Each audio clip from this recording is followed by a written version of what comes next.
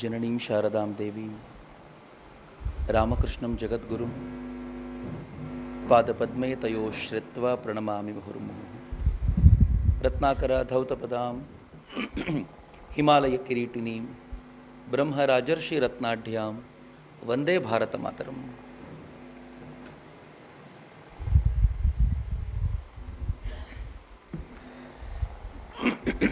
ಕ್ರಾಂತಿ ಕಥನದ 2ನೇ ದಿನದ ಕಾರ್ಯಕ್ರಮಕ್ಕೆ ಆಗಮಿಸಿರುವ ತಮಗೆಲ್ಲರಿಗೂ ಅತ್ಯಂತ ಹೃತ್ಪೂರ್ವಕವಾದ ಸ್ವಾಗತವನ್ನು ಬಯಸ್ತಿದ್ದೀನಿ. ಒಂದು ಪ್ರಶ್ನೆ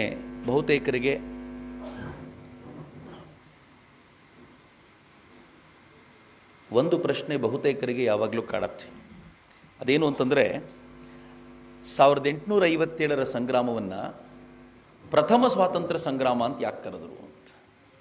ಅದಕ್ಕಿಂತ ಹಿಂದೆಯೂ ಅನೇಕ ಹೋರಾಟಗಳು ನಡೆದಿವೆಯಲ್ಲ, ಯಾಕೆ ಅದನ್ನೇ ಪ್ರಥಮ ಸ್ವಾತಂತ್ರ್ಯ ಸಂಗ್ರಾಮ ಅಂತ ಕರಿಬೇಕಾಯಿತು ಅಂತ.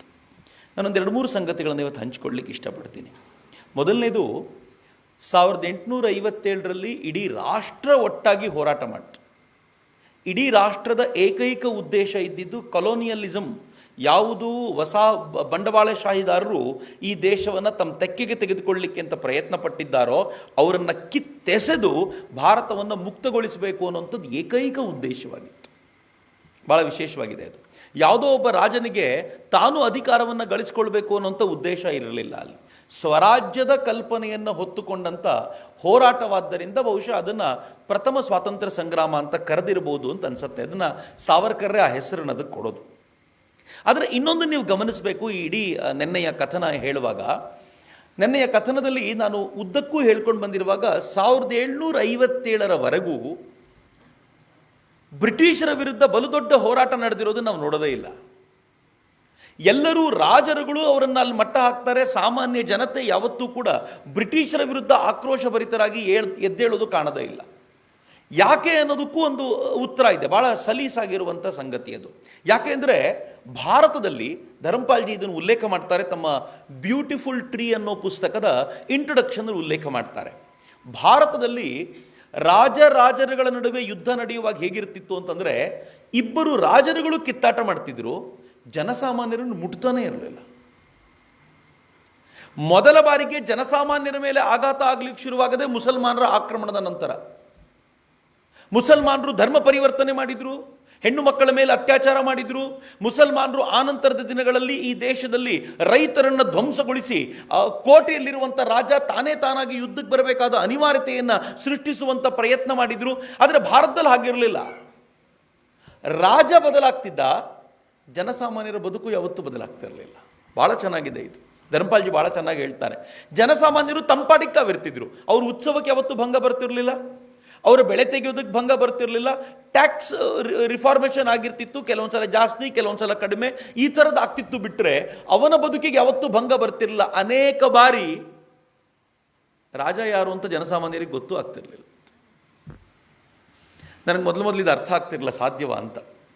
ವಿವೇಕಾನಂದರು ವಿದೇಶದಲ್ಲಿದ್ದಾಗ, ಪಶ್ಚಿಮದಲ್ಲಿದ್ದಾಗ ಒಂದು ಮಾತನ್ನು ಹೇಳ್ತಾರೆ, ಭಾಳ ಚೆನ್ನಾಗಿರೋದು. ನನಗೆ ಆ ಮಾತನ್ನು ಜೀರ್ಣ ಮಾಡ್ಕೊಳ್ಳಿಕ್ಕೆ ಭಾಳ ಕಾಲ ಬೇಕಾಯಿತು.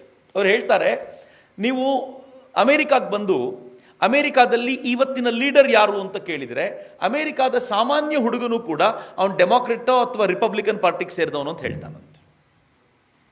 ಅವನು ಹಿಂದೆ ಎಷ್ಟು ವರ್ಷಗಳ ಕಾಲ ಇಲ್ಲಿದ್ದ, ರಾಜನಾಗಿದ್ದ ಅಥವಾ ಅವನು ಆಳ್ವಿಕೆ ನಡೆಸಿದ್ದ, ಏನಾಗಿದ್ದ, ಹೇಗಿದ್ದ, ಎಲ್ಲವನ್ನೂ ಕೂಡ ಆ ರಾಜನ ಬಗ್ಗೆ ಅವನು ಏನು ಬೇಕೋ ಎಲ್ಲವನ್ನೂ ಹೇಳ್ತಾನೆ. ಅಮೇರಿಕಾದ ಕಾಮನ್ ಮ್ಯಾನ್ ಆ ಮಾತುಗಳನ್ನು ಆಡಬಲ್ಲ ಅಂತ.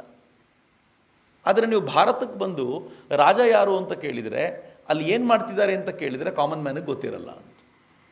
ಉಲ್ಟಾ ಈ ದೇಶದ ಸಾಮಾನ್ಯ ವ್ಯಕ್ತಿಗೆ, ಅತ್ಯಂತ ಸಾಮಾನ್ಯ ವ್ಯಕ್ತಿಗೆ, ಗುಡಿಸಲಲ್ಲಿರೋವನಿಗೂ ಕೂಡ ನೀವು ಹೋಗಿ ರಾಮ ಯಾರು ಅಂತ ಕೇಳಿದರೆ ಗೊತ್ತಿರುತ್ತಂತೆ, ಕೃಷ್ಣ ಯಾರು ಅಂತ ಕೇಳಿದರೆ ಗೊತ್ತಿರುತ್ತಂತೆ, ಅವನಿಗೆ ರಾಜ ಯಾರು ಅಂತ ಕೇಳಿದರೆ ಗೊತ್ತಿರಲ್ಲ.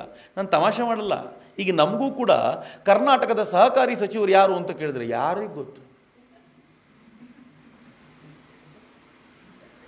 ನಮ್ಗೆ ಅನೇಕ ಬಾರಿ ಹೇಗಿರುತ್ತೆ ಅಂತಂದರೆ, ಅನೇಕ ಬಾರಿ ನಾನು ಕೂಡ ಗೂಗಲ್ ಸರ್ಚ್ ಮಾಡ್ತೀನಿ, ಯಾರಿದ್ದಾರಪ್ಪ ಈ ಪ್ರಶ್ನೆಗೆ, ಯಾರನ್ನು ಉತ್ತರ ಕೇಳಬೇಕು ಅಂತ ಒಂದ್ಸಲ ಗೂಗಲ್ ಸರ್ಚ್ ಮಾಡ್ತೀವಿ, ಯಾರು ಅಂತಾನೆ ಗೊತ್ತಿರಲ್ಲ ಅಂತ. ಆದರೆ ಸರ್ಕಾರ ನಡೀತಿರುತ್ತೆ. ಆದರೆ ರಾಮ ಮಂದಿರ ಅಂತಂದಾಗ ಮಾತ್ರ ನಾವೆಲ್ಲ ದಿಗ್ಗನೆ ಎದ್ದು ಕೂತ್ಕೋತೀವಿ, ರಾಮ ಮಂದಿರಕ್ಕೆ ಸಮರ್ಪಣೆ ಆಗಬೇಕು, ನಾವು ಕೊಡಬೇಕು. ಯಾಕೆ ಎದ್ದು ನಿಲ್ತೀವಿ ಅಂತಂದರೆ, ಈ ದೇಶ ಬಹಳ ಹತ್ತಿರವಾಗಿರೋದು ಆ ಸಂಗತಿಗಳಿಗೆ. ವಿವೇಕಾನಂದರು ಇದನ್ನು ಬಹಳ ಹಿಂದೆನೇ ನೋಟ್ ಮಾಡಿದ್ರು. ಅದನ್ನು ಧರ್ಮಪಾಲ್ಜಿ ಆನಂತರದ ದಿನಗಳಲ್ಲಿ ಸ್ಪಷ್ಟವಾಗಿ ಹೇಳ್ತಾರೆ, ಯುದ್ಧ ನಡೀತಿದ್ದ ಶೈಲಿಯೇ ಆಗಿತ್ತು ಭಾರತದಲ್ಲಿ.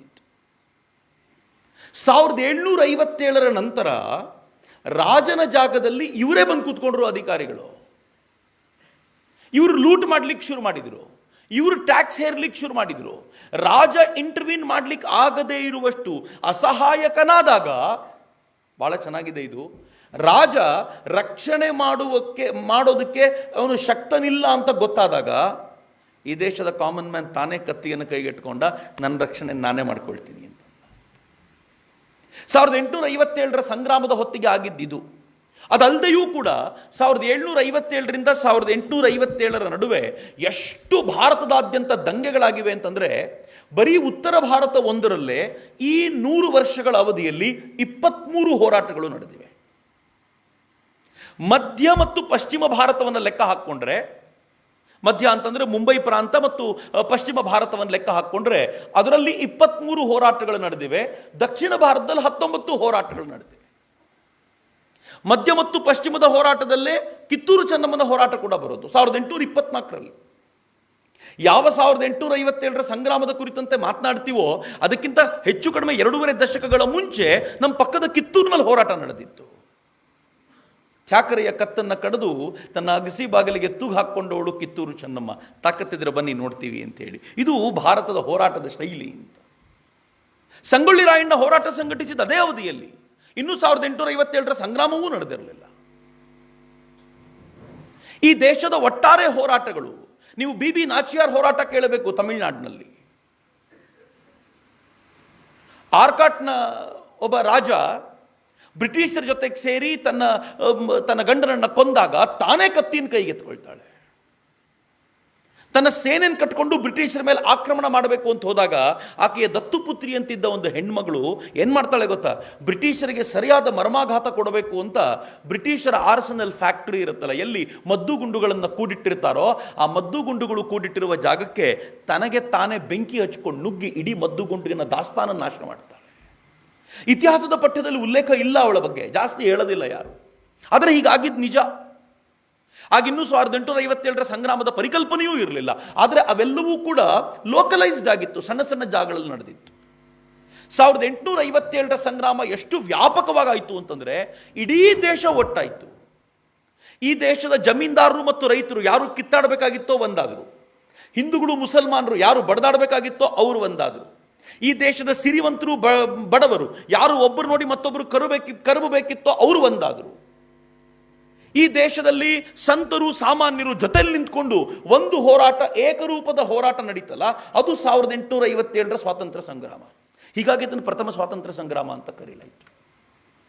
ಆದರೆ ಆನಂತರದ ದಿನಗಳಲ್ಲಿ ಪರಿಸ್ಥಿತಿ ಹೇಗಾಯಿತು ಅಂತಂದರೆ, ಬ್ರಿಟಿಷರು ಸ್ವಾತಂತ್ರ್ಯ ಸಂಗ್ರಾಮವನ್ನು ಮಟ್ಟ ಹಾಕಿದ ರೀತಿ ಇತ್ತಲ್ಲ, ಇವತ್ತು ಆ ಕಥೆಗಳನ್ನು ಕೇಳಬೇಕಾದಾಗಲೂ ಎದೆ ಝಲ್ ಎನ್ನುತ್ತೆ. ಆ ಥರ ಮಟ್ಟ ಹಾಕಿದರು. ನಾನೇನೆ ನಿಮ್ಗೆ ಹೇಳಿದ್ನಲ್ಲ, ಯಾವ ಥರ ಮಟ್ಟ ಹಾಕಿದ್ರು ಅಂತಂದರೆ, ಸಾರ್ವಜನಿಕವಾಗಿ ಜನರನ್ನು ಗಲ್ಲಿಗೇರಿಸಲಾಗ್ತಿತ್ತು. ಇನ್ನೊಬ್ಬ ಯಾವನಾದರೂ ಹೀಗೆ ಮಾಡಿದ್ರೆ ನಿನಗೂ ಇದೇ ಗತಿ ಅಂತ ಹೇಳಲಿಕ್ಕೆ. ಸಾರ್ವಜನಿಕವಾಗಿ ಅತ್ಯಾಚಾರಗಳು ನಡೆದವು. ಸ್ವತಃ ಬಹದ್ದೂರ್ ಶಾನ ಮಕ್ಕಳು ಮೊಮ್ಮಕ್ಕಳನ್ನ ಅವರು ನಡು ರಸ್ತೆಯಲ್ಲಿ ಹದ್ದುಗಳು ತಿನ್ಕೊಂಡು ಹೋಗ್ಲಿ ಅಂತ ಚೆಲ್ಲಾಡಿ ಹೋದರು. ಅಂದರೆ ನೋಡಿದವರ ಎದೆ ಝಲ್ ಎನ್ಬೇಕು, ಇನ್ನು ನನ್ನಿಂದ ಏನೂ ಸಾಧ್ಯ ಇಲ್ಲ ಅಂತ ಕೈ ಚೆಲ್ಲಿ ಕೂತ್ಕೋಬೇಕು ಅಂತ ಬ್ರಿಟಿಷರು ಹಂಗೆ ಅಂದ್ಕೊಂಡಿತ್ತು. ಆದರೆ ಭಾರತಕ್ಕೆ ಕೈ ಚೆಲ್ಲಿ ಕೂತು ಗೊತ್ತೇ ಇಲ್ವಲ್ಲ. 1857 ಸಂಗ್ರಾಮ ಮುಗಿದ 2 ವರ್ಷದಲ್ಲಿ ಬಂಗಾಳದಲ್ಲಿ ನೀಲಿ ಬೆಳೆಯ ವಿರುದ್ಧ ಒಂದು ಕ್ರಾಂತಿ ಆಗೋಯಿತು. ನಾನು ಒಂದು 2-3 ಪ್ರಾಂತ್ಯಗಳನ್ನು ಪ್ರಮುಖವಾಗಿ ಗುರುತಿಸ್ತೀನಿ. ಒಂದು ಬಂಗಾಳ, ಇನ್ನೊಂದು ಮಹಾರಾಷ್ಟ್ರ ಮತ್ತು 3ನೇದು ಪಂಜಾಬ್. ಇಡೀ ಸ್ವಾತಂತ್ರ್ಯ ಹೋರಾಟದ ಕಥನದಲ್ಲಿ ಈ 3 ಪದೇ ರಿಪೀಟ್ ಆಗ್ತಿರ್ತವೆ. ಈ 3ರ ಹೋರಾಟ ಹೇಗಿದೆ ಅಂತಂದರೆ, ಅನೇಕ ಬಾರಿ ನಾವು ಇದರಲ್ಲಿ ಕಾಣಿಸ್ಕೊಳ್ಳಲ್ಲ, ಕರ್ನಾಟಕ ತುಂಬ ಕಡಿಮೆ ಕಾಣಿಸಿಕೊಳ್ಳುತ್ತೆ. ಹೌದು, ಯಾಕೆ ಅಂದರೆ ನಾವೆಲ್ಲರೂ ನರೇಂದ್ರ ಭಾರತದಲ್ಲಿದ್ವಿ. ಹೋರಾಟ ಮಾಡೋ ಅವಕಾಶವೂ ಇರಲಿಲ್ಲ, ಅಗತ್ಯವೂ ಇರಲಿಲ್ಲ. ನಮಗೆ ರಾಜರು ಇದ್ದರು, ಆ ರಾಜರುಗಳು ಬ್ರಿಟಿಷರ ಎಲ್ಲ ಶಾಕ್ಸನ್ನು ತಾವು ತಾಳಿಕೊಂಡು ತಮ್ಮ ಪ್ರಜೆಗಳನ್ನು ಪ್ರೀತಿಯಿಂದ ನೋಡ್ಕೊಂಡಿದ್ದರಿಂದ ಯಾರ ವಿರುದ್ಧ ಹೋರಾಟ ಮಾಡಬೇಕು ಅಂತ ನಮ್ಗೆ ಗೊತ್ತೇ ಇರಲಿಲ್ಲ. ಹಿಂಗಾಗಿ ನಾವು ಸುಮ್ಮನೆ ಇದ್ವಿ. 1857 ಸಂಗ್ರಾಮದಲ್ಲೂ ಕೂಡ ನಮ್ಮ ಪಾತ್ರ ಹೆಚ್ಚು ಕಡಿಮೆ ನಗಣ್ಯವೇ. ಸ್ವಲ್ಪ ಮಟ್ಟಿಗೆ ನಾವು ಸುರಪುರದ ವೆಂಕಟಪ್ಪ ನಾಯಕನನ್ನು, ಹಲಗಲಿಯ ಬೇಡ್ರನ್ನ ನೋಡ್ತೀವಿ ಬಿಟ್ರೆ, ಆ ವೆಂಕಟಪ್ಪ ನಾಯಕನ ಹೋರಾಟವು ಎಂಥದಿತ್ತು, ಸುಮ್ಮನೆ ಪಾಸ್ ಆಗ್ತಿರೋದು. ಚಿಕ್ಕ ಹುಡುಗ, ಆ ಚಿಕ್ಕ ಹುಡುಗನಿಗೆ ಕ್ರಾಂತಿಯ ಎಲ್ಲ ವಿಚಾರಗಳು ಗೊತ್ತಿದ್ವು, ಯಾರ್ಯಾರು ಕ್ರಾಂತಿ ಕಾರ್ಯದಲ್ಲಿದ್ದಾರೆ ಅಂತ ಗೊತ್ತಿತ್ತು. ಮೆಡೋಸ್ ಟೇಲರ್ ಅನ್ನುವಂಥ ಬ್ರಿಟಿಷ್ ಅಧಿಕಾರಿ ಅವನಿಗೆ ತುಂಬ ಆಪ್ತನಾಗಿದ್ದರಿಂದ ಆ ಮೆಡೋಸ್ ಸಾಹೇಬ ಇವನಿಗೆ ಹೇಳ್ತಾನೆ, ನೀನು ಯಾರ್ಯಾರು ಜೊತೆಯಲ್ಲಿದ್ದರು ಅಂತ ಬಾಯಿ ಬಿಟ್ಬಿಟ್ರೆ, ಹೇಳಿಬಿಟ್ರೆ ನಿನ್ನನ್ನು ಬಿಡಿಸೋ ಜವಾಬ್ದಾರಿ ನನ್ನದು ಅಂತ. ಅವನು ಹೇಳ್ತಾನೆ, ಪ್ರಾಣ ಬೇಕಿದ್ರೂ ಕೊಡ್ತೀನಿ, ಜೊತೆಯಲ್ಲಿದ್ದವ್ರು ಯಾರು ಅಂತ ನಾನು ಹೇಳಲಿಕ್ಕೆ ಹೋಗಲ್ಲ. ಮತ್ತು ಈ ಏನು ಹೋರಾಟದ ಮಾದರಿ ಹಾಗಿತ್ತು, ಆದರೆ ತುಂಬ ಕಡಿಮೆ. ಆದರೆ ಈ 3 ಪ್ರಾಂತ ಇತ್ತಲ್ಲ, ಒಂದು ಮುಂಬೈ ಅಥವಾ ಮಹಾರಾಷ್ಟ್ರ, ಇನ್ನೊಂದು ಪಂಜಾಬು, ಮತ್ತೊಂದು ಬಂಗಾಳ. ಈ 3 ಪ್ರಾಂತಗಳು ಹೇಗಿದ್ವು ಅಂತಂದರೆ 1857 ಸಂಗ್ರಾಮ ಮುಗಿದ 2 ವರ್ಷಕ್ಕೆ ಬಂಗಾಳದಲ್ಲಿ ಕ್ರಾಂತಿಯ ಕಿಡಿ ಹೊತ್ತುಬಿಡ್ತು. ಬ್ರಿಟಿಷರು ನೀಲಿ ಬೆಳೆ ಬೆಳೆಯುವಂಥ ಒತ್ತಾಯವನ್ನು ಹೇರ್ತಾ ಇದ್ದರು. ಆ ನೀಲಿ ಬೆಳೆಯನ್ನು ತಕ್ಕೊಂಡು ಅಲ್ಲೊಂದು ಫ್ಯಾಕ್ಟ್ರಿಗಳನ್ನು ಜಮೀನ್ದಾರರ ಕೈಯಲ್ಲಿ ಮಾಡಿಸಿ ಅಲ್ಲಿ ನೀಲಿಯನ್ನು ತೆಗೆದು ಅದನ್ನು ಎಕ್ಸ್ಪೋರ್ಟ್ ಮಾಡಿದ್ರೆ ಬಹಳ ದೊಡ್ಡ ದುಡ್ಡಿದೆ ಅಂತ ಅವ್ರಿಗೆ ಗೊತ್ತಿದ್ದರಿಂದ ಅವ್ರೇನು ಮಾಡಿದ್ರು, ಮಧ್ಯವರ್ತಿಗಳ ಮೂಲಕ ಅದನ್ನು ಬೆಳೆಸೋದಕ್ಕೆ ಜನರ ಮೇಲೆ ಒತ್ತಡ ಹೇರ್ತಿದ್ರು. ಅವರು ಬೆಳೆಸೋದು ಹೆಂಗೆ, ಮೊದಲೇ ನಿಮಗೆ ಅಡ್ವಾನ್ಸ್ ಕೊಟ್ಬಿಡೋದು, ಅಡ್ವಾನ್ಸ್ ಕೊಟ್ಟ ನಂತರ ನೀವು ಅದನ್ನು ಬೆಳಿಲೇಬೇಕು, ಬೆಳೆದ ನಂತರ ತಾವು ಹೇಳಿದ ಬೆಲೆಗೆ ನಿಮ್ಮ ಹತ್ರ ತೊಗೊಂಡೋಗ್ಬಿಡು. ರೈತ ಬರ್ಬಾದಾಗುವಂಥ ಹಂತಕ್ಕೆ ಬಿದ್ದುಬಿಟ್ಟ. ಆದರೆ ಬಂಗಾಳದ ಈ ರೈತರು ಸುಮ್ಮನೆ ಇರಲಿಲ್ಲ. ಅವ್ರೇನು ಮಾಡಿದರು ಅಂತಂದರೆ ಹಠ ಹಿಡಿದು ನಿಂತರು. ನಾವೀಗ ಮಾಡಬೇಕಾಗಿರೋದನ್ನು ಮಾಡೇ ಮಾಡ್ತೀವಿ ಅಂತ ಎಲ್ಲರೂ ಜೊತೆಯಾದರು. ಜೊತೆಯಾಗಿ ನಾವು ನೀಲಿ ಬೆಳೆಯೋದಿಲ್ಲ ಅಂತ ಹಠ ಹಿಡಿದು ಕೂತ್ಬಿಟ್ರು. ಮೊದಲು ಅವರಿಗೆ ಶಿಕ್ಷೆ ಕೊಡೋ ಪ್ರಯತ್ನ ಆಯಿತು, ಅವರಿಂದ ಜಮೀನನ್ನು ಕಿತ್ಕೊಳ್ಳೋ ಪ್ರಯತ್ನ ಆಯಿತು, ಟ್ಯಾಕ್ಸನ್ನು ಹೆಚ್ಚು ಮಾಡ್ತೀವಿ ಅನ್ನೋ ಪ್ರಯತ್ನ ಆಯಿತು. ಯಾವುದಾದಾಗಲೂ ಕೂಡ ಒಬ್ಬ ರೈತ ಕೂಡ ತಾನು ಇದರಿಂದ ವಿಚಲಿತನಾಗೋದಿಲ್ಲ ಅಂತ ಹಠ ಹಿಡಿದು ನಿಂತುಬಿಟ್ಟ. ಅಷ್ಟೇ ಅಲ್ಲ, ಅವರು ಸ್ವಲ್ಪ ಮಟ್ಟಿಗೆ ಬುದ್ಧಿಯನ್ನು ಬೆಳೆಸಿ ಬ್ರಿಟಿಷರ ಕೋರ್ಟುಗಳಲ್ಲೇ ಇದರ ಹೋರಾಟ ಮಾಡ್ತೀವಿ ಅಂತ ಹಠ ಹಿಡಿದು ಫೈನಲಿ ಬ್ರಿಟಿಷರ ಕೋರ್ಟುಗಳಲ್ಲೂ ಅದನ್ನು ಕಿತ್ತಾಡ್ತಾ ಆನ್ ಗ್ರೌಂಡ್ ಅಸಹಕಾರದ ಮಾದರಿಯಲ್ಲಿ, ಬ್ರಿಟಿಷರಿಗೆ ಯಾವುದೇ ಸಹಕಾರವನ್ನು ಕೊಡೋದಿಲ್ಲ ಅನ್ನುವ ಮಾದರಿಯಲ್ಲಿ ಹೋರಾಟವನ್ನು ನಡೆಸಿ ಫೈನಲಿ ಸರ್ಕಾರ ಇಂಟರ್ವ್ಯೂನ್ ಮಾಡಿ ಇನ್ಮುಂದೆ ನೀವು ನೀಲಿ ಬೆಳೆಬೇಕಾಗಿಲ್ಲ ಅಂತ ಹೇಳುವ ಮಟ್ಟಿಗೆ ಒಂದು ಲಾಜಿಕಲ್ ಎಂಡಿಗೆ ಒಂದು ಹೋರಾಟವನ್ನು ತೆಗೆದುಕೊಂಡು ಹೋದರು. ಇದು ಸ್ವಾತಂತ್ರ್ಯ ಸಂಗ್ರಾಮ ನಡೆದ 2 ವರ್ಷದಲ್ಲಿ ನಡೆದ ಹೋರಾಟ. ಬ್ರಿಟಿಷರಿಗಿತ್ತು ಇವರು ನಿಲ್ಲದಿಲ್ಲ ಅಂತ. ಈ ಕಡೆ ಆ ಥರ ಹೋರಾಟ ಅಲ್ಲಿ ನಡಿಬೇಕಾದ್ರೆ ಸಂತಾಲರು ಅಂತ ರೈತರು, ಈಗ ನಡೆಯೋದೆಲ್ಲ 1857 ನಂತರ ಅನೇಕ ವರ್ಷಗಳ ಕಾಲ ನಡೆದಿದ್ದೆಲ್ಲ ರೈತರ ಹೋರಾಟವೇ. ಸಂತಾಲರು ಅನ್ನುವಂಥ ಒಂದಷ್ಟು ರೈತರ ಗುಂಪು ಬ್ರಿಟಿಷರು ಇದೇ ರೀತಿ ಅನ್ಯಾಯ ಮಾಡ್ತಿದ್ದಾರೆ, ಅತ್ಯಾಚಾರ ಮಾಡ್ತಿದ್ದಾರೆ, ರೈತರನ್ನ ದುರವಸ್ಥೆಯ ತಳ್ತಿದ್ದಾರೆ ಅಂತ ಗೊತ್ತಾದ ತಕ್ಷಣ ಸಿಡಿದೆದ್ರು, ಬ್ರಿಟಿಷರ ವಿರುದ್ಧ ಕಾದಾಡಿದರು. ಓ ಮ್ಯಾಲಿ ಅನ್ನುವಂಥ ಒಬ್ಬ ಬ್ರಿಟಿಷ್ ಅಧಿಕಾರಿ ತನ್ನ ಡೈರಿಯ ಪುಟಗಳಲ್ಲಿ ಬರೀತಾನೆ ಹೇಗಿತ್ತು ಹೋರಾಟ ಅಂತ. ಆ ಸಂತಾಲರನ್ನ ಇವರು ಎದುರಿಸಿ ನಿಂತು ಅವರ ಕೈಯಲ್ಲಿ ಅನೇಕ ಬ್ರಿಟಿಷ್ ಅಧಿಕಾರಿಗಳು ಹತರಾದರು. ಕೊನೆಗೆ ಫೈನಲಿ ಆ ಸಂತಾಲರನ್ನ ಇವರೆಲ್ಲರನ್ನು ಹತ್ಯೆ ಮಾಡಿ ಅತ್ಯಂತ ಕೆಟ್ಟದಾಗಿ ಅವರನ್ನು ಬಡಿತೀವಿ ಅಂತ ನಿಶ್ಚಯ ಮಾಡಿದ ನಂತರ ಒಂದು ಸಂತಾಲರ ಗ್ರೂಪ್ ಬಗ್ಗೆ ಬರೀತಾನೆ. ಒಂದು ಮಣ್ಣಿನ ಮನೆ, ಆ ಮಣ್ಣಿನ ಮನೆಯಲ್ಲಿ ಅಡಗಿದ್ದಂಥ ಸಂತಾಲರು ಬಿಲ್ಲು ಬಾಣಗಳಿಂದ ಹೋರಾಟ ಮಾಡ್ತಿದ್ರಂತೆ. ಎದುರುಗಡೆಯಿಂದ ಗುಂಡಿನ ಮಳೆ ಜೋರಾಗಿ ಆಗ್ತಾ ಇತ್ತು. ಅಷ್ಟೂ ಗುಂಡಿನ ಮಳೆಗಳಾದಾಗಲೂ ಕೂಡ ಈ ಜನ ಸುಮ್ಮನಾಗಲಿಲ್ಲ. ಕೊನೆಗೆ ಎಲ್ಲ ಆ ಕಡೆಯಿಂದ ಬರುವಂಥ ಬಾಣಗಳು ನಿಂತಿವೆ, ಆ ಕಡೆಯಿಂದ ಬರುವಂಥ ಆಕ್ರಮಣ ನಿಂತಿದೆ ಅಂತ ಗೊತ್ತಾದಾಗ ಅಧಿಕಾರಿಗಳು ಒಳಗೆ ಬಂದು ನೋಡಿದರೆ, ಒಬ್ಬ ಅಧಿಕಾರಿ ಒಳಗೆ ಬಂದು ನೋಡ್ತಾನೆ, ಎಲ್ಲ ಸಂತಾಲರು ಸತ್ತು ಬಿದ್ದಿದ್ದಾರೆ. ವಯಸ್ಸಾಗಿರೋ ವೃದ್ಧನೊಬ್ಬ ಗುಂಡೇಟು ತಿಂದು ಸಾಯುವ ಸ್ಥಿತಿಯಲ್ಲಿದ್ದಾನೆ, ಅಥವಾ ಏಟು ತಿಂದು ಬಿದ್ದಿದ್ದಾನೆ, ರಕ್ತ ಕಾರ್ತಾ ಬಿದ್ದಿದ್ದಾನೆ. ತಕ್ಷಣ ಅಧಿಕಾರಿ ಹೇಳಿದಂತೆ, ಈಗಲೂ ನನ್ನ ತಪ್ಪಾಯಿತು ನೀನು ಒಪ್ಕೊಂಡ್ರೆ ನಿನ್ನನ್ನು ಬಿಟ್ಬಿಡ್ತೀನಿ ನಾನು ಅಂತಂದರೆ, ಅವನು ತಕ್ಷಣ ಎದ್ದು ನಿಂತು ಒರೆಯಲ್ಲಿದ್ದ ಕತ್ತಿ ತೆಗೆದ ಅಧಿಕಾರಿಯ ಕತ್ತನ್ನು ಕತ್ತರಿಸಿ ಕೆಳಗೆ ಬಿದ್ದಂತೆ. ಕೊನೆ ಕ್ಷಣದವರೆಗೂ ಹೋರಾಟ ಮಾಡ್ತೀನಿ ಹೊರತು ನಿಮ್ಮೆದುರಿಗೆ ತಲೆ ತಗ್ಸೋದಿಲ್ಲ ಅಂತ ಹೇಳಿ ಅಂತ. ಇದು ಹೋರಾಟದ ಪರಿ ಇತ್ತು ಅಂತ. ಬ್ರಿಟಿಷರ ವಿರುದ್ಧ ಭಾರತದ ಹೋರಾಟ ಹಿಂಗಿತ್ತು. ಈ ಕಡೆ ಹಿಂಗಾದರೆ ನೀವು ಪಕ್ಕದಲ್ಲಿ ಪಂಜಾಬಿನ ಕಡೆ ನೋಡೋದಾದರೆ ಹೆಂಗೆ ನಡೀತು ಗೊತ್ತೇನು? ರಾಜಾ ರಣಜಿತ್ ಸಿಂಗ್ ಬ್ರಿಟಿಷರಿಗೆ ಸೋತೋದ್ನಲ್ಲ, ಅವರ ಮೊಮ್ಮಗನ ಸೈನ್ಯದಲ್ಲಿದ್ದಂಥ ಒಬ್ಬ ವ್ಯಕ್ತಿ ರಾಮ್ ಸಿಂಗ್ ಅಂತ. ಇದರ ರೋಚಕವಾದ ಇತಿಹಾಸ ಇದು. ರಾಮ್ ಸಿಂಗ್ ಸೈನ್ಯದಲ್ಲಿದ್ದಂಥ ಒಬ್ಬ ಸೈನಿಕ.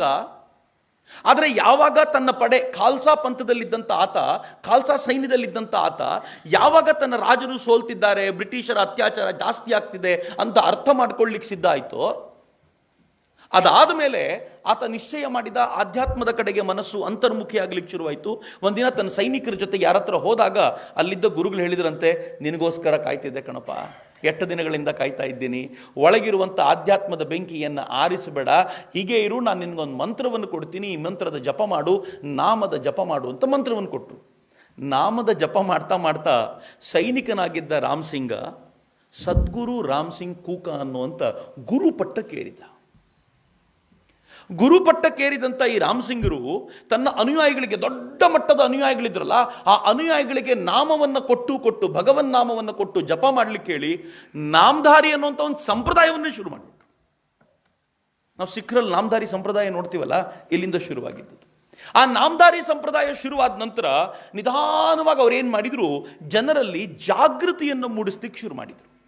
ಆ ಜಾಗೃತಿಯ ವಿಚಾರ ಹೇಗಿತ್ತು ಅಂತಂದರೆ, ಆ ಜಾಗೃತಿಯನ್ನು ಮೂಡಿಸ್ತಾ ಇದ್ದಂಥ ಸದ್ಗುರು ರಾಮ್ ಸಿಂಗ್ ಕೂಕ ಅವರು ಜನರಲ್ಲಿ ಎಜುಕೇಷನ್ ಬಗ್ಗೆ ಮಹತ್ವವನ್ನು ಹೇಳಿದರು, ಹೆಣ್ಣು ಮಕ್ಕಳನ್ನು ಹೇಗೆ ನೋಡ್ಕೋಬೇಕು ಅನ್ನೋಂಥ ಮಹತ್ವ ಹೇಳಿದರು, ಕೊನೆಗೆ ಮದುವೆ ಆಗಬೇಕಾದಾಗ ಆ ಮದುವೆ ಎಷ್ಟು ಸರಳವಾಗಿರಬೇಕು, ಬಡವರ ಮೇಲೆ ಬರ್ಡನ್ ಆಗಬಾರ್ದು, ಈ ಎಲ್ಲವನ್ನೂ ಕ್ರಾಂತಿಕಾರಿ ಬದಲಾವಣೆಯನ್ನು ತಂದು ಸಿಖ್ಖರ ಪಾಲಿಗೆ ಮನೆ ಮಾತಾದರು. ಒಂದಿನ ಸದ್ಗುರು ರಾಮದಾಸರು ಅವ್ರಿಗೆ ಸಿಕ್ಕಿದಾಗ, ಮತ್ತೊಬ್ಬ ಗುರು ರಾಮದಾಸರು ಅಂತ ಅವ್ರು ಸಿಕ್ಕಿದಾಗ ರಾಮದಾಸರು ಹೇಳಿದರು, ಇಷ್ಟು ದೊಡ್ಡ ಸಾಮರ್ಥ್ಯವನ್ನು ಪಡ್ಕೊಂಡಿದ್ದೀಯಾ, ನೀನು ಬರೀ ಸಣ್ಣ ಪುಟ್ಟ ಕೆಲಸ ಮಾಡ್ಕೊಂಡಿದ್ದೀಯಾ, ಸಮಾಜ ಸುಧಾರಣೆ ಸರಿ, ಆದರೆ ನೆನ್ಪಿಟ್ಕೋ, ಸಮಾಜ ಸುಧಾರಣೆಯ ಬದುಕಲ್ಲ, ಈ ದೇಶದ ಜನಕ್ಕೆ ಸ್ವಾತಂತ್ರ್ಯ ಯಾಕೆ ಬೇಕು ಅನ್ನೋದನ್ನು ತಿಳಿಸ್ಕೊಡೋರು ಬೇಕು. ನೀನು ಆ ಕೆಲಸವನ್ನು ಮಾಡಿದರೆ ಉಳಿದಿದ್ದೆಲ್ಲವೂ ತಂತಾನೇ ಆಗಿಬಿಡುತ್ತೆ.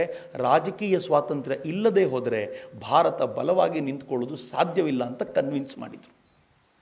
ಯಾರು ಆಧ್ಯಾತ್ಮದ ಚಿಂತನೆಯಲ್ಲಿ ತನ್ನ ಇಡೀ ಜನಾಂಗವನ್ನು ತೆಗೆದುಕೊಂಡು ಹೋಗ್ತಿದ್ನೋ, ಆ ಸದ್ಗುರು ರಾಮ್ ಸಿಂಗ್ ಒಳಗಿರುವಂಥ ಸೈನಿಕ ಈಗ ಮತ್ತೊಮ್ಮೆ ಜಾಗೃತನಾದ. ಹೊರಗಡೆ ಸಾತ್ವಿಕ ಭಾವ ಇತ್ತು, ಒಳಗಡೆ ಪೂರ್ತಿ ರಾಜಸಿಕ ಭಾವ ಜಾಗೃತ ಆಗಿಬಿಟ್ಟಿತ್ತು. ಈಗ ಅವ್ರು ನಿಧಾನವಾಗಿ ತಮ್ಮ ಜನರಿಗೆ ಹೇಳಲಿಕ್ಕೆ ಶುರು ಮಾಡಿದರು, ನಾವು ಬ್ರಿಟಿಷರನ್ನು ಹೊಡೆದೋಡಿಸುವವರೆಗೂ ವಿಶ್ರಮಿಸುವಂತಿಲ್ಲ. ಹೊರಗಡೆ ಮಾತ್ರ ಎಲ್ಲ ಪ್ರವಚನ ಚೆನ್ನಾಗಿ ನಡೀತಿತ್ತು, ಒಳಗಡೆ ಮಾತ್ರ ಭರ್ಜರಿಯಾಗಿರುವಂಥ ಚಿಂತನೆಗಳು. ಅವರು ತಮಗೆ ಕೇಂದ್ರವಾಗಿ ಇಟ್ಕೊಂಡಿದ್ದು ಗೋವಿನ ರಕ್ಷಣೆ ನಮ್ಮ ಜೀವಮಾನದ ಉದ್ದೇಶ ಆಗಬೇಕು ಅಂತ ನಾಮಧಾರಿಗಳಿಗೆ ಅವರು ಬೋಧಿಸಿದರು, ಕೂಕಾ ಸಂಪ್ರದಾಯದವ್ರದ್ದು ಬೋಧಿಸಿದರು. ಈಗ ಕೂಕಾ ಸಂಪ್ರದಾಯದವ್ರದ್ದೆಲ್ಲ ಗೋವನ್ನು ರಕ್ಷಿಸಬೇಕು ಅನ್ನೋಂಥ ವಿಚಾರ ಇತ್ತಲ್ಲ. ಒಂದ್ಸಲ ಹೀಗೆ ಹೋಗ್ತಿರ್ಬೇಕಾದಾಗ ಒಂದಷ್ಟು ಜನ ಮುಸಲ್ಮಾನರು ಗೋವನ್ನು ಕಡಿತಾ ಇದ್ದಿದ್ದನ್ನು ಈ ತಂಡ ನೋಡ್ತು. ಗುರುಗಳು ಹೇಳ್ತಾರಲ್ಲ ಗೋವಿನ ರಕ್ಷಣೆ ಅಂತ ಹೇಳಿ, ಅವ್ರೇನು ಮಾಡಿದ್ರು, ಯಾರು ಕಡಿತಾ ಇದ್ರು ಅವರನ್ನೇ ಕಡಿದು ಬಿಸಾಕ್ಬಿಟ್ರು. ಗುರುಗಳ ಹತ್ರ ಬಂದ ಗುರುಗಳು ಹೇಳಿದ್ರು, ತಪ್ಪು ಮಾಡಿದ್ರಿ, ನೀವು ಹೀಗೆ ಮಾಡಬಾರ್ದಾಗಿತ್ತು, ಈಗಲೇ ಹೋಗಿ ಬ್ರಿಟಿಷರ ಹತ್ರ ನೀವು ಶರಣಾಗತರಾಗ್ಬಿಡಿ, ಪೊಲೀಸ್ ಸ್ಟೇಷನಿಗೆ ಶರಣಾಗತರಾಗ್ಬಿಡಿ ಅಂತ ಆ ಥರ ಕೊಲೆ ಮಾಡ್ಕೊಂಡು ಬಂದ ಅಷ್ಟೂ ಜನರನ್ನು ಶರಣಾಗತರನ್ನು ಹಾಕಿಸಿದ್ರು. ಇದರಿಂದ ಅವ್ರ ವ್ಯಾಲ್ಯೂ ಡೌನ್ ಆಗಬೇಕಿತ್ತು, 100 ಪಟ್ಟು ಜಾಸ್ತಿ ಆಯಿತು. ಹೆಂಗೆ ವ್ಯಾಲ್ಯೂ ಆಗ್ಬಿಡ್ತವ್ರದ್ದು ಅಂತಂದರೆ, ಸದ್ಗುರು ರಾಮ್ ಸಿಂಗ್ ಅಂದರೆ ಸಾಕ್ಷಾತ್ ದೇವರು ಅಂತ ಆ ಥರದ ಭಾವನೆ ಮಹಾತ್ಮ ಪಟ್ಟಕ್ಕೆ ಅವ್ರು ಏರಿ ಆಯಿತು. ಆದರೆ ಈ ಮಹಾತ್ಮ ಪಟ್ಟಕ್ಕೆ ಏರಿದಂಥ ಸದ್ಗುರು ರಾಮ್ ಸಿಂಗರು ಒಳಗಿಂದ ಕೊಡ್ತಿದ್ದಂಥ ವಿಚಾರಧಾರೆ ಏನು ಅಂತಂದರೆ, ಬ್ರಿಟಿಷರಿಗೆ ಸಹಕಾರ ಕೊಡಬೇಡಿ, ಬ್ರಿಟಿಷರ ಶಾಲೆಗಳಿಗೆ ಕಳಿಸಬೇಡಿ, ಬ್ರಿಟಿಷರ ಯಾವುದೇ ವಿಚಾರಧಾರೆಗಳಿಗೆ ಬೆಂಬಲ ಕೊಡಬೇಡಿ, ನಿಧಾನವಾಗಿ ಅವರು ಎಲ್ಲ ವಿಚಾರಗಳನ್ನು ಬಾಯ್ಕಾಟ್ ಮಾಡುವಂಥ ಚಿಂತನೆಯನ್ನು ಜೋಡಿಸ್ತಾನೆ ಇದ್ದರು. ಅದು ಹೇಗೆ ಸಿಡಿತಾ ಇತ್ತೋ ದೇವರೇ ಬಲ್ಲ. ಆದರೆ ನಮ್ಮಲ್ಲಿ ಯಾವತ್ತೂ ಒಂದು ಸ್ವಲ್ಪ ಅರ್ಜೆನ್ಸಿ ಇದೆಯಲ್ಲ, ಅಂಥದ್ದೊಂದು ಅರ್ಜೆಂಟ್ ಪ್ರಕ್ರಿಯೆ ಇಲ್ಲೂ ಆಯಿತು. ಒಂದ್ಸಲ ಒಂದಷ್ಟು ಕೂಕಾ ಸಂಪ್ರದಾಯದವರು ಯಾತ್ರೆಗೆ ಹೋಗ್ತಿರ್ಬೇಕಾದ್ರೆ ಇತರೆ ಸಿಖ್ರು, ಹಿಂದೂಗಳು ಜೊತೆಲಿದ್ರು, ಎಲ್ಲ ಹೋಗ್ತಿದ್ರು. ಆ ಪಕ್ಕದಲ್ಲಿ ಯಾರೋ ಒಬ್ಬ ದನವನ್ನು ಕಡಿತಾ ಇದ್ದ. ಈ ದನವನ್ನು ಕಡಿಯೋದನ್ನು ಈ ಕೂಕಾ ಸಂಪ್ರದಾಯದ ಒಬ್ಬ ವ್ಯಕ್ತಿ ತರುಣ ಹೋಗಿ ನಿಲ್ಲಿಸ್ಲಿಕ್ಕೆ ಪ್ರಯತ್ನ ಪಟ್ಟ.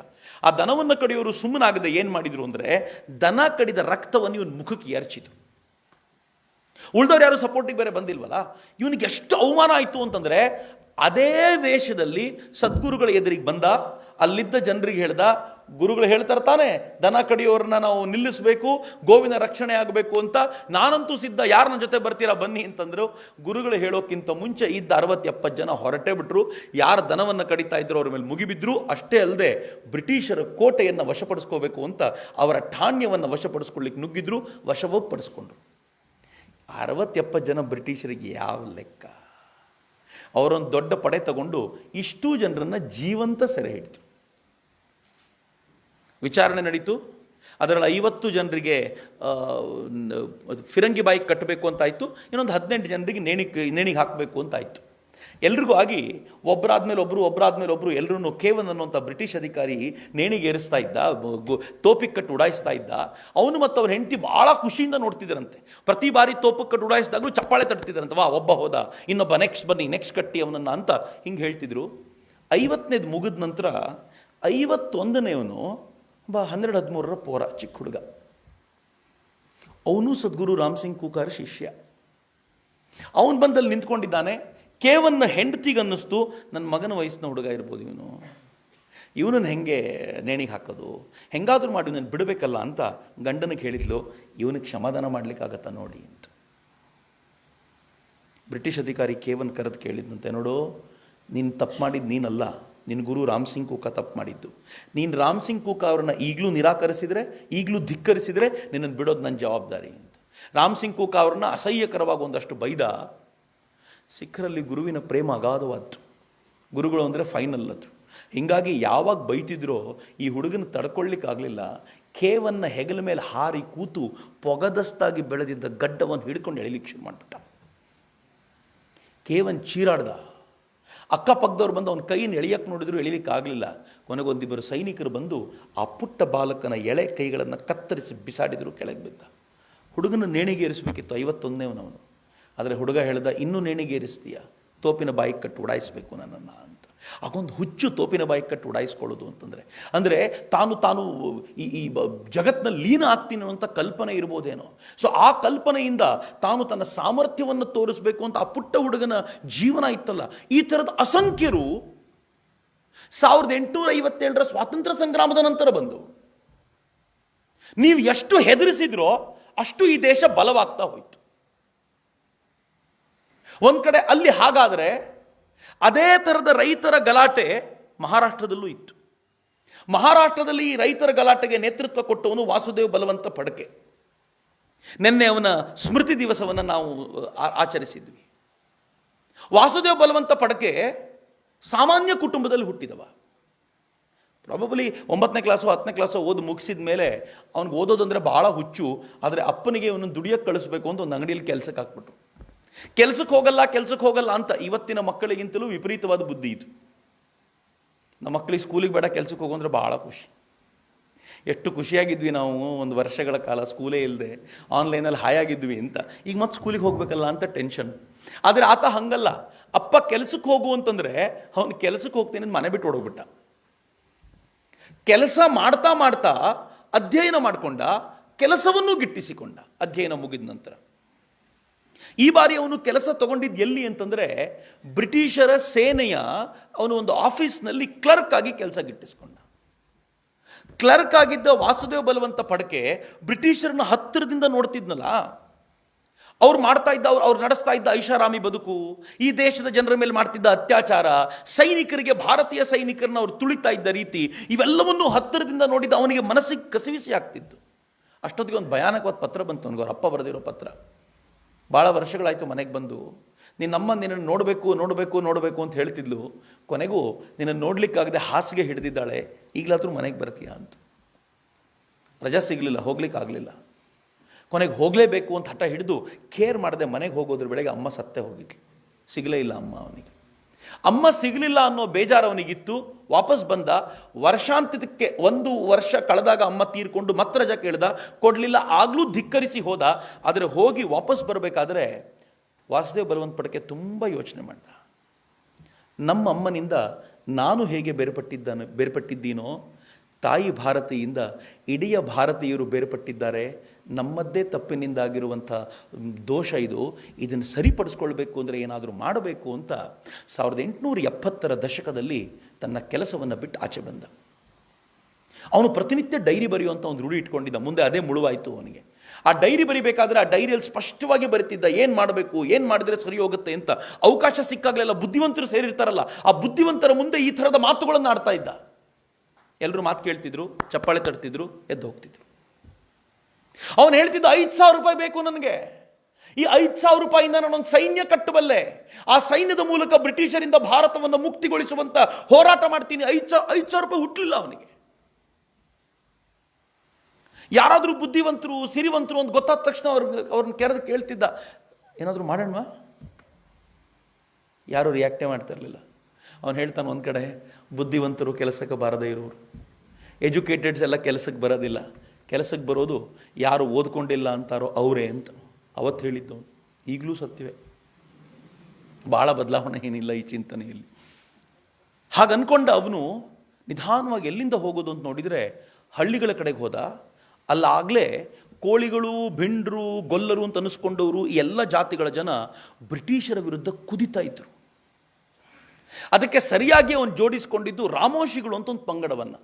ಈ ರಾಮೋಶಿಗಳನ್ನು ಬ್ರಿಟಿಷರು ಎಂಥ ಜನಾಂಗ ಅಂತ ಪಕ್ಕಕ್ಕಿಟ್ಟಿದ್ರು ಅಂತಂದರೆ, ಇವರು ಅತ್ಯಂತ ಕ್ರೂರಿ ಜನಾಂಗ ಅಂತ. ಯಾರು ಇವ್ರ ಮೇಲೆ ಆರೋಪ ಮಾಡಿದ್ರು ಇವ್ರನ್ನ ಜೈಲಿಗೆ ಹಾಕಿ ರುಬ್ಬೋದೇ ಕೆಲಸ. ಆ ಥರದೊಂದು ಜನಾಂಗ ಅಂತ ಇಟ್ಬಿಟ್ಟಿದ್ರು. ಅವ್ರಿಗೆ ಬ್ರಿಟಿಷರನ್ನ ಕಂಡ್ರೆ ಆಗ್ತಿರಲ್ಲ. ಈ ಕಾರಣಕ್ಕೆ ಶತ್ರುವಿನ ಶತ್ರು ಮಿತ್ರ ಅಂತ ಹೆಂಗಿದ್ರು ಗೊತ್ತಿತ್ತಲ್ಲ. ಹೀಗಾಗಿ ಭಾಳ ಆತ್ಮೀಯತೆಯನ್ನು ಅವ್ರ ಜೊತೆ ಬೆಳೆಸ್ಕೊಂಡಂಥ ಈ ವಾಸುದೇವ್ ಬಲವಂತ ಫಡ್ಕೆ ಆ ರಾಮೋಶಿಗಳನ್ನು ಬಳಸ್ಕೊಂಡು ಒಂದು ಸೈನ್ಯ ಕಟ್ಟಿದ. ಜಸ್ಟಿಸ್ ರಾನಡೆಯವರು ಅವನಿಗೆ ತುಂಬ ಚೆನ್ನಾಗಿ ಗೈಡ್ ಮಾಡ್ತಾಯಿದ್ರು. ಪೂನಾಕ್ಕೆ ಬಂದು ಅವ್ರನ್ನ ಭೇಟಿ ಮಾಡಿ ಎಲ್ಲ ಹೋಗ್ತಿದ್ದ. ಆಗ ಇವನು ಯಾರು ಅಂತ ಯಾರಿಗೂ ಗೊತ್ತಿಲ್ಲ. ಯಾವಾಗ ಆ ಟೀಮನ್ನು ಕಟ್ಟಿದ್ನೋ ಆ ಟೀಮನ್ನು ಮೇಂಟೈನ್ ಮಾಡ್ಲಿಕ್ಕೆ ದುಡ್ಡು ಬೇಕಾಗ್ತಿತ್ತಲ್ಲ. ಆಗ ಜಮೀನ್ದಾರ ಹತ್ರ ಹೋಗ್ತಿದ್ರು, ಜಮೀನ್ದಾರನ್ನ ಜಮೀನ್ದಾರರ ಹತ್ರ ಹೋಗಿ ದುಡ್ಡನ್ನು ಕಸಿದುಕೊಂಡು ಬರ್ತಿದ್ರು. ಒಂದು ಕಡೆ ಅಂತೂ ಜಮೀನ್ದಾರನ ಗುಡ್ಡೆ ಹಾಕ್ಕೊಂಡು ಅವ್ರಿಗೊಂದು ಭಾಷಣ ಮಾಡ್ತಾನೆ. ಅವನು ಏನು ಮಾಡ್ತಾನೆ ಗೊತ್ತಾ? ಬ್ರಿಟಿಷರು ಟ್ಯಾಕ್ಸ್ ಕಟ್ಟಿ ಅಂದರೆ ಬಾಯಿ ಮುಚ್ಚಿ ಕಟ್ತೀರಾ, ಏನೂ ಪ್ರಶ್ನೆನೇ ಕೇಳಲ್ಲ. ಆದರೆ ಆ ಬ್ರಿಟಿಷರಿಂದ ಮುಕ್ತಿಗೊಳಿಸಿ ಭಾರತವನ್ನು ಮರಳಿ ಪಡ್ಕೊಳ್ತೀವಿ ಅಂತ ಕೇಳಿದರೆ ₹1 ಕೊಡೋದಿಲ್ವಲ್ಲ ನಮಗೆ. ನೀವು ಕೊಡೋದಿಲ್ಲ ಅಂತ ಹೇಳಿದ್ದಕ್ಕೆ ನಿಮ್ಮ ಹತ್ರ ಒತ್ತಾಯದಿಂದ ಕಿತ್ಕೊಳ್ತಾ ಇದ್ದೀವಿ. ಈ ಕಿತ್ಕೊಳ್ಳೋದನ್ನು ಒಂದು ಭಾಳ ಚೆನ್ನಾಗಿದೆ. ಭಾರತೀಯ ಕ್ರಾಂತಿಕಾರಿಗಳ ಈ ಭಾವನೆಯೇ ಅತ್ಯಂತ ಸುಂದರವಾದ್ದು. ಏನು ಹೇಳ್ತಾನೆ ಗೊತ್ತಾ? ನಾವು ಲೂಟಿ ಮಾಡ್ತಾ ಇಲ್ಲ ನಿಮ್ಮನ್ನು, ದೇಶಕ್ಕೋಸ್ಕರ ಇದನ್ನು ಕೇಳ್ತಾ ಇದ್ದೀವಿ. ನೀವು ಕೊಡಲಿಲ್ಲ ಅನ್ನೋ ಕಾರಣ ಕಿತ್ಕೊಳ್ತೀವಿ. ನೀವು ಇದನ್ನು ನನ್ನ ದೇಶಕ್ಕೆ ಕೊಟ್ಟಿರುವ ಸಾಲ ಅಂತಾದರೂ ಕೊಡಿ, ಸ್ವಾತಂತ್ರ್ಯ ಬಂದ ಮೇಲೆ ಎಲ್ಲವನ್ನು ತೀರಿಸ್ತೀನಿ ಅಂತಾನೆ ಪುಣ್ಯ. ಲೂಟಿ ಮಾಡುವಾಗಲೂ ಎಚ್ಚರಿಕೆ ಇದೆ. ಆ ಲೂಟಿ ಮಾಡುವ ಕ್ಷಣದಲ್ಲೂ ಕೂಡ ಇದು ತಪ್ಪು, ನಾನು ಮಾಡಬಾರ್ದಾಗಿತ್ತು, ಆದರೆ ಅನಿವಾರ್ಯತೆ ನನಗೆ ಅಂತ ಗೊತ್ತಿದೆ ಅವನಿಗೆ. ಹಾಗೆ ಮಾಡಿಕೊಂಡು ದುಡ್ಡಿನ ಸಂಗ್ರಹ ಮಾಡಿಕೊಂಡು ಬ್ರಿಟಿಷರ ಮೇಲೆ ಮುಗಿಬಿದ್ದ. ಹೇಗೆ ಮುಗಿಬಿದ್ರು ಬ್ರಿಟಿಷರ ಮೇಲೆ ಅಂತಂದರೆ, ಕಂಡಲ್ಲಿ ಬ್ರಿಟಿಷ್ ಖಜಾನೆಗಳನ್ನು ಲೂಟಿ ಮಾಡಲಾಗ್ತಿತ್ತು. ಕಂಡಲ್ಲಿ ಬ್ರಿಟಿಷ್ ಅಧಿಕಾರಿಗಳನ್ನು ಕೊಲ್ಲೋದಕ್ಕೆ ಮುನ್ನುಗ್ತಿದ್ರು. ಇಡೀ ಪೂನಾ ಒಂದು ಕ್ಷಣ ಹೆದರಿಬಿಡ್ತು. ಬ್ರಿಟಿಷ್ ಅಧಿಕಾರಿಗಳು ಹೆದರಿಬಿಟ್ರು. ಆಗಾಗ ರಾನಡೆಯವರ ಹತ್ರ ಅವನು ಬಂದು ಹೋಗ್ತಿದ್ದಾನೆ ಅಂತ ಗೊತ್ತಾದ ಮೇಲೆ ರಾನಡೆಯವರನ್ನು ಕೂಡ ತುಂಬ ವಿಚಾರಣೆಗೆ ಒಳಪಡಿಸಿ ಅವರನ್ನು ಕೂಡ ಅಲ್ಲಿಂದ ಬೇರೆ ಕಡೆ ಶಿಫ್ಟ್ ಮಾಡಲಾಯಿತು, ಅವನಿಗೆ ಗೈಡೆನ್ಸ್ ಸಿಗಬಾರ್ದು ಅಂತ.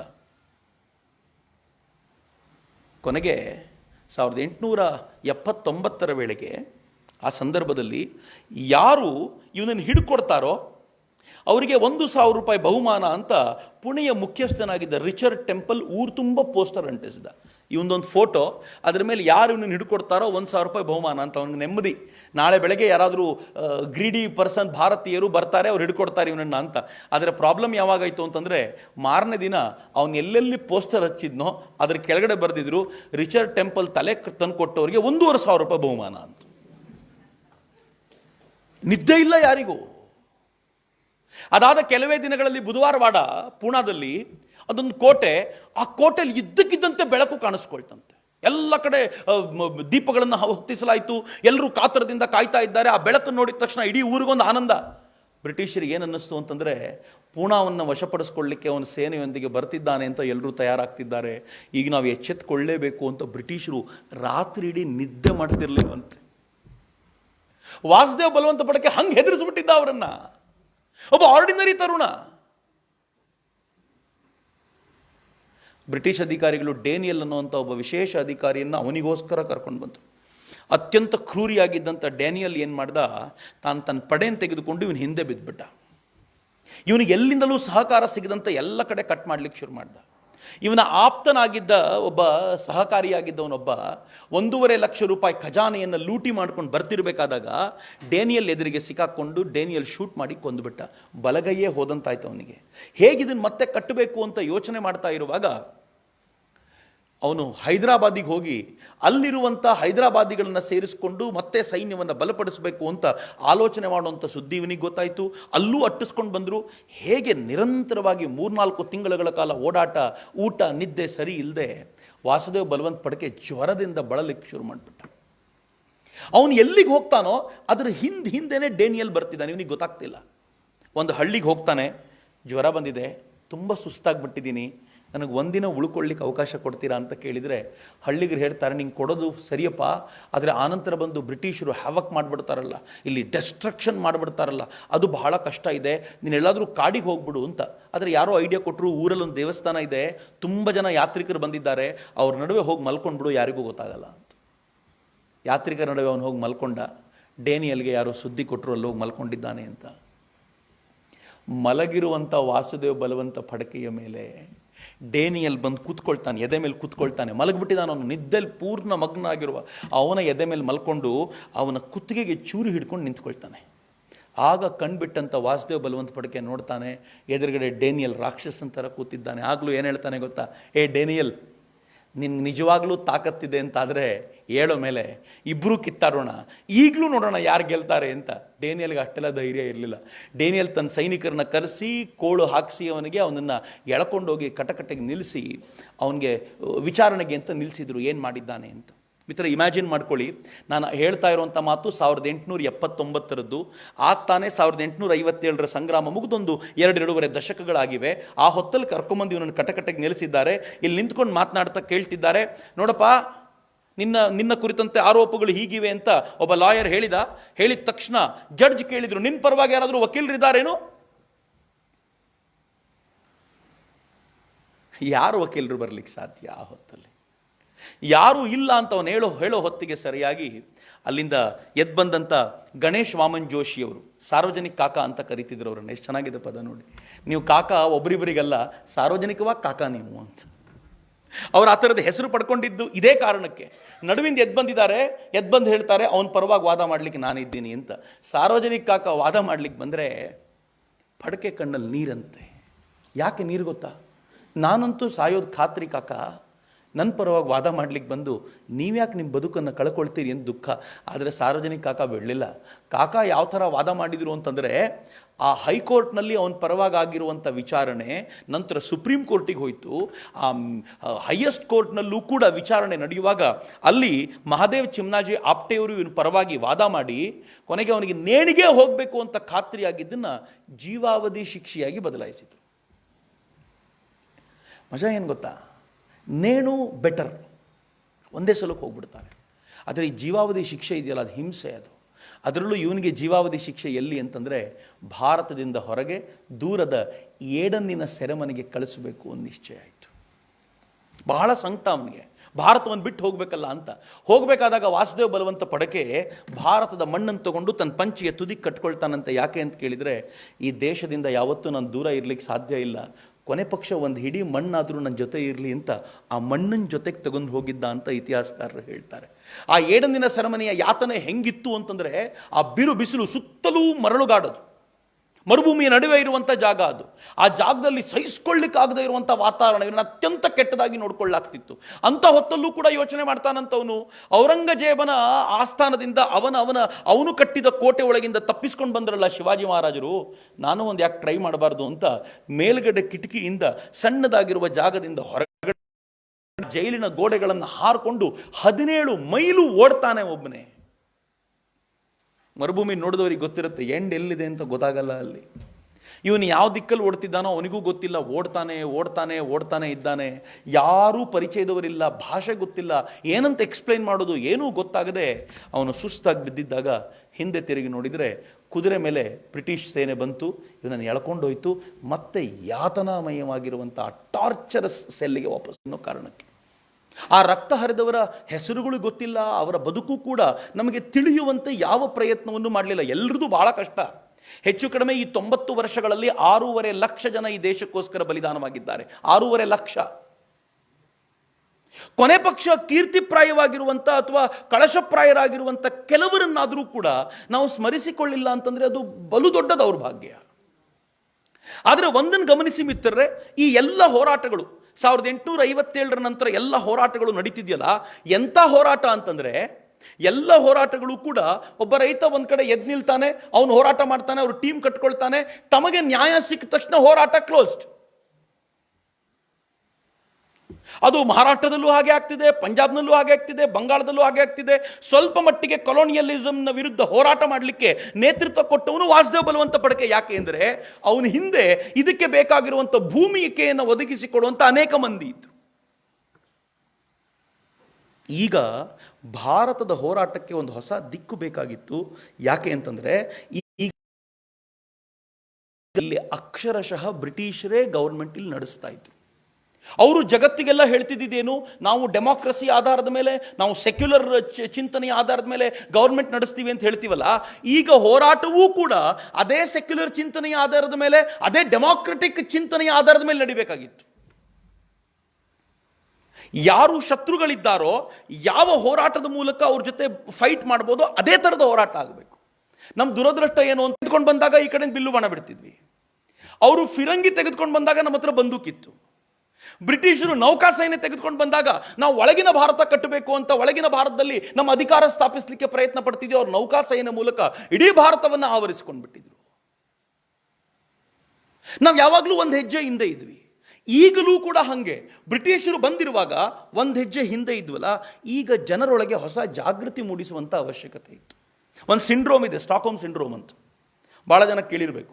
ಸ್ಟಾಕ್ಹೋಮ್ ಸಿಂಡ್ರೋಮ್ ಅಂತಂದರೆ ಏನಂತಂದರೆ, ಯಾರಾದರೂ ನಿಮ್ಮನ್ನು ಅಪಹರಿಸ್ಕೊಂಡಾಗ ಅವ್ರ ಮನೇಲಿ ಇಟ್ಕೊಂಡ್ಬಿಟ್ರೆ, ಅವ್ನು ನಿಮ್ಗೆ ತುಂಬ ಟಾರ್ಚರೂ ಕೊಡ್ತಾ ಇದ್ದರೆ, ತುಂಬ ದಿನ ಅವನ ಸಹವಾಸದಲ್ಲಿ ಇದ್ದು ಏನು ಅನಿಸ್ಬಿಡುತ್ತಂತೆ ಗೊತ್ತಾ, ಅವನು ಎಷ್ಟು ಒಳ್ಳೆ ಮನುಷ್ಯ ಅಂತ ಅನ್ಸೋಕೆ ಶುರು ಆಗ್ಬಿಡುತ್ತಂತೆ.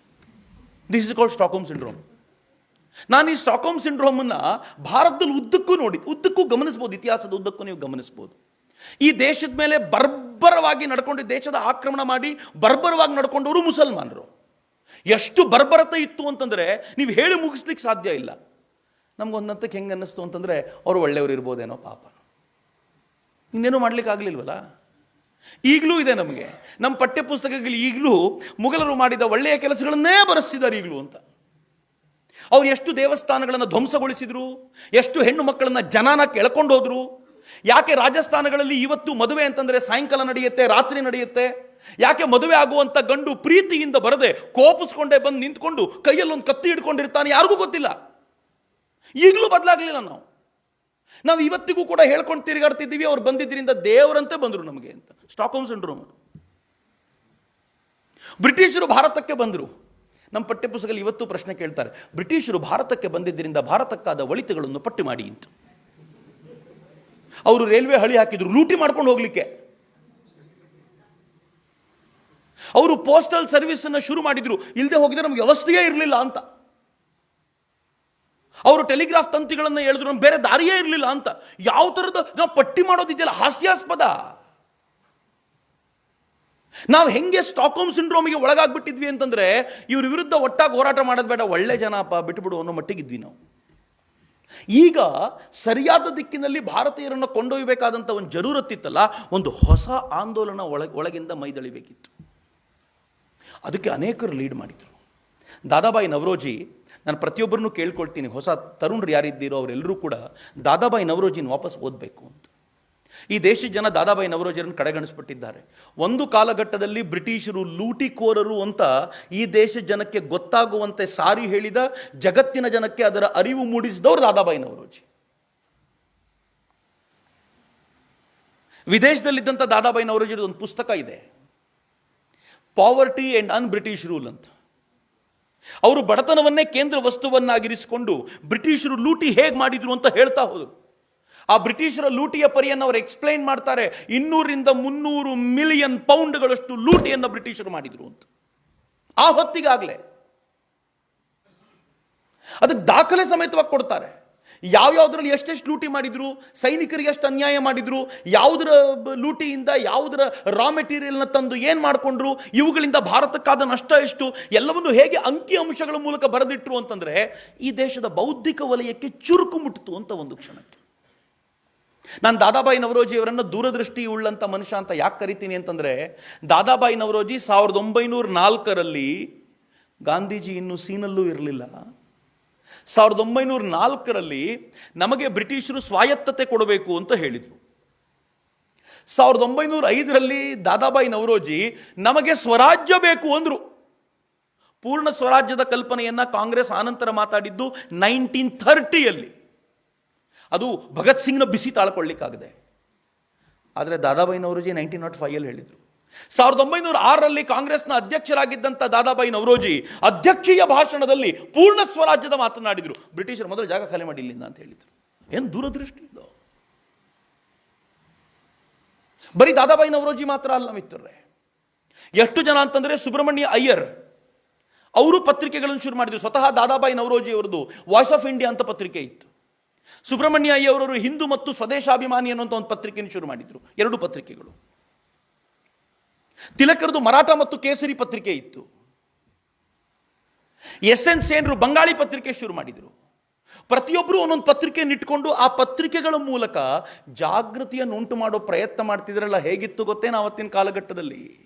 ಆ ಪತ್ರಿಕೆಗಳು ಊರೂರಿಗೆ ಮುಟ್ಟಿದ್ರೆ ಜನ ಕೂತ್ಕೊಳ್ತಿದ್ರು. ಎಡಿಟೋರಿಯಲ್ನ ಕೂತ್ಕೊಂಡು 20-25 ಜನ ಜೊತೆಲಿ ಕೂತ್ಕೊಂಡು ಓದ್ತಿದ್ರು. ಜನರನ್ನು ಕೊನೆ ಹಂತದವರೆಗೂ ಏನಾಗ್ತಿದೆ ಈ ದೇಶದಲ್ಲಿ ಅಂತ ಮುಟ್ಟಿಸುವ ಪ್ರಯತ್ನ ಇತ್ತಲ್ಲ, ಅದೆಲ್ಲ ಆಗಿದ್ದು ಈ ಮಹನೀಯರ ಕಾರಣಕ್ಕೋಸ್ಕರ. ಈ ಹೊಸ ಬಗೆಯ ಆಂದೋಲನಗಳಿದ್ವಲ್ಲ, ಈ ಆಂದೋಲನ ಅತ್ಯಂತ ಜರೂರತ್ತಿತ್ತು. ಅದನ್ನು ಭಾರತ ಕಟ್ಟಿಕೊಡಲಿಕ್ಕೆ ಸಾಧ್ಯವಾಯಿತು. ಆದರೆ ಇವೆಲ್ಲವನ್ನು ಗಮನಿಸ್ತಾ ಇದ್ದವರು ಬ್ರಿಟಿಷರು. ಅವರಿಗೆ ಗೊತ್ತಾಯಿತು 1857 ಸಂಗ್ರಾಮಕ್ಕೆ ನಾವು ಹೆದರಿಸಿ ಬೆದರಿಸಿ ಏನೋ ಮಾಡಲಿಕ್ಕೆ, ಕತ್ತು ಹಿಸ್ಕಲಿಕ್ಕೆ ಪ್ರಯತ್ನ ಪಟ್ಟರು. ಇವರು ಎದ್ದಿದ್ದಾರೆ ಅಂದರೆ, ಇನ್ನೊಂದು ಸಲ ಏನಾದರೂ ಇಡೀ ದೇಶ ಹಾಗೆ ಹೇಳ್ತು ಅಂದರೆ ಇನ್ನು ನಮ್ಮ ಹತ್ರ ಕಂಟ್ರೋಲ್ ಮಾಡಲಿಕ್ಕೆ ಸಾಧ್ಯ ಇಲ್ಲ. ಯಾಕೆ ಅಂದರೆ ನಮ್ಮ ಜೊತೆ ಹೋರಾಟ ಮಾಡಲಿಕ್ಕೆ ನಮ್ಮದ್ದೇ ಮಾರ್ಗವನ್ನು ಅನುಸರಿಸಲಿಕ್ಕೆ ಇವರು ಶುರು ಮಾಡಿಬಿಟ್ಟಿದ್ದಾರೆ. ಇನ್ನು ಬಹಳ ಕಷ್ಟ ಅಂತ ಅವ್ರು ಏನು ಮಾಡಿದ್ರು ಗೊತ್ತಾ? ಒಂದು ಸೇಫ್ ವಾಲ್, ಈ ಇಡೀ ಹೋರಾಟಕ್ಕೆ ಒಂದು ಗೇಟ್ ಹಾಕಬೇಕಲ್ಲ ಅಂತ 1885 ಎ.ಒ. ಹ್ಯೂಮ್ ನೇತೃತ್ವದಲ್ಲಿ ಕಾಂಗ್ರೆಸ್ಸನ್ನು ಕಟ್ಟಲಾಯಿತು. ಕಾಂಗ್ರೆಸ್ ನಿರ್ಮಾಣಗೊಂಡಿದ್ದು ಸೇಫ್ ವಾಲ್ವಾಗಿ. ಕಾಂಗ್ರೆಸ್ ನಿರ್ಮಾಣಗೊಂಡಿದ್ದು ಒಂದು ದೊಡ್ಡ ಕ್ರಾಂತಿಯನ್ನು ಉಂಟು ಮಾಡಬೇಕು ಅಂತಲ್ಲ. ಲಾಲಾ ಲಜಪತ್ ರಾಯರು ತಮ್ಮೊಂದು ಭಾಷಣದಲ್ಲಿ ಬಹಳ ಚೆನ್ನಾಗಿ ಹೇಳ್ತಾರೆ. ಲಾಲಾ ಲಜಪತ್ ರಾಯರು ಹೇಳ್ತಾರೆ, ಕಾಂಗ್ರೆಸ್ಸು ಡ್ಯುಯಲ್ ನೇಚರ್ ಇತ್ತು. ಅದಕ್ಕೆ ಕಾಂಗ್ರೆಸ್ಸು ಈ ಕಲೋನಿಯಲಿಸಂ ವಿರುದ್ಧ ಹೋರಾಡ್ತಿತ್ತು, ಆದರೆ ಅಗತ್ಯ ಬಿದ್ದಾಗ ಅವ್ರ ಜೊತೆ ಒಂದಾಗ್ಬಿಡ್ತಿತ್ತು. ಲಾಲಾ ಲಜಪತ್ ರಾಯರು ಹೇಳೋದು. ಅವ್ರು ಮುಂದುವರೆದು ಏನು ಹೇಳ್ತಾರೆ ಅಂತಂದರೆ, ಇಡೀ ದೇಶವನ್ನು ಬ್ರಿಟಿಷರ ಈ ವಸಾಹತುಶಾಹಿ ನೀತಿಯ ವಿರುದ್ಧ ಒಟ್ಟು ಮಾಡ್ತಾ ಇದ್ದಿದ್ದು ಕಾಂಗ್ರೆಸ್ಸು. ಆದರೆ ಇಡೀ ದೇಶ ಒಟ್ಟಾಗಿ ಹೋರಾಟಕ್ಕೆ ನಿಂತಾಗ ಕಾಂಪ್ರಮೈಸ್ ಮಾಡಿ ಸೈಲೆಂಟ್ ಮಾಡಿಸ್ತಿದ್ದು ಕಾಂಗ್ರೆಸ್ ಅಂತ ಲಾಲಾ ಲಜಪತ್ ರಾಯರು ಹೇಳಿದ ಮುಂದಿನ 2-3 ದಶಕಗಳ ನಂತರವೂ ಕಾಂಗ್ರೆಸ್ ಹಂಗೆ ಇತ್ತು. ತೀವ್ರ ಗತಿಯಲ್ಲಿ ಇನ್ನೇನು ಸ್ವಾತಂತ್ರ್ಯದ ಬಾಗಿಲಿಗೆ ಬಂದು ನಿಲ್ಲುತ್ತೆ ಅಂದ ತಕ್ಷಣ ಠುಸ್ ಅಂದ್ಬಿಡ್ತಿತ್ತು ಒಂದ್ಸಲ. ಹಾಗಂತ ಜನರನ್ನು ಎಬ್ಬಿಸ್ತಿರ್ಲಿಲ್ವಾ? ಇಡೀ ಕಾಂಗ್ರೆಸ್ ಈ ದೇಶದ ಮೂಲೆ ಮೂಲೆಯನ್ನು ಮುಟ್ಟ ಜನರನ್ನು ಎಬ್ಬಿಸ್ತಿತ್ತು. ಆದರೆ ಹೋರಾಟ ಲಾಜಿಕಲ್ ಎಂಡಿಗೆ ಹೋಗಲಿಕ್ಕೆ ಬಿಡ್ತಿರಲಿಲ್ಲ. ಲಾಜಿಕಲ್ ಎಂಡಿಗೆ ತಂತಾನೇ ಹೋಯ್ತು ಅಂತ ಬಚಾವಾದ್ವಿ ನಾವು. ಇಲ್ಲದೆ ಹೋಗಿದ್ರೆ ಇವತ್ತಿಗೂ ಲಾಜಿಕಲ್ ಎಂಡಿಗೆ ಹೋಗ್ತಿತ್ತೋ ಇಲ್ವೋ ಅಂತ ಅನುಮಾನ ಇದೆ ಅಂತ ಲಾಲಾ ಲಜಪತ್ ರಾಯರು ಹೇಳಿದ ಮಾತಿ, ನಾನು ಹೇಳ್ತಿರೋ ಮಾತಲ್ಲ ಮಿತ್ರ. ಎಲ್ಲದರ ಪರಿಣಾಮವಾಗಿ ಆ ಎ.ಒ. ಆಟಗಳಿಗೂ ಕೂಡ ಬ್ರಿಟಿಷ್ ಸರ್ಕಾರ ಕಡ್ಡಿ ಹಾಕಲ್ಲ ಅಂತ ಗೊತ್ತಿಟ್ಕೊಂಡು ಅವನನ್ನು ಮುಂದಿಟ್ಕೊಂಡು ಇವರು ತಮ್ಮ ಕೆಲಸ ಶುರು ಮಾಡಿಬಿಟ್ರು. ಅದಕ್ಕೆ ಕೆಲವರು ತಮಾಷೆ ಮಾಡಿ ಹೇಳ್ತಾರೆ, ಎ.ಒ. ಹ್ಯೂಮ್ ಅಂದ್ಕೊಂಡಂತೆ ನಾನು ಇವ್ರನ್ನ ಸೈಲೆಂಟ್ ಮಾಡ್ತೀನಿ ಅಂತ. ಆದರೆ ಎ.ಒ. ಹ್ಯೂಮನ್ ಬಳಸ್ಕೊಂಡು ಬ್ರಿಟಿಷ್ ಸರ್ಕಾರವನ್ನೇ ಫೈನಲಿ ಸೈಲೆಂಟ್ ಮಾಡಿದ್ದು ಭಾರತೀಯರು ಅಂತ. ಇದು ಬುದ್ಧಿವಂತಿಕೆ ಭಾರತೀಯರಲ್ಲಿತ್ತು ಅಂತ ಅನೇಕ ಇತಿಹಾಸಕಾರರು ಅಭಿಪ್ರಾಯ ಪಡ್ತಾರೆ. ಇದು ಒಟ್ಟಾರೆ ನಡೆದಂಥ ಬದಲಾವಣೆ. ಆದರೆ ಈ ಬದಲಾವಣೆಯೊಂದಿಗೆ ಯಾವಾಗ ಕಾಂಗ್ರೆಸ್ಸು ಶುರುವಾಯಿತೋ ನಿಧಾನವಾಗಿ ಒಂದು ಬದಲಾವಣೆಯ ಪರ್ವ ಶುರುವಾಗೋದು ಆರಂಭ ಆಯಿತು ಅನ್ನೋದು ನಾವು ಇಡೀ ಇತಿಹಾಸದ ಕಾಲಘಟ್ಟದಲ್ಲಿ ನೋಡ್ತೀವಿ. ಆದರೆ ಎಲ್ಲವೂ ಏನು ಮುಗಿದೋಗಲಿಲ್ಲ. ವಾಸುದೇವ ಬಲವಂತ ಫಡಕೆ ಅಲ್ಲಿ ತೀರಿಕೊಂಡ ಹೊತ್ತಲ್ಲೇ ಇನ್ನೊಂದು ಕ್ರಾಂತಿಯ ಕುಡಿ ಹುಟ್ಟಿಕೊಂಡಿತ್ತು 1883. ಅದು ಸಾವರ್ಕರ್ ರೂಪದಲ್ಲಿ ಹುಟ್ಟಿಕೊಂಡಿತ್ತು. ಮಿತ್ರರೆ, ಸಾವರ್ಕರ್ ಈ ದೇಶ ಮರಿಲೇಬಾರದಾಗಿರುವಂಥ ಕ್ರಾಂತಿಕಾರಿ ಅಂತ. ಸಾವರ್ಕರ್ ಈ ದೇಶ, ಬಹುಶಃ ಈ ದೇಶ ಅಷ್ಟೇ ಅಲ್ಲ, ಜಗತ್ತಿನ ಎಲ್ಲ ರಾಷ್ಟ್ರಗಳು ಕ್ರಾಂತಿಕಾರಿಗಳ ಲಿಸ್ಟನ್ನು ಮಾಡಿದಾಗ ಆ ಕ್ರಾಂತಿಕಾರಿಗಳ ಲಿಸ್ಟಲ್ಲಿ ಅಗ್ರ ಪಂಕ್ತಿಯಲ್ಲಿ ನಿಸ್ಸಂಶಯವಾಗಿ ಸಾವರ್ಕರ್ ನಿಲ್ತಾರೆ. ನಾನು ಯಾಕೆ ಸಾವರ್ಕರ್ ಉಲ್ಲೇಖವನ್ನು ಇಷ್ಟು ವಿಶೇಷವಾಗಿ ಮಾಡ್ತೀನಿ ಅಂತಂದರೆ, ಬ್ರಿಟಿಷರಿಗೆ ಕೊನೆವರೆಗೂ ಹ್ಯಾಂಡಲ್ ಮಾಡಲಿಕ್ಕಾಗದೆ ಗಂಟಲ ಮುಳ್ಳಾಗಿ ಉಳಿದಿದ್ದು ಸಾವರ್ಕರ್ ಮಾತ್ರ. ಆದರೆ ಇವತ್ತು ಸಾವರ್ಕರ್ ಅಂದ ತಕ್ಷಣ ಹೆಂಗೆ ಪ್ರತಿಬಿಂಬಿಸಲಾಗುತ್ತೆ ಗೊತ್ತೇನು? ಸಾವರ್ಕರ್ ಅಂದೇ ದೇಶದ್ರೋಹಿ ಎನ್ನುವ ಮಟ್ಟಿಗೆ ಪ್ರತಿಬಿಂಬಿಸಲಾಗುತ್ತೆ. ಯಾರಿಗೆ ಸಾವರ್ಕರ್ ಹೆಸರನ್ನು ಉಚ್ಚರಿಸುವ ಯೋಗ್ಯತೆಯೂ ಇಲ್ವೋ ಅವರು ಸಾವರ್ಕರ್ ವ್ಯಕ್ತಿತ್ವದ ಬಗ್ಗೆ ಮಾತನಾಡ್ತಾರೆ. 1883 ಸಾವರ್ಕರ್ ಹುಟ್ಟುವಾಗ ತೀತಾಶರ್ಮರು ಭಾಳ ಚೆನ್ನಾಗಿ ಹೇಳ್ತಾರೆ. 1883ರಲ್ಲಿ ಸಾವರ್ಕರ್ ಹುಟ್ಟಿದ್ರು. ಸಾವರ್ಕರ್ 1883ರಲ್ಲಿ ಹುಟ್ಟುವಾಗ ವಾಸುದೇವ್ ಬಲವಂತ್ ಫಡಕೆ ತೀರಿಕೊಂಡಿದ್ದ, ದಯಾನಂದ ಸರಸ್ವತಿಯವರು ತೀರಿಕೊಂಡಿದ್ರು ಅಂತ. ನನಗನ್ಸುತ್ತೆ ಎರಡರ ಮಿಕ್ಸ್ಚರ್ ಆಗಿ ಸಾವರ್ಕರ್ ಬಂದರು ಅಂತ. ಅವರೊಳಗೆ ವಾಸುದೇವ್ ಬಲವಂತ ಫಡಕೆಯ ರಾಷ್ಟ್ರನಿಷ್ಠೆ ಇತ್ತು, ದಯಾನಂದ ಸರಸ್ವತಿಯವರ ಧರ್ಮನಿಷ್ಠೆಯೂ ಅಷ್ಟೇ ಜೋರಾಗಿತ್ತು. ಭಗೂರು ಅಂತ ಮಹಾರಾಷ್ಟ್ರದ ಒಂದು ಚಿಕ್ಕಹಳ್ಳಿಯಲ್ಲಿ ಹುಟ್ಟಿದಂಥ ಈ ಹುಡುಗ, ಆತ ಇನ್ನೂ ಶೈಶವಾವಸ್ಥೆಯಲ್ಲಿ ಅಥವಾ ಚಿಕ್ಕ ವಯಸ್ಸಿನಲ್ಲಿರುವಾಗಲೇ ಅವ್ರ ಊರಿಗೆ ಪ್ಲೇಗ್ ಅನ್ನುವಂಥ ರೋಗ ಬಂತು. ಈ ಪ್ಲೇಗ್ ಅನ್ನೋ ರೋಗ ಆ ಊರಿಗೆ ಅಮರ್ಕೊಳ್ತು. ಆ ಊರಿಗೆ ಅಮರ್ಕೊಂಡಾಗ ಇವರೂ ಕೂಡ ಅದರ ತೊಂದರೆಗೊಳಗಾದಂಥವ್ರೆ. ಈ ತೊಂದರೆಗೊಳಗಾದಂಥ ಈ ಹುಡುಗರು ತಮ್ಮ ಊರನ್ನು ಬಿಟ್ಟು ಹೋಗಬೇಕಾಗಿ ಬಂತು, ತಂದೆನ ಕಳ್ಕೊಂಡ್ರು. ಚಿಕ್ಕ ಹುಡುಗರು ಭಾಳ ಚಿಕ್ಕ ವಯಸ್ಸಿನಲ್ಲೇ ಭಾಳ ಕಷ್ಟವನ್ನು ಅನುಭವಿಸಿ ನಾಸಿಕ್ಕಿಗೆ ಮುಂದೆ ಅಧ್ಯಯನಕ್ಕೆ ಅಂತ ಹೋದಾಗ ಆ ಹೊತ್ತಲ್ಲಿ ಈ ಹುಡುಗ ನೋಡ್ತಾನೆ, ಚಾಫೇಕರ್ ಸಹೋದರರು ರ್ಯಾಂಡ್ ಅನ್ನೋ ಒಬ್ಬ ಬ್ರಿಟಿಷ್ ಅಧಿಕಾರಿಯನ್ನು ಕೊಂದಿದ್ದು ಪೇಪರಲ್ಲಿ ಸುದ್ದಿ ಬಂದಿತ್ತು. ಮಿತ್ರೆ, ಚಾಫೇಕರ್ ಸಹೋದರದ್ದು ಅಷ್ಟೇ ರೋಚಕವಾದ ಕಥೆ. ಸಾವರ್ಕರ್ಗೆ ಪ್ರವೇಶಕ್ಕಿಂತಲೂ ಮುಂಚೆ ಚಾಫೇಕರ್ನ ಒಂದ್ಸಲ ನೆನಪಿಸ್ಕೊಳ್ಬೇಕು. ಚಾಫೇಕರ್ ಸಹೋದರ ಯಾರು ಅಂತಂದರೆ, ಹರಿಕತೆ ಮಾಡಿಕೊಂಡು ಊರೂರು ತಿರುಗಾಡ್ತಿದ್ದಂಥ ಒಂದು ಟೀಮ್ ಅದು. ಅವರಪ್ಪ ಹರಿಕತೆ ಮಾಡ್ತಿದ್ರು. ಚಾಫೇಕರ್ರ 3 ಸಹೋದರಲ್ಲಿ 2, ಬಾಲಕೃಷ್ಣ ಮತ್ತು ದಾಮೋದರ, ಅವರಿಬ್ಬರು ಪಕ್ಕವಾದ್ಯಗಳನ್ನು ನುಡಿಸ್ಕೊಂಡಿರ್ತಿದ್ರು. ಆದರೆ ಇಬ್ಬರೊಳಗೂ ದೇಶಭಕ್ತಿ ಎಂಥದ್ದು ಅಂತಂದರೆ, ಹರಿಕತೆ ಮಾಡಿ ಮುಗಿದ ನಂತರ ಅಥವಾ ಇವ್ರಿಗೆ ಏನಾದರೂ ಅವಕಾಶ ಸಿಕ್ಕಾಗ ಅವರು ಹರಿಯ ಕತೆ ಕಡಿಮೆ ಹೇಳ್ತಿದ್ರು, ಭಾರತ್ ಮಾತೆ ಕತೆ ಜಾಸ್ತಿ ಹೇಳ್ತಿದ್ರು. ಬ್ರಿಟಿಷರ ಈ ಅತ್ಯಾಚಾರ ನೋಡ್ತಿದ್ರಲ್ಲ, ಈ ಅತ್ಯಾಚಾರ ಬ್ರಿಟಿಷರದು ಒಂದು ಕಡೆ, ಕ್ಷಾಮದ ಸಂದರ್ಭದಲ್ಲಿ ಬ್ರಿಟಿಷರು ಭಾರತೀಯರನ್ನ ನಡ್ಕೊಂಡಿದ್ದನ್ನು ಈ ತರುಣರು ಹತ್ತಿರದಿಂದ ನೋಡಿದ್ದಾರೆ. ಅದಕ್ಕೆ ಪ್ರತಿಕ್ರಿಯೆ ಕೊಡಬೇಕು ಅಂತ ಅನಿಸುತ್ತೆ ಅವರಿಗೆ. ಆದರೆ ಅವರು ಪ್ರತಿಕ್ರಿಯೆಗೆ ದನಿಯಾಗಿದ್ದವರು ಬಾಲಗಂಗಾಧರ ತಿಲಕರು. ತಮ್ಮ ಕೇಸರಿ ಪತ್ರಿಕೆಯಲ್ಲಿ ಬಾಲಗಂಗಾಧರ ತಿಲಕರು ಬ್ರಿಟಿಷರ ವಿರುದ್ಧ ಪುಂಖಾನುಪುಂಖವಾಗಿ ಬರೀತಿದ್ರು. ಒಂದ್ಸಲ ಒಬ್ಬ ಬ್ರಿಟಿಷ್ ಅಧಿಕಾರಿ ಹೇಳ್ತಾನೆ, ಭಾರತೀಯರಿಗೆ ಒಂದು ಕೂಳಿಗೆ ಒಂದಷ್ಟು ಕಾಳುಗಳು ಸಾಕು, ಯಾಕೆ ಜೀವ ಬಿಡ್ತಿದ್ದೀರಾ? ತಿಲಕರು ತಮ್ಮ ಪತ್ರಿಕೆಯಲ್ಲಿ ಬರೆದ್ರಂತೆ, ನಿನಗೆ 1 ಲಕ್ಷ ರೂಪಾಯಿ ಸಂಬಳ ಯಾಕಪ್ಪ, ಲಕ್ಷಾಂತರ ರೂಪಾಯಿ ಸಂಬಳ ಯಾಕಪ್ಪ ತಗೋತೀಯ? ನಿನಗೂ ಅದೇ ಕೂಳು ಸಾಕು, ನೀನು ಅದರಲ್ಲೇ ಬದುಕು, ಯಾಕೆ ನಮ್ಮ ಥರ ಇದೆಯಾ ನೀನು ಅಂತ. ತಿಲಕರ ಮಾತುಗಳು ಯಾವ ಥರ ಬೆಂಕಿ ಹಚ್ಚಿದ್ವು ಅಂತಂದರೆ, ಈ ಹುಡುಗರು ಡಿಸೈಡ್ ಮಾಡಿದ್ರು ಏನಾದರೂ ಮಾಡಬೇಕು ಅಂತ. ಅದೇ ಹೊತ್ತಿಗೆ ಸರಿಯಾಗಿ ಆ ಊರಿಗೆ ಪ್ಲೇಗೂ ಬಂದು, ಪ್ಲೇಗ್ ಬಂದಾಗ ಬ್ರಿಟಿಷರು ಚೆನ್ನಾಗಿ ನೋಡ್ಕೋಬೇಕಿತ್ತು. ಆದರೆ ರ್ಯಾಂಡ್ ಅನ್ನೋ ಒಬ್ಬ ಆಫೀಸರ್ನ ಪ್ಲೇಗ್ ಆಫೀಸರ್ ಆಗಿ ಅಲ್ಲಿಗೆ ಹಾಕಿದರು. ಈ ರ್ಯಾಂಡ್ ಅನ್ನೋ ಆಫೀಸರ್ ಎಷ್ಟು ದುಷ್ಟನಾಗಿದ್ದ ಅಂತಂದರೆ, ಪ್ಲೇಗ್ ಹೆಸರಿನಲ್ಲಿ ಒಂದು ಶಾಸನವನ್ನು ತೆಗೆದುಕೊಂಡು ಬಂದ. ಯಾರಿಗೆ ಪ್ಲೇಗ್ ಬಂದಿದೆಯೋ ಸತ್ತರೆ ಅವರನ್ನು ಸುಡ್ತಿದ್ದ. ಸ್ವಲ್ಪ ಮಟ್ಟಿಗೆ ಜೀವ ಉಳ್ಕೊಂಡ್ರೆ 10 ದಿನಗಳ ಕಾಲ ನರಕ ಯಾತನೆ ಅನುಭವಿಸಲಿಕ್ಕೆ ಅಂತ ಒಂದು ಕಡೆ ಕೂಡ ಹಾಕ್ಬಿಡ್ಲಾಗ್ತಿತ್ತು ಅವರನ್ನು. 10 ದಿನಗಳ ಕಾಲ. ದೊಡ್ಡವರು ಕೂಡ ಈ ಶಾಸನ ತರಬೇಡಿ, ಇದು ಬಹಳ ಕೆಟ್ಟದ್ದು ಅಂತಂದ್ರು ಯಾರೂ ಕೇಳಲಿಲ್ಲ. ಈಗ ರ್ಯಾಂಡನಿಗೆ ಸರಿಯಾದ ಪಾಠ ಕಲಿಸ್ಬೇಕಲ್ಲ ಅಂತ ಎಲ್ಲರೂ ಕಾಯ್ತಾ ಇದ್ರು. ಆ ಇಡೀ ಪಾಠ ಕಲಿಸೋದಕ್ಕೆ ಮುಂದೆ ಬಾಲಕೃಷ್ಣ ಮತ್ತು ದಾಮೋದರ ನಿಂತುಕೊಂಡ್ರು. ಹರಿಕತೆ ಮಾಡ್ತಿದ್ದ ಹುಡುಗರು ಒಂದು ಪಿಸ್ತೂಲ್ನ ಸಂಪಾದಿಸಿದರು. ರ್ಯಾಂಡ್ ಒಂದು ದಿನ ಪಾನಮತ್ತನಾಗಿ ಒಂದು ಕ್ಲಬ್ಬಿಂದ ಆಚೆ ಬಂದಿದ್ದನ್ನು ಗುರುತಿಸ್ಲಿಕ್ಕೆ ಅಂತ ಒಬ್ಬ ನಿಂತಿದ್ದ. ಅವನು ಆಚೆ ಬಂದ ತಕ್ಷಣ ಇವನು ಕೈ ಮಾಡಿದ. ಅವನು ಸ್ವಲ್ಪ ದೂರ ಬಂದ ತಕ್ಷಣ ಬಾಲಕೃಷ್ಣ ಮತ್ತು ದಾಮೋದರ ಇಬ್ಬರು ಹೋದರು. ಹೋಗಿ ಅವನ ಮೇಲೆ ಗುಂಡು ಹಾರಿಸಿದ್ರು. ರ್ಯಾಂಡ್ ಸತ್ತು ಬಿದ್ದ. ಅವನ ಹಿಂದೆ ಇನ್ನೊಂದು ಗಾಡಿ ಬರ್ತಿತ್ತು. ಅಯರ್ಸ್ಟ್ ಅನ್ನೋಂಥ ಮತ್ತೊಬ್ಬ ಆಫೀಸರ್ ಇದ್ದ, ಅವನಿಗೂ ಹೊಡೆದ್ರು. ಆ ಅಯರ್ಸ್ಟ್ ಅವನ ಹೆಂಡತಿ ತೊಡೆ ಮೇಲೆ ಬಿದ್ದು ಅಲ್ಲೇ ಪ್ರಾಣ ಬಿಟ್ಟ. ಇಬ್ಬರು ಪ್ರಾಣ ಕಳ್ಕೊಂಡ ನಂತರ ಇವರು ನಾರ್ಮಲ್ ಆಗಿ ಎಂದಿನಂತೆ ಚಾಫೇಕರ್ ಏನು ಅವ್ರದ್ದೊಂದು ವ್ಯಾಯಾಮ ಶಾಲೆ ಇತ್ತು, ಆ ವ್ಯಾಯಾಮ ಶಾಲೆಯಲ್ಲಿ ನಾರ್ಮಲ್ ಆಗಿದ್ದರು. ಬ್ರಿಟಿಷರಿಗೆ ಗಾಬರಿ ಆಯಿತು. ನಮ್ಮ ಕಣ್ಣೆದುರಿಗೆ ಈ ಥರದೊಂದು ಹತ್ಯೆ ನಡೆಯುತ್ತೆ ಅಂತಂದರೆ ಹೆಂಗೆ ಬದುಕೋದು ನಾವು? ತಕ್ಷಣ ಇದ್ದದ್ದೆಲ್ಲವನ್ನು ಬಳಸ್ಕೊಂಡು ಬ್ರೂಯಿನ್ ಅನ್ನೋಂಥ ಒಬ್ಬ ಕೆಟ್ಟ ಅಧಿಕಾರಿಯನ್ನು ಬಿಟ್ಟು ಯಾರು ಏನು ಮಾಡಿದರು ಅಂತ ತಿಳ್ಕೊಳ್ಳಿಕ್ಕೆ ಪ್ರಯತ್ನ ಪಟ್ಟು ಚಾಫೇಕರ್ ವ್ಯಾಯಾಮ ಶಾಲೆಗೆ ಬಂದ ತಕ್ಷಣ ಆ ಬ್ರೂಯಿನಿಗೆ ಗೊತ್ತಾಯಿತು ಇಲ್ಲೊಂದು ವೀಕ್ ಲಿಂಕ್ ಇದೆ ಅಂತ.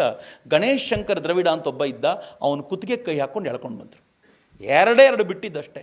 ಅವನು ಹೇಳಿದ, ಬಾಲಕೃಷ್ಣ ಮತ್ತು ದಾಮೋದರ ಇದ್ರ ಬಗ್ಗೆ ಮಾತಾಡ್ತಿದ್ರು, ಅವರೇ ಮಾಡಿದ್ದು ಅಂತ. ದಾಮೋದರ ಸಿಕ್ಕಾಕೊಂಡ್ಬಿಟ್ಟ. ಬಾಲಕೃಷ್ಣ ತಪ್ಪಿಸ್ಕೊಂಡು ಹೋಗಿ ಆತ ಹೈದರಾಬಾದಿಗೆ ಸೇರಿಕೊಂಡ. ಹೈದರಾಬಾದಿಗೆ ಸೇರಿಕೊಂಡಾಗಲೂ ಕೂಡ ತಿಲಕರು ಎಂಥ ದೊಡ್ಡ ವ್ಯಕ್ತಿತ್ವ ನೋಡಿ, ಅವನಿಗೆ ಬೇಕಾಗಿರುವ ಸಹಕಾರವನ್ನು ಅಲ್ಲಿ ತಲುಪಿಸೋದು ಎಲ್ಲ ಪ್ರಯತ್ನವನ್ನು ತಿಲಕರು ಮಾಡ್ತಾ ಇದ್ರು. ಈಗೇನಾಯಿತು, ಅವನು ತಪ್ಪಿಸ್ಕೊಂಡಿದ್ದಾನೆ, ಇವನನ್ನು ನೇಣಿಗೇರಿಸಬೇಕು ಅಂತ ನಿಶ್ಚಯ ಆಯಿತು. ಅಷ್ಟೊತ್ತಿಗೆ ಅಲ್ಲಿದ್ದ ಬಾಲಕೃಷ್ಣನನ್ನು ಹೇಗೋ ಮಾಡಿ ಹಿಡ್ಕೊಂಡು ಎಳ್ಕೊಂಡು ಬಂದು ಅವನನ್ನು ನೇಣಿಗೆ ಹಾಕಬೇಕು ಅಂತ ನಿರ್ಧರಿಸಬೇಕಾದ್ರೆ ಅವ್ರ ಮನೇಲಿ 3ನೇ ಕುಡಿ ಇತ್ತಲ್ಲ, ವಾಸುದೇವ. 3 ಜನ ಅಣ್ಣ ತಮ್ಮದ್ರವರು, ಬಾಲಕೃಷ್ಣ, ದಾಮೋದರ, ವಾಸುದೇವ ಬಂದು ಹೇಳಿದಂತೆ, ನಮ್ಮ ಅಣ್ಣಂದ್ರೆ ಹಿಂಗೆ ಮಾಡ್ತಿದ್ರು ಅನ್ನೋದಕ್ಕೆ ನಾನೇ ಅಪ್ರೂವರ್ ಆಗ್ತೀನಿ, ಅವ್ರ ವಿರುದ್ಧ ನಾನೇ ಸಾಕ್ಷಿ ಹೇಳ್ತೀನಿ ಅಂದ್ಬಿಟ್ಟ. ಬ್ರಿಟಿಷರಿಗೆ ಖುಷಿ. ತಮ್ಮನೇ ಸಾಕ್ಷಿ ಹೇಳ್ತಿದ್ದಾನೆ ಅಂತಂದರೆ ಯಾಕೆ ಬೇಡ ಅನ್ನೋಣ, ಅವನಿಗೆ ಬೇಕಾಗಿರೋ ಎಲ್ಲ ವ್ಯವಸ್ಥೆ ಮಾಡಿ ಕೊಟ್ಟರು, ಎಲ್ಲ ರೆಡಿ ಆಯಿತು.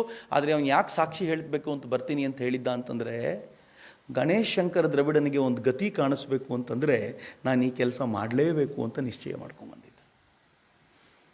ಒಂದಿನ ತಾನು ಪಂಜಾಬಿ ವೇಷದಲ್ಲಿ ಬಂದ, ಗಣೇಶ್ ಶಂಕರ್ ದ್ರವಿಡನ ಮನೆ ಬಾಗಿಲು ಬಡ್ದು ಹೇಳ್ದ, ನಿನ್ನ ಬ್ರಿಟಿಷರು ಅರ್ಜೆಂಟಾಗಿ ಕರಿತಿದ್ದಾರೆ, ಬ್ರೂಯಿನ್ ಸಾಬ್ರು ಬರಬೇಕು ಅಂದ ತಕ್ಷಣ ಗಣೇಶ್ ಶಂಕರ್ ದ್ರವಿಡ ಎದ್ನೋ ಬಿದ್ನೋ ಅಂತ ಆಚೆ ಬಂದು ಸ್ವಲ್ಪ ದೂರ ಹೋಗಿದ ತಕ್ಷಣ ವಾಸುದೇವ್ ಚಾಪೇಕರ್ ಅವನ ಮೇಲೆ ಗುಂಡಿಟ್ಟು ಅವನನ್ನು ಸಾಯಿಸ್ದ.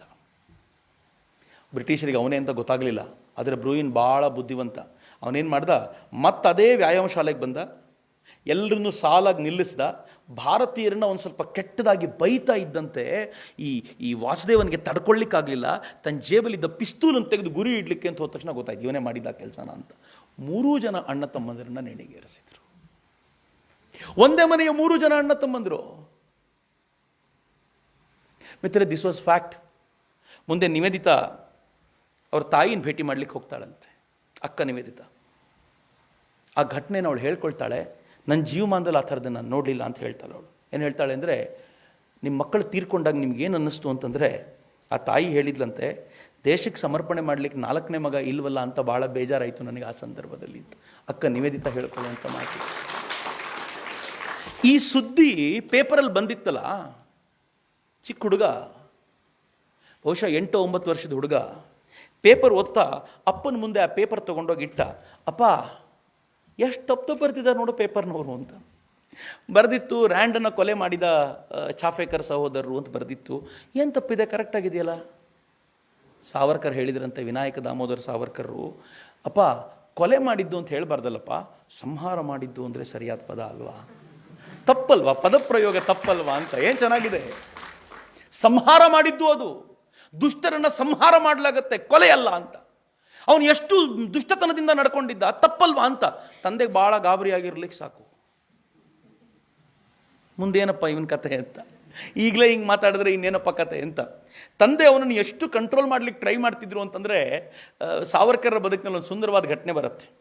ಮನೆಯಲ್ಲಿ ಉಪನಿಷತ್ತುಗಳನ್ನು ಓದ್ತಿದ್ರಂತೆ, ಅರಣ್ಯಕಾಂಡವನ್ನು ಓದಬೇಕಾದ್ರೆ ಅಪ್ಪ ಬಂದರು, ಏನಾಗಿದೆಯೋ ವಿನಾಯಕ ನಿನಗೆ, ಅರಣ್ಯಕಾಂಡ ಓದ್ತಿದ್ಯಲ್ಲ, ಇದು ಓದ್ತಾರ ಯಾರಾದರೂ? ಏನು ಕೇಳಿದ, ಮತ್ತೆ ಯಾವಾಗ ಓದಬೇಕು ಅದನ್ನು? ಅದೆಲ್ಲ ಕಾಡಿಗೆ ಹೋಗಿ ಓದಬೇಕು, ಮನೆಯಲ್ಲ ಅಂತ. ಹುಡುಗ ಹೇಳಿದಂತೆ, ಇವನ್ನೆಲ್ಲ ಕಾಡಿಗೆ ಅಟ್ಟಿದ್ರಿಂದಲೇ ದೇಶಕ್ಕೆ ಇಂಥವರೆಲ್ಲ ಬಂದಿರೋದು ಅಂತ. ಹುಡುಗನ ಮಾತುಗಳು ಇವು. ಆ ಮಾತುಗಳು ಹೇಗಿದ್ವು ಅಂತಂದರೆ ದೂರದೃಷ್ಟಿ ಸ್ಪಷ್ಟವಾಗಿತ್ತು. ಅವರು 3 ಜನ ಅಣ್ಣ ತಮ್ಮಂದರು, ವಿನಾಯಕ, ಗಣೇಶ, ಬಾಬಾ, 3 ಜನ. ಬಾಬಾರಾವ್ ಸಾವರ್ಕರ್ ಅಣ್ಣ. ಗಣೇಶ್ ಸಾವರ್ಕರ್ಗೆ ಈ ಸ್ವಾಮಿಗಳನ್ನೆಲ್ಲ ಕಂಡ್ರೆ ಭಾಳ ಭಕ್ತಿ. ಯಾರಾದರೂ ಊರಿಗೆ ಸ್ವಾಮಿಗಳು ಬಂದ್ಬಿಟ್ರೆ ಹೋಗಿ ಕಾಲಿಗೆ ಬಿದ್ದುಬಿಡೋದು, ನಮ್ಮ ದೇಶಕ್ಕೆ ಸ್ವಾತಂತ್ರ್ಯ ಯಾವಾಗ ಬರುತ್ತೆ, ಏನಾಗುತ್ತೆ ಅಂತ ಕೇಳೋದು. ಆ ಸ್ವಾಮಿಗಳಿಗೆ ಈ ತರುಣರು ಸ್ವಲ್ಪ ಪರವಾಗಿಲ್ಲ ಅಂತ ಗೊತ್ತಾದ ತಕ್ಷಣ ಹೇಗಾದರೂ ಮಾಡಿ ದುಡ್ಡು ತರಿಸ್ಕೊಂಡು ಗಾಂಜಾ ತರಿಸ್ಕೊಂಡು ಹೊಡಿಲಿಕ್ಕೆಲ್ಲ ಪ್ರಯತ್ನ ಪಡೋದು. ಆದರೆ ಸಾವರ್ಕರ್ ಯಾವತ್ತು, ಇದು ವಿನಾಯಕ ದಾಮೋದರ ಸಾವರ್ಕರ್ ಯಾವತ್ತೂ ಹಿಂಗೆ ಬಲಿ ಬಿದ್ದವರಲ್ಲ. ಅವ್ರು ಎಷ್ಟು ಎಚ್ಚರಿಕೆಯಿಂದ ಇರ್ತಿದ್ರು ಅಂತಂದರೆ, ಪ್ರತಿಯೊಂದರಲ್ಲೂ ಕೂಡ ಆಲೋಚನೆ ಮಾಡಿ ಕೆಲಸ ಮಾಡುವಂಥವ್ರು. ತಾರುಣ್ಯಕ್ಕೆ ಬಂದ ತಕ್ಷಣ ಸಾವರ್ಕರ್ ಏನು ಮಾಡಿದ್ರು ಅಂತಂದರೆ, ತಮ್ಮ ತಂಡವನ್ನು ಕಟ್ಕೊಂಡು ಮಿತ್ರಮೇಳ ಅಂತ ಒಂದು ಟೀಮ್ ಕಟ್ಟಿದ್ರು. ಆ ಮಿತ್ರಮೇಳದ ತರುಣರಿಗೆ ಟ್ರೈನಿಂಗ್ ಕೊಡ್ಲಾಗ್ತಿತ್ತು. ಲಾಠಿ ತಿರುಗಿಸೋದು ಹೇಗೆ, ಕತ್ತಿ ಝಳಪಿಸೋದು ಹೇಗೆ, ಇವೆಲ್ಲದರೂ ಟ್ರೈನಿಂಗ್ ಕೊಡ್ಲಾಗ್ತಿತ್ತು. ಬಹುಶಃ ಚಿಕ್ಕ ಮಕ್ಕಳಿಗೆ ಅಥವಾ ತರುಣರಿಗೆ ಮೊದಲ ಟ್ರೈನಿಂಗ್ ಇನ್ಸ್ಟಿಟ್ಯೂಟ್ ಅವರೇ ಶುರು ಮಾಡಿದ್ರು ಅಂತ ಅನ್ಸುತ್ತೆ ನನಗೆ, ಕ್ರಾಂತಿಕಾರಿ ಟ್ರೈನಿಂಗ್ ಇನ್ಸ್ಟಿಟ್ಯೂಟ್. ಒಂದ್ಸಲ ಚರ್ಚೆ ನಡೆಯುತ್ತೆ ಅವ್ರದ್ದು. ಚರ್ಚೆ ಏನು ಅಂತಂದರೆ, 8ನೇ ಎಡ್ವರ್ಡ್ಗೆ ಭಾರತ ಗೌರವ ತೋರಿಸಬೇಕು, ಹೊಸ ರಾಜ ಆಗಿದ್ದಾನೆ, ಅವರಿಗೆ ಭಾರತ ಗೌರವ ತೋರಿಸಬೇಕು ಅಂದಾಗ ಈ ತರುಣರ ತಂಡದಲ್ಲಿ ಚರ್ಚೆ. ಸಾವರ್ಕರ್ ಹೇಳ್ತಾರೆ, ಸಾಧ್ಯನೇ ಇಲ್ಲ, ಅವನಿಗೆ ಯಾಕೆ ನಾವು ಗೌರವ ತೋರಿಸ್ಬೇಕು, ಇವರು ಆಳ್ತಾ ಇರೋದೇ ಅಕ್ರಮ, ಅವನಿಗೆ ಗೌರವ ತೋರಿಸ್ಲಿಕ್ಕೆ ಸಾಧ್ಯ ಇಲ್ಲ ಅಂತ ಇವರೆಲ್ಲ ಗಲಾಟೆ ಮಾಡ್ತಿರ್ಬೇಕಾದ್ರೆ ಯಾರೋ ಒಬ್ಬ ಹೇಳ್ತಾನೆ, ಹಿಂಗೆ ಹೇಳ್ತಾರೆ ಜನ, ಎಡ್ವರ್ಡ್ ನಮ್ಮ ತಂದೆ ಅಂತ ಹೇಳ್ತಾರೆ, ಅದಕ್ಕೋಸ್ಕರ ಗೌರವ ತೋರಿಸ್ಬೇಕು ಅಂತ. ಸಾವರ್ಕರ್ ಟೀಮ್ ಏನು ಮಾಡುತ್ತೆ ಗೊತ್ತಾ, ತರುಣರ ಟೀಮ್ ಒಂದು ಪೋಸ್ಟರ್ ಮಾಡ್ತಾರೆ. ಆ ಪೋಸ್ಟರಲ್ಲಿ ಏನು ಬರೀತಾರೆ ಅಂತಂದರೆ, ಇಂಗ್ಲೆಂಡಿನಲ್ಲಿರುವ ಎಡ್ವರ್ಡ್ ನಿಮ್ಮ ತಂದೆಯಾದರೆ ಮನೆಯಲ್ಲಿರುವ ನಿಮ್ಮ ಅಪ್ಪ ಏನು ಅಂತ ಬರೆದು ಪೋಸ್ಟರ್ ಊರು ತುಂಬ ಮೆತ್ತಿಸ್ತಾರೆ. ಈ ಅಸಹನೆಯನ್ನು ಉಂಟು ಮಾಡುವ ರೀತಿ ಇದೆಯಲ್ಲ, ಈ ಅಸಹನೆಯನ್ನು ಸೃಷ್ಟಿ ಮಾಡುವಂಥ ರೀತಿ ಅದು ಹೆಂಗಿದೆ ಅಂತಂದರೆ, ಸಾವರ್ಕರ್ಗದು ಸಿದ್ಧಾಸ್ತರು ಅವರು. ಅದರಲ್ಲಿ ಅದಕ್ಕೆ ಸರಿಯಾಗಿ ಅವರಿಗೆ ಸಪೋರ್ಟ್ ಮಾಡಲಿಕ್ಕೆ ತಿಲಕರಂಥವ್ರು. ಕಾಲೇಜಿಗೆ ಅಧ್ಯಯನಕ್ಕೆ ಅಂತ ಹೋದರವರು. ಆಗ ಅಧ್ಯಯನಕ್ಕೆ ಅಂತ ಹೋದಾಗ ತಿಲಕರದ್ದು ಘನಿಷ್ಠವಾದ ಸಂಬಂಧ ಅವರಿಗೆ. 1905ರಲ್ಲಿ ಬಂಗಾಳದ ವಿಭಜನೆ ಆದಾಗ ಆ ಬಂಗಾಳದ ವಿಭಜನೆಗೆ ಪ್ರತಿಕ್ರಿಯೆ ಹೇಗಾಗಬೇಕು, ಪ್ರತಿಕ್ರಿಯೆ ಸ್ವದೇಶಿ ವಸ್ತುಗಳನ್ನು ನಾವು ಪುರಸ್ಕರಿಸುವ ಮೂಲಕ ವಿದೇಶಿ ಬಟ್ಟೆಗಳ ಹೋಳಿ ಆಚರಿಸುವ ಮೂಲಕ ಅಂತ ಸಾವರ್ಕರ್ ಹೇಳಿದರು. ತಿಲಕರಿಗೆ ಭಾಳ ಖುಷಿಯಾಯಿತು. ಆದರೆ ಪುಣ್ಯಾತ್ಮ ಸುಮ್ಮನೆ ಇರೋರಲ್ಲ, ಹೇಳಿದರು ಹೋಳಿ ಆಚರಿಸುವಾಗ 4-5 ಬಟ್ಟೆ ಇರಬಾರ್ದು, ಸಾಕಷ್ಟು ಸಂಖ್ಯೆಯಲ್ಲಿರಬೇಕು ಅಂತ. ಸಾವರ್ಕರ್ ಚಾಲೆಂಜ್ ಬಿಡ್ತಾರೇನು? ಮನೆ ಮನೆಗೂ ಹೋಗಿ ಎಲ್ಲರನ್ನೂ ಕನ್ವಿನ್ಸ್ ಮಾಡಿ ಬಟ್ಟೆಗಳ ರಾಶಿಯನ್ನು ಕೂಡ ಹಾಕಿದ್ರು. ತಿಲಕರು ಬಂದು ನೋಡಿದರೆ ರಾಶಿಯಾಗಿದೆ. ಆ ರಾಶಿ ಬಟ್ಟೆಗೆ ಬೆಂಕಿ ಹಚ್ಚಿ ಹೋಳಿ ಆಚರಿಸುವಾಗ ಆನಂದದ ಬುಗ್ಗೆ. ಯಾವ ಸ್ವದೇಶಿ ಕಲ್ಪನೆಯನ್ನು 1919 ನಂತರದ್ದು ನಾವು ಹೇಳ್ತೀವೋ ಅದನ್ನು ಆ ಕಾಲಘಟ್ಟದಲ್ಲೇ ತಂದಾಗಿತ್ತು, ಆಚರಣೆಗೆ ತಂದಾಗಿತ್ತು. ಈ ಸ್ವದೇಶಿ ವಸ್ತುಗಳನ್ನು ತೆಗೆದುಕೊಳ್ಬೇಕು, ವಿದೇಶಿ ವಸ್ತುಗಳ ಹೋಳಿ ಮಾಡಬೇಕು ಎನ್ನುವಂಥ ಆ ಆಚರಣೆಯ ಕಲ್ಪನೆಯ ಹೊತ್ತಲ್ಲೇ ಸಾವರ್ಕರ್ರ ವ್ಯಕ್ತಿತ್ವ ಹೇಗಿತ್ತು ಅಂತಂದರೆ ಮಿತ್ರರೇ, ನಾನು ಇದನ್ನು ಹೇಳ್ಕೊಳ್ಬೇಕಾದ್ರೆ ಭಾಳ ಹೆಮ್ಮೆ ಅನಿಸುತ್ತೆ ನನಗೆ. ಸಾವರ್ಕರ್ರ ವ್ಯಕ್ತಿತ್ವ ಎಷ್ಟು ಗಟ್ಟಿಯಾಗಿತ್ತು ಅಂತಂದರೆ ಅವರ ಸಂಪರ್ಕಕ್ಕೆ ಬಂದವರೆಲ್ಲ ಅದ್ಭುತವಾದ ವ್ಯಕ್ತಿಗಳಾಗಿ ಪರಿವರ್ತನೆಗೊಳ್ತಿದ್ರು. ಸಾವರ್ಕರ್ ಅಧ್ಯಯನಕ್ಕೆ ಅಂತ ಬೇರೆ ಊರಿಗೆ ಹೋಗಿದ್ರಲ್ಲ, ಅಲ್ಲಿಗೆ ಹೋಗುವಾಗ ಒಬ್ಬ ಹುಡುಗ ಇದ್ದ, ಆಬಾ ಪಾಂಗಳೆ ಅಂತ. ಹೆಳವ, ಕಾಲಿರಲಿಲ್ಲ ಅವನಿಗೆ, ಒಂದು ಕಟ್ಟೆ ಮೇಲೆ ಕೂತಿರ್ತಿದ್ದ. ಯಾವಾಗಲೂ ಏನು ಮಾಡ್ತಿದ್ದ, ಒಂದು 4-5 ಜನ ಅವನ ಜೊತೆ ಕೂತಿರ್ತಿದ್ರು. ಯಾರಾದರೂ ರಸ್ತೆಯಲ್ಲಿ ಒಂದು ಹುಡುಗಿ ಬಂದರೆ ಚುಡಾಯಿಸುವಂಥ ಒಂದು ಹಾಡು ಬರೀತಿದ್ದ ಅವಳ ಮೇಲೆ. ಆ ಹಾಡು ಹೆಂಗೆ ಬರೀತಿದ್ದ ಅಂತಂದರೆ, ಆಶುಕವಿ ಕೂತ ಜಾಗದಲ್ಲಿ ಅವಳು ಹಾಕಿರೋ ಬಟ್ಟೆ, ಅವಳು ಕಾಣೋ ರೀತಿ ನೋಡಿ ರಪ್ ಅಂತ ಒಂದು ಹಾಡು ಬರೆದು ಬಿಡೋದು. ಒಂದಿನ ಸಾವರ್ಕರ್ ದೂರದಲ್ಲಿ ನಿಂತು ನೋಡಿದ್ರು, ವಾಹ್ ಏನು ಚೆನ್ನಾಗಿ ಬರೀತಾನಲ್ಲ ಇವನು. ಹುಡುಗಿನ ಚುಡಾಯಿಸೋದ್ರ ಬದಲು ಭಾರತ ಮಾತೆಯ ಗುಣಗಾನ ಮಾಡಲಿಕ್ಕೆ ಶುರು ಮಾಡಿದರೆ ಎಂಥ ದೊಡ್ಡ ಕವಿ ಆಗ್ತಾನೆ ಇವನು ಅಂತ ಅವ್ರ ಮನಸ್ಸಿಗೆ ಅನ್ನಿಸ್ತು. ಯಾರನ್ನೂ ಬಿಟ್ಟು ಮನುಷ್ಯ ಅಲ್ಲ. ಆಬಾನ್ ಕರಿ ಅಂತ ಕಳಿಸಿದ್ರು ಯಾರಿಗೋ. ಆಬಾಗೋ ಭಾಳ ಖುಷಿ, ಸ್ವಲ್ಪ ಹೊಟ್ಟೆ ಉರಿ ಕೂಡ. ಸಾವರ್ಕರ್ ತುಂಬ ಒಳ್ಳೆ ಬರಹಗಾರ, ತುಂಬ ಚೆನ್ನಾಗಿ ಕವನ ಬರೀತಾರೆ, ಅವ್ರ ಕವನಗಳು ಪತ್ರಿಕೆಗಳಲ್ಲಿ ಬರ್ತವೆ ಅಂತ ಎಲ್ಲರೂ ಹೇಳ್ತಾರಲ್ಲ. ಸ್ವಲ್ಪ ಜಲಸಿ ಇತ್ತು ಅವನಿಗೆ, ಅದು ಏನೇನು ಬರೀತಾನೆ ನೋಡೇ ಬಿಡೋಣ, ನನಗಿಂತ ಅದೇನು ಚೆನ್ನಾಗಿ ಬರೀತಾನೆ ಅಂತ ಹೋಗಿ ಕೂತ. ಸಾವರ್ಕರ್ ಒಂದು 10-15 ನಿಮಿಷ ಮಾತಾಡಿರ್ಬೋದು ಅಷ್ಟೇ. ಆಬಾನ ಕಂಗಳಲ್ಲಿ ದಳ ದಳ ದಳ ದಳ ನೀರು ಸುರಿದು ಹೋಯ್ತು. ಸಾವರ್ಕರಿಗೆ ಮಾತು ಕೊಟ್ಟನಂತೆ, ತಾತ್ಯ ಇದೇ ಕೊನೆ. ಸಾವರ್ಕರ್ನ ತಾತ್ಯ ಅಂತ ಪ್ರೀತಿಯಿಂದ ಕರೆಯೋರು. ತಾತ್ಯ ಇದೇ ಕೊನೆ, ಇನ್ಯಾವತ್ತೂ ನಾನು ಈ ಥರದ ಕವನಗಳನ್ನು ಬರೆಯಲ್ಲ ಕಣೋ, ನೋಡ್ತಾ ಇರು ಅಂತ ಹೋಗಿ ಶಿವಾಜಿ ಮಹಾರಾಜರ ಮೇಲೆ ಒಂದು ಕವನ ಬರ್ಕೊಂಡು ಬಂದ. ಹೇಗಿತ್ತು ಅಂತಂದರೆ, ಶಿವಾಜಿ ಜಯಂತಿಗೆ ಸ್ವತಃ ಸಾವರ್ಕರ್ರೇ ಅದನ್ನು ಊರು ತುಂಬ ಹಾಡ್ಕೊಂಡು ತಿರುಗಾಡಿದ್ರಂತೆ. ಒಬ್ಬ ಕಾಲಿಲ್ಲದ ಹುಡುಗಿಯರನ್ನ ಚುಡಾಯಿಸ್ಕೊಂಡು ಕೂತಿದ್ದಂಥ ವ್ಯಕ್ತಿ ಮಹಾಕವಿ ಆಗ್ಬಿಟ್ಟ. ಇವತ್ತು ಆಬಾ ಪಾಂಗಳೆ ಅಂದರೆ ಮಹಾರಾಷ್ಟ್ರೀಯನರಿಗೆ ಗೊತ್ತಾಗಲ್ಲ. ಸ್ವಾತಂತ್ರ್ಯ ಕವಿ ಗೋವಿಂದ ದರೇಕರ್ ಅಂದರೆ ಮಾತ್ರ ಗೊತ್ತಾಗುವಷ್ಟರ ಮಟ್ಟಿಗೆ ಎತ್ತರಕ್ಕೆ ಬೆಳೆದು ನಿಂತು ಬಿಟ್ಟ ಅವನು. ಅದು ಇವನ ಕಾರಣಕ್ಕೋಸ್ಕರ. ಮಿತ್ರ, ಆಬಾ ಬರೆದ ಕವನಗಳನ್ನು ಮುಂದೆ ಪ್ರಾಬಬಲಿ 1908-9 ವೇಳೆಗೆ ಸಾವರ್ಕರ್ರ ಅಣ್ಣ ಬರೆದಿದ್ದು ಆಬಾ. ಸಾವರ್ಕರ್ ಅಣ್ಣ ಪ್ರಕಟಿಸಿದ್ರು ಅನ್ನೋ ಕಾರಣಕ್ಕೆ ಸಾವರ್ಕರ್ ಅಣ್ಣ ಗಣೇಶ್ ಸಾವರ್ಕರನ್ನ ಬ್ರಿಟಿಷರು ಜೀವಾವಧಿ ಶಿಕ್ಷೆ ಕೊಟ್ಟು ಕಾಲಾಪಾನಿಗೆ ಓಡಿಸಿದ್ರು. ಬರೆದಿರೋ ಕವನಗಳು ಹೆಂಗಿದ್ದಿರ್ಬೋದು ಲೆಕ್ಕ ಹಾಕಿ. ಸಾವರ್ಕರ್ರ ಸಂಪರ್ಕದ ತಾಕತ್ತು ಹಂಗಿತ್ತು. ಸಾವರ್ಕರ್ಗೆ ಇಲ್ಲಿ ಮಾಡಿದ ಕೆಲಸ ಸಾಕು ಅಂತ. ಮತ್ತು ಈ ಹೊತ್ತಲ್ಲಿ ನಾನು ಹೇಳಲೇಬೇಕಾಗಿರುವಂಥ ಒಂದು ಸಂಗತಿ, ಈ ಒಂದು ಕಾರಣಕ್ಕೋಸ್ಕರ ವಿದೇಶಿ ವಸ್ತ್ರಗಳ ಹೋಳಿ ಆಚರಣೆ ಮಾಡಿದ್ರು ಅನ್ನೋ ಕಾರಣಕ್ಕೋಸ್ಕರ ಅವರ ಕಾಲೇಜಿನಿಂದ ಹೊರಗೆ ಹಾಕಲಾಯಿತು, ಅವರನ್ನು ಅವರ ಹಾಸ್ಟೆಲ್ನಿಂದ ಹೊರದಬ್ಬಲಾಯಿತು. ಈಗಲೂ ಹೇಳ್ತಾರಲ್ಲ, ದೇಶಭಕ್ತಿಯ ಆರೋಪಕ್ಕೆ ಕಾಲೇಜಿನಿಂದ ಹೊರದಬ್ಬಿಸಿಕೊಳ್ಳಲ್ಪಟ್ಟ ಮೊದಲ ವ್ಯಕ್ತಿ ಅದು ವಿನಾಯಕ ದಾಮೋದರ ಸಾವರ್ಕರ್ ಅಂತ. ಅವ್ರ ಕ್ರೆಡಿಟ್ ಅದು, ಅವರ ಕಿರೀಟಕ್ಕೊಂದು ಗರಿ ಅದು. ಈ ಹೊತ್ತಲ್ಲೇ ಸಾವರ್ಕರ್ರು ತಿಲಕರನ್ನು ಕೇಳಿಕೊಂಡ್ರು. ಶ್ಯಾಮ್ಜಿ ಕೃಷ್ಣ ವರ್ಮ ಅವರು ಲಂಡನ್ನಲ್ಲಿದ್ದಾರೆ, ಅವರು ಸ್ಕಾಲರ್ಶಿಪ್ ಕೊಟ್ಟು ಲಂಡನ್ನಿಗೆ ಹುಡುಗರನ್ನು ಕರೆಸ್ಕೊಳ್ತಾರೆ, ನನಗೂ ಒಂದು ಸ್ಕಾಲರ್ಶಿಪ್ ಕೊಡಿಸ್ತೀರಾ ಅಂತ. ಯಾಕೆ ಅಂತ ಕೇಳಿದ್ರು ತಿಲಕರು. ಏನು ಹೇಳ್ತಾರೆ ಗೊತ್ತಾ ಸಾವರ್ಕರ್, ಬ್ರಿಟಿಷರು ಅಲ್ಲಿಂದ ಇಲ್ಲಿ ಬಂದು ನಮ್ಮನ್ನು ಆಳ್ಬೋದಾದರೆ ನಾನು ಇಲ್ಲಿಂದ ಅಲ್ಲಿಗೆ ಹೋಗಿ ಬ್ರಿಟಿಷರನ್ನು ಜಾಡಿಸಿ ಒದ್ರೇ ಚೆನ್ನಾಗಿ ಬರುತ್ತೆ, ಅದು ನನಗೆ ಅಲ್ಲಿಗೆ ಹೋಗ್ಲಿಕ್ಕೆ ಒಂದು ಅವಕಾಶ ಮಾಡಿ ಅಂತ ಕೇಳಿಕೊಂಡ್ರು ಸಾವರ್ಕರ್. ಸಿಂಹದ ಗುಹೆಗೆ ಹೊಕ್ಕು ಅಲ್ಲಿ ಸಿಂಹದ ಜೊತೆ ಗುದ್ದಾಡೋದಿದೆಯಲ್ಲ, ಅದರ ಮಜಾ ಬೇರೆ ಒಂದು ನೋಡಬೇಕು ಅಂತ. ಎರಡನೇದು, ಆಗ ಭಾರತದ ಬುದ್ಧಿವಂತರೆಲ್ಲ ಸಿರಿವಂತರೆಲ್ಲ ಅಲ್ಲಿಗೆ ಹೋಗಿ ಕೂತ್ಕೊಳ್ಳೋರು. ಅವರುಗಳನ್ನು ತಮ್ಮ ಪರವಾಗಿ ತಿರುಗಿಸಿಕೊಂಡು ಅಲ್ಲೊಂದು ಆಂದೋಲನವನ್ನು ಸೆಟ್ ಮಾಡಬೇಕು ಅಂತ ಸಾವರ್ಕರ್ ನಿರ್ಧಾರ ಮಾಡಿದರು. ತಿಲಕರ ಪತ್ರಕ್ಕೆ ಶ್ಯಾಮ್ಜಿ ಕೃಷ್ಣವರ್ಮ ಇಲ್ಲ ಅಂತ ಹೇಳೋ ಪರಿಸ್ಥಿತಿಯೇ ಇಲ್ಲ. ತಿಲಕರ ಪತ್ರ ಹೋದ ತಕ್ಷಣ ಶ್ಯಾಮ್ಜಿ ಕೃಷ್ಣವರ್ಮ ಸ್ಕಾಲರ್ಶಿಪ್ಪನ್ನು ಕೊಟ್ಟರು. ವಿನಾಯಕ ದಾಮೋದರ ಸಾವರ್ಕರ್ ವಿದೇಶಕ್ಕೆ ಹೊರಡ್ಲಿಕ್ಕೆ ಸಿದ್ಧರಾದರು. ವಿದೇಶಕ್ಕೆ ಹೋಗಬೇಕಾದ್ರೆ ಅವರಿಗೊಂದು ಮದುವೆ ಕೂಡ ಆಗಿತ್ತು. ತನ್ನ ಹೆಂಡತಿಯನ್ನು ತನ್ನ ಮಗುವನ್ನು ಬಿಟ್ಟು ಸಾವರ್ಕರ್ ವಿದೇಶಕ್ಕೆ ಹೋದರು. ಲಂಡನ್ನಿಗೆ ಹೋಗಿದ್ದು ಓದಬೇಕು ಅಂತ, ಬ್ಯಾರಿಸ್ಟರ್ ಆಗಬೇಕು ಅಂತ. ಆದರೆ ನನಗನ್ಸುತ್ತೆ ಅದೊಂದು ಬಿಟ್ಟು ಇನ್ನೆಲ್ಲ ಮಾಡಿದರು. ಹೋಗಿದ ತಕ್ಷಣ ಬರುವಂಥ ಭಾರತೀಯರು ಯಾವ್ಯಾವ ಕಾಲೇಜಲ್ಲಿ ಜಾಸ್ತಿ ಇದ್ದಾರೆ ಅಂತ ಗುರುತಿಸಿದರು. ಆ ಕಾಲೇಜಿಗೆಲ್ಲ ಹೋಗೋದು, ಆ ವಿದ್ಯಾರ್ಥಿಗಳನ್ನ ಆಗಾಗ ಮಾತನಾಡಿಸೋದು, ಅವರಲ್ಲಿ ಸೆಲೆಕ್ಟ್ ಮಾಡ್ಕೊಂಡು ಒಬ್ಬೊಬ್ಬರನ್ನೇ ಸೆಳೆಕೊಳ್ಳೋದು. ಆ ಸೆಳೆಕೊಳ್ಳುವ ಧಾವಂತದಲ್ಲೇ ಭಾಯಿ ಪರಮಾನಂದರು ಸಿಕ್ಕಿದ್ದು, ಲಾಲಾ ಹರದಯಾಳು ಸಿಕ್ಕಿದ್ದು. ಇವರಿಬ್ಬರು ಮುಂದೆ ಗದರ್ ಅನ್ನುವಂಥ ದೊಡ್ಡ ಪಾರ್ಟಿಯನ್ನು ಕಟ್ಟಿ ಇಡೀ ಪಂಜಾಬ್ನಲ್ಲಿ ಕ್ರಾಂತಿ ಹುಟ್ಟಲಿಕ್ಕೆ ಕಾರಣವಾದವರು ಅದು ಸಾವರ್ಕರ್ ಗರಡಿಯಿಂದ ಬಂದಂಥವ್ರು. ಮೇಡಮ್ ಭಿಕುಜಿ ಕಾಮ ಸಿಕ್ಕಿದ್ದು ಸಾವರ್ಕರ್ಗೆ ಈ ಹೊತ್ತಲ್ಲಿ, VVS ಅಯ್ಯರ್ ಸಾವರ್ಕರ್ಗೆ ಸಿಕ್ಕಿದ್ದು ಈ ಹೊತ್ತಲ್ಲಿ. ಇದೇ ಹೊತ್ತಲ್ಲಿ ಸಾವರ್ಕರ್ಗೆ ಸಿಕ್ಕಂಥ ಕ್ರಾಂತಿಕಾರಿ ಮದನ್ ಲಾಲ್ ಧಿಂಗ್ರಾ ಹೆಸರನ್ನ ಈ ದೇಶ ಮರೆಯುವಂತಿಲ್ಲ. ಯಾಕೆ ಅಂದರೆ ಸಾವರ್ಕರ್ರ ಪ್ರಭಾವದಿಂದಾಗಿ ಸಾಮಾನ್ಯವಾಗಿದ್ದ ಕಲ್ಲು ವಜ್ರವಾಗಿ ಬದಲಾಗ್ಬಿಡ್ತು. ಸಿರಿವಂತರ ಹುಡುಗ, ಪಂಜಾಬಿನ ಹುಡುಗ, ಆದರೆ ಎಂಥ ಸ್ವಾಭಿಮಾನಿ ಅಂದರೆ ಅಪ್ಪನ ದುಡ್ಡಲ್ಲಿ ಓದಲ್ಲ ಅಂತ ಡಿಸೈಡ್ ಮಾಡಿದ್ದ. ತನಗೆ ಬೇಕಾಗಿರೋ ಒಟ್ಟನ್ನು ದುಡ್ಕೊಂಡು ತಾನೇ ಲಂಡನ್ನಲ್ಲಿ ಓದಬೇಕು ಅಂತ ತನ್ನ ದುಡ್ಡಲ್ಲಿ ವಿದೇಶಕ್ಕೆ ಹೋಗಿದ್ದ. ಎಷ್ಟು ಶೋಕಿ ಮಾಡ್ತಿದ್ದ ಅಂತಂದರೆ, ಅವನು ಲಂಡನ್ನಲ್ಲಿ ಇದ್ದಷ್ಟು ಕಾಲ ಬಿಳಿ ಹುಡುಗಿಯರ ಜೊತೆ ಸುತ್ತಾಡಿದ್ದೆ, ಡೇಟಿಂಗ್ ಮಾಡಿದ್ದೆ. ಹೊಸ ಬಟ್ಟೆ, ಹೊಸ ಪೇಟ, ಹೊಸ ಕನ್ನಡಕ, ಯಾವಾಗಲೂ ಒಂದು ರೂಢಿ. ಅಚಾನಕ್ಕಾಗಿ ಸಾವರ್ಕರ್ ಸಂಪರ್ಕಕ್ಕೆ ಬಂದ್ಬಿಟ್ಟ. ಸಾವರ್ಕರ್ ಜೊತೆ ಒಂದು ಸಲ ಮಾತು ಕೇಳಿದ ನಂತರ ಅವನಿಗೆ ಅನ್ನಿಸ್ತು, ನಾನು ಬೇರೆನಾದರೂ ಮಾಡಬೇಕು ಲೈಫ್ನಲ್ಲಿ ಅಂತ. ಒಂದಿನ ಸಾವರ್ಕರ್ ಹುಡುಗರ ಜೊತೆ ಮಾತಾಡ್ತಿರ್ಬೇಕಾದ್ರೆ ಪಕ್ಕದ ಕೋಣೆಯಲ್ಲಿ ಗ್ರಾಮಾಫೋನ್ ಹಾಕಿ ಅವನು ಹಾಡು ಕೇಳ್ತಾ ಇದ್ದ. ಹಾಡು ಕೇಳುವಾಗಲೂ ಹೇಗೆ ಅಂತಂದರೆ, ಆ ಕಿಟಕಿ ಪಕ್ಕದಲ್ಲಿ ಒಂದಷ್ಟು ಬಿಳಿ ಹುಡುಗಿಯರಿದ್ದರು. ಇವನು ನೋಡ್ಲಿಕ್ಕೆ ಭಾಳ ಮುದ್ದಾಗಿದ್ನಲ್ಲ, ಸಖತ್ತಾಗಿದ್ದ ಹುಡುಗ. ಆ ಬಿಳಿ ಹುಡುಗಿರು ನೋಡ್ಕೊಂಡು ನಿಂತಿದ್ರು. ಇವನು ಹಾಡನ್ನು ಹಾಕೋದು ತೆಗಿಯೋದು, ಆ ಸದ್ದನ್ನು ನೋಡೋದು, ಕಿಕ್ಕಿ ನಗೋದು, ಆ ಕಡೆ ಅವಳು ನಗೋದು, ಒಂಥರ ಏನೋ ಒಂದು ಆಟ ಆಡ್ಕೊಂಡು ನಿಂತಿದ್ದ. ಸಾವರ್ಕರಿಗೆ ಕೋಪ ಬಂದು ಸರಿಯಾಗಿ ಬೈದು ಕಳಿಸಿದ್ರು ಅವನು.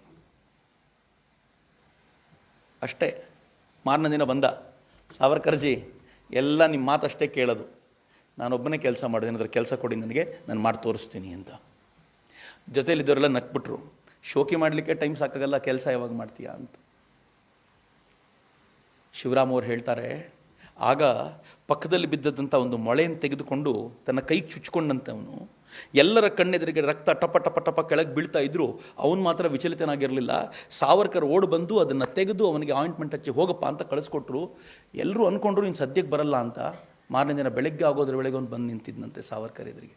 ಕೆಲಸ ಕೇಳಿದರೆ ಆಯಿಂಟ್ಮೆಂಟ್ ಹಚ್ಚಿ ಕಳಿಸ್ಬಿಟ್ರಲ್ಲ, ಕೊಡಿ ಕೆಲಸ ಅಂತ. ರಾತ್ರಿ ಇಡೀ ಯೋಚನೆ ಮಾಡಿ ಈ ಮನುಷ್ಯ ಪ್ಲ್ಯಾನ್ ಮಾಡಿಟ್ಟಿದ್ದ. ಆರ್ಡಿನರಿ ಮನುಷ್ಯ ಅಲ್ಲ ರೀ ಸಾವರ್ಕರು.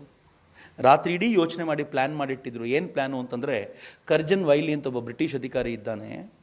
ಭಾರತದಲ್ಲಿದ್ದಷ್ಟು ಕಾಲ ಅಲ್ಲಿನ ಜನರಿಗೆ ಅನ್ಯಾಯ ಮಾಡಿದ್ದ. ಈಗ ಇಲ್ಲಿ ಬಂದು ಅದೇ ಕೆಲಸವನ್ನು ಕಂಟಿನ್ಯೂ ಮಾಡ್ತಾ ಇದ್ದಾನೆ. ನೀನೇನಾದರೂ ಮಾಡಬೇಕು ಅಂತಿದ್ದರೆ ಕರ್ಜನ್ ವೈಲಿ ಹತ್ಯೆ ಮಾಡಬೇಕು, ಮಾಡ್ತೀಯಾ ಅಂತ ಕೇಳಿದರು. ಕೆಲಸ ಕೇಳಿದರೆ ಏನು ಕೆಲಸ? ಈಗ ಇಲ್ಲಿ ಯಾರಾದರೂ ಹುಡುಗರು ಕೆಲಸ ಕೇಳಿ ಬಂದರೆ ಹೋಗಬೇಕಾದ್ರೆ ಒಂದು ಸ್ವಲ್ಪ ಹಾಲ್ಗಿಲ್ ಕ್ಲೀನ್ ಮಾಡಿ ಹೋಗೋಣಪ್ಪ ಅಂತ ಹೇಳ್ಬೋದೇನೋ. ಸಾವರ್ಕರ್ ಕೊಲೆನೇ ಮಾಡುವಂದ್ರಲ್ಲಪ್ಪ. ಮದನ್ ಲಾಲ್ ಧಿಂಗ್ರಾ ಏನು ಹೇಳಿದಂತೆ ಗೊತ್ತಾ? ನೀವು ಹೇಳೋದಾದರೆ ಅವನೇನು ಅವರಪ್ಪನ ಹೆಣ ತಂದು ಮಲಗಿಸ್ತೀನಿ, ಸ್ವಲ್ಪ ಸಮಯ ಕೊಡಿ ನನಗೆ ಎಂದ. ಯಾಕೆಂದರೆ ಪಿಸ್ತೂಲು ಅಂದರೆ ಏನು ಅಂತಲೇ ಗೊತ್ತಿಲ್ಲ ಪಾಪ ಅವನಿಗೆ. ದೊಡ್ಡ ಕಾಂಟ್ರಾಕ್ಟ್ ತೊಗೊಳ್ಲಿಕ್ಕೆ ಸಿದ್ಧವಾಗಿದ್ದಾನೆ, ಪಿಸ್ತೂಲೇ ಗೊತ್ತಿಲ್ಲ. ಅವನು ಮೊದಲು ಹೋಗಿ ಪಿಸ್ತೂಲನ್ನು ಖರೀದಿ ಮಾಡ್ದ. ಪಿಸ್ತೂಲಿಂದ ಗುರಿ ಹೊಡೆಯೋದಕ್ಕೆ ಒಂದು ಟ್ರೈನಿಂಗ್ ಕ್ಲಾಸಿಗೆ ಹೋದ ಫಾರ್ 3 months. ನೆಕ್ಸ್ಟ್ 3 months ವಾರದಲ್ಲಿ 2 ಕ್ಲಾಸ್ ಇರ್ತಿತ್ತಂತೆ. ಅವನು ಶ್ರದ್ಧೆಯ ಸ್ಟೂಡೆಂಟಾಗಿ ಅಲ್ಲಿಗೆ ಹೋಗ್ತಿದ್ದ. ಕ್ಲಾಸಿಗೆ ಹೋಗ್ತಿದ್ನೋ ಇಲ್ವೋ, ಪಿಸ್ತೂಲ್ ಟ್ರೈನಿಂಗಿಗೆ ಮಾತ್ರ ಇರಲಿಲ್ಲ. ಒನ್ ಫೈನ್ ಡೇ ಅವನಿಗೆ ಪೂರ್ತಿ ಕ್ಲಿಯರ್ ಆಯಿತು, ಈಗ ನಾನು 100 ಮೀಟರ್ ದೂರದಿಂದಲೂ ನೇರವಾಗಿ ಗುರಿ ಇಡಬಲ್ಲೆ, ಪರ್ಫೆಕ್ಟಾಗಿ ದಾಳಿ ಮಾಡಬಲ್ಲೆ ಅಂತ ಗೊತ್ತಾದಾಗ ಇನ್ ಕ್ಲಾಸ್ ಸಾಕು ಅಂತಂದ. ಅಂದ್ಕೊಂಡವನು ಬಂದ. ಎಲ್ಲಿದೆ ನೆಕ್ಸ್ಟು ಕರ್ಜನ್ ವೈಲಿ ಬರುವಂಥ ಜಾಗ ಅಂತ ನೋಡಿದರೆ, ಅವನು ಕರ್ಜನ್ ವೈಲಿ ಇಂಥ ಜಾಗಕ್ಕೆ ಬರ್ತಾನೆ ಅಂತ ತಿಳ್ಕೊಂಡು ಅವತ್ತಿಗೂ ಕೂಡ ಅವನ ಬಗ್ಗೆ ಹೇಳೋರು ಹೇಳ್ತಾರೆ, ಹೊಸ ಪೇಟ ಹೊಸ ಕನ್ನಡಕ ತೊಗೊಂಡು ಅವನು ಎಷ್ಟರ ಮಟ್ಟಿಗೆ ಕನ್ನಡಿ ಮುಂದೆ ನಿಂತ್ಕೊಂಡಿದ್ದ ಅಂತಂದರೆ, ಪ್ರೋಗ್ರಾಮ್ ಶುರುವಾಗಿ ಮುಗಿದೋದ್ರೂ ಇವನು ಮೇಕಪ್ ಮುಗಿದಿರಲಿಲ್ಲ ಅಂತ ಆಯ್ತು ಅವನಿಗೆ. ನೆಕ್ಸ್ಟ್ ಪ್ಲ್ಯಾನ್ ಮಾಡ್ಕೊಂಡ ಅವನೇ, ಎಲ್ಲಿ ಬರ್ತಾನೆ ಕಾರ್ಯಕ್ರಮಕ್ಕೆ ಅಂತ. ಸಾವರ್ಕರ್ ಏನು ಮಾಡಿದರು, ಅವನು ಮಾಡಲಿಕ್ಕೆ ಆಗಲಿಲ್ಲ ಅಂತಂದರೆ ಇನ್ನಿಬ್ಬರನ್ನ ರೆಡಿ ಮಾಡಿಸಿಟ್ಟಿದ್ರು. ಆರ್ಡಿನರಿ ಮನುಷ್ಯ ಅಲ್ಲ ರೀತ. ಇನ್ನಿಬ್ಬರು ರೆಡಿ ಮಾಡಿದ್ರು. ಇವನು ಫೇಲ್ಯೂರ್ ಆದರೆ ಇನ್ನಿಬ್ಬರು ಯಾರಾದರೂ ಹೊಡಿಲೇಬೇಕಾವತ್ತು ಅಂತ. ಒಟ್ಟಲ್ಲಿ ಕರ್ಜನ್ ವೈಲಿ ಕತೆ ಮುಗಿಸ್ಬೇಕು ಅಂತ. ಕರ್ಜನ್ ವೈಲಿ ಕಾರ್ಯಕ್ರಮಕ್ಕೆ ಇವನು ಬಂದು ಕೂತ. ಕರ್ಜನ್ ವೈಲಿ ಬಂದು ಸ್ವಲ್ಪ ಹೊತ್ತಿಗೆ ಕೈ ತೋರಿಸಿ ನಾನು ಮದನ್ ಲಾಲ್ ಧಿಂಗ್ರಾ ಅಂದ ತಕ್ಷಣ, ಕರ್ಜನ್ ವೈಲಿಗೆ ಪಂಜಾಬ್ನಲ್ಲಿದ್ದಾಗ ಅಥವಾ ಭಾರತದಲ್ಲಿದ್ದಾಗ ಮದನ್ ಲಾಲ್ ಧಿಂಗ್ರಾ ತಂದೆ ಜೊತೆಗೆ ಭಾಳ ಆತ್ಮೀಯತೆ ಇತ್ತು. ಹೀಗಾಗಿ ಮದನ್ ಲಾಲ್ ಧಿಂಗ್ರಾ ನೋಡಿದ ತಕ್ಷಣ ಭಾಳ ಖುಷಿಯಿಂದ ಒಳ್ಳೆದಾಯಿತು ಬಾ ಹತ್ತಿರಕ್ಕೆ ಅಂತ ಕರೆದ. ಅವನು ಹತ್ತಿರಕ್ಕೆ ಕರೆದಾಗ ಮದನ್ ಲಾಲ್ ಧಿಂಗ್ರಾ ಅಂದ್ಕೊಂಡಂತೆ, 3 ತಿಂಗಳು ವೇಸ್ಟ್ ಆಯ್ತಲ್ಲ ನಂದು, ಇಷ್ಟು ಹತ್ರ ಸಿಗ್ತಾನೆ ಅಂತ ಗೊತ್ತಾಗಿದ್ರೆ ಟ್ರೈನಿಂಗೇ ಬೇಡಾಗಿತ್ತು ನನಗೆ ಅಂತ. ಹತ್ತಿರ ಬಂದವನು ಅವನಿಗೇನೋ ಗುಟ್ಟು ಹೇಳುವಂತೆ ಮಾಡ್ತಾ ತನ್ನ ಜೇಬಲ್ಲಿದ್ದ ಪಿಸ್ತೂಲನ್ನು ತೆಗೆದು ಗುರಿ ಇಟ್ಟ. 4 ಗುಂಡುಗಳು ಅವನ ಕುತ್ತಿಗೆಗೆ ಹೋಗಿದ್ವು. ಅವನು ಬಿದ್ದ. ಪಕ್ಕದಲ್ಲಿ ಇನ್ನೊಬ್ಬ ಅವನು ಉಳಿಸ್ಲಿಕ್ಕೆ ಅಂತ ಬಂದನು, ಅವನಿಗೆ ಗುರಿ ಇಟ್ಟ. ಕೊನೆ ಒಂದು ಗುಂಡಿತ್ತಲ್ಲ, ಅದನ್ನು ತನಗೆ ಹಾರಿಸ್ಕೊಳ್ಬೇಕು ಅಂತದ್ದು, ಗುಂಡು ಹಾರಲೇ ಇಲ್ಲ. ನಾನು ಯಾರನ್ನೋ ಕೇಳಿದೆ ಯಾಕೆ ಹಾರಲಿಲ್ಲ ಅಂತ. ಅವರಂದರು ಅವನು 3 ತಿಂಗಳಿಂದ ಕೊಲ್ಲೋ ಟ್ರೈನಿಂಗ್ ಮಾಡ್ಕೊಂಡಿದ್ದ, ಆತ್ಮಹತ್ಯೆಗೆ ಪ್ರಯತ್ನನೇ ಪಟ್ಟಿರಲಿಲ್ವಲ್ಲ, ಆ ಟ್ರೈನಿಂಗ್ ಆಗಿರಲಿಲ್ಲ ಅವನಿಗೆ ಅಂತ. ಎಷ್ಟು ಚೆನ್ನಾಗಿದೆ ಅಂತ. ಆದರೆ ಧೈರ್ಯ ಹೆಂಗಿತ್ತು ಹುಡುಗನದ್ದು ಅಂತಂದರೆ, ದಿಸ್ ವಾಸ್ ರೆಕಾರ್ಡೆಡ್. ಡಾಕ್ಟರ್ ಬಂದರು ಅಥವಾ ಪೊಲೀಸರು ಬಂದರು, ಫಸ್ಟು ಅವನನ್ನು ಹಿಡ್ಕೋಬೇಕು ಅಂತ ಹೋದರೆ ಅವನು ಹೇಳ್ತಾನೆ, ಹೆದರ್ಕೋಬೇಡಿ, ನಾನೇನು ತಪ್ಪಿಸ್ಕೊಂಡು ಹೋಗಲ್ಲ, ಹಿಡ್ಕೊಳ್ಳಿ ಪರವಾಗಿಲ್ಲ. ಆದರೆ ನನ್ನ ಕನ್ನಡಕ ಒಂದು ದೂರದಲ್ಲಿ ಬಿದ್ದಿದೆ, ಅದನ್ನು ಹಾಕ್ಕೊಂಡ್ಬಿಡ್ತೀನಿ, ಆಮೇಲೆ ಕರ್ಕೊಂಡು ಹೋಗಿ ನನ್ನ ಅಂತ. ಹಾಗೆ ಹೋಗುವಾಗಲೂ ಹಾಗೆ ಇರಬೇಕು ನಾನು ಅಂತ. ಡಾಕ್ಟರ್ ಬಂದು ಅವನು ನಾಡಿ ಟೆಸ್ಟ್ ಮಾಡಿ ಹೇಳ್ತಾರೆ, ಇವನು ಎಷ್ಟು ನಿರ್ಭೀತನಾಗಿದ್ದಾನೆ ಅಂತಂದರೆ ಭಯ ನನಗಾಗ್ತಿದೆ, ಅವನು ನಿರ್ಭಯನಾಗಿದ್ದಾನೆ ಅಂತ. ಕೊಲೆ ಮಾಡಿದಾಗಲೂ ಕೂಡ ಹೆದರಿಕೆ ಇರಲಿಲ್ಲ ಅವನಿಗೆ. ನಾನು ಮಾಡ್ತಿರೋ ಕೆಲಸ ಕೆಟ್ಟದ್ದು ಅಂತ ಯಾವತ್ತಿಗೂ ಅನ್ನಿಸ್ತಿಲ್ಲ ಅವನಿಗೆ.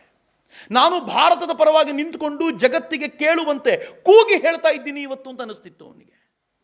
ಅವನನ್ನು ಕರ್ಕೊಂಡೋಗಿ ಕಟಕಟೆಯಲ್ಲಿ ನಿಲ್ಲಿಸಿ ಯಾವ ವಿಚಾರಣೆ ಭಾಳ ದೊಡ್ಡದು, ಏನು ವಿಚಾರಣೆ ನಡೆಸಬೇಕಾದಂಥ ಅಗತ್ಯ ಬರಲಿಲ್ಲ. ಬ್ರಿಟಿಷರದೇ ಸರ್ಕಾರ ಈ ಕೆಲಸ ಮಾಡೋದ್ರಿಂದ ಅವನನ್ನು ನೇಣಿಗೇರಿಸಬೇಕು ಅಂತ ನಿಶ್ಚಯ ಮಾಡಿದರು. ಆದರೆ ಅದಕ್ಕಿಂತಲೂ ಮುಂಚೆ ಈ ಬ್ರಿಟನ್ನಲ್ಲಿದ್ದಂಥ ಭಾರತೀಯರು ಗಾಬರಿಗೊಂಡು ಬಿಟ್ಟಿದ್ರು. ಅಯ್ಯಯ್ಯೋ ಏನಾಗ್ಬಿಡುತ್ತಪ್ಪ, ಇದು ಎಂಥ ಕೆಲಸ ಆಗ್ಬಿಡ್ತು ಅಂತ.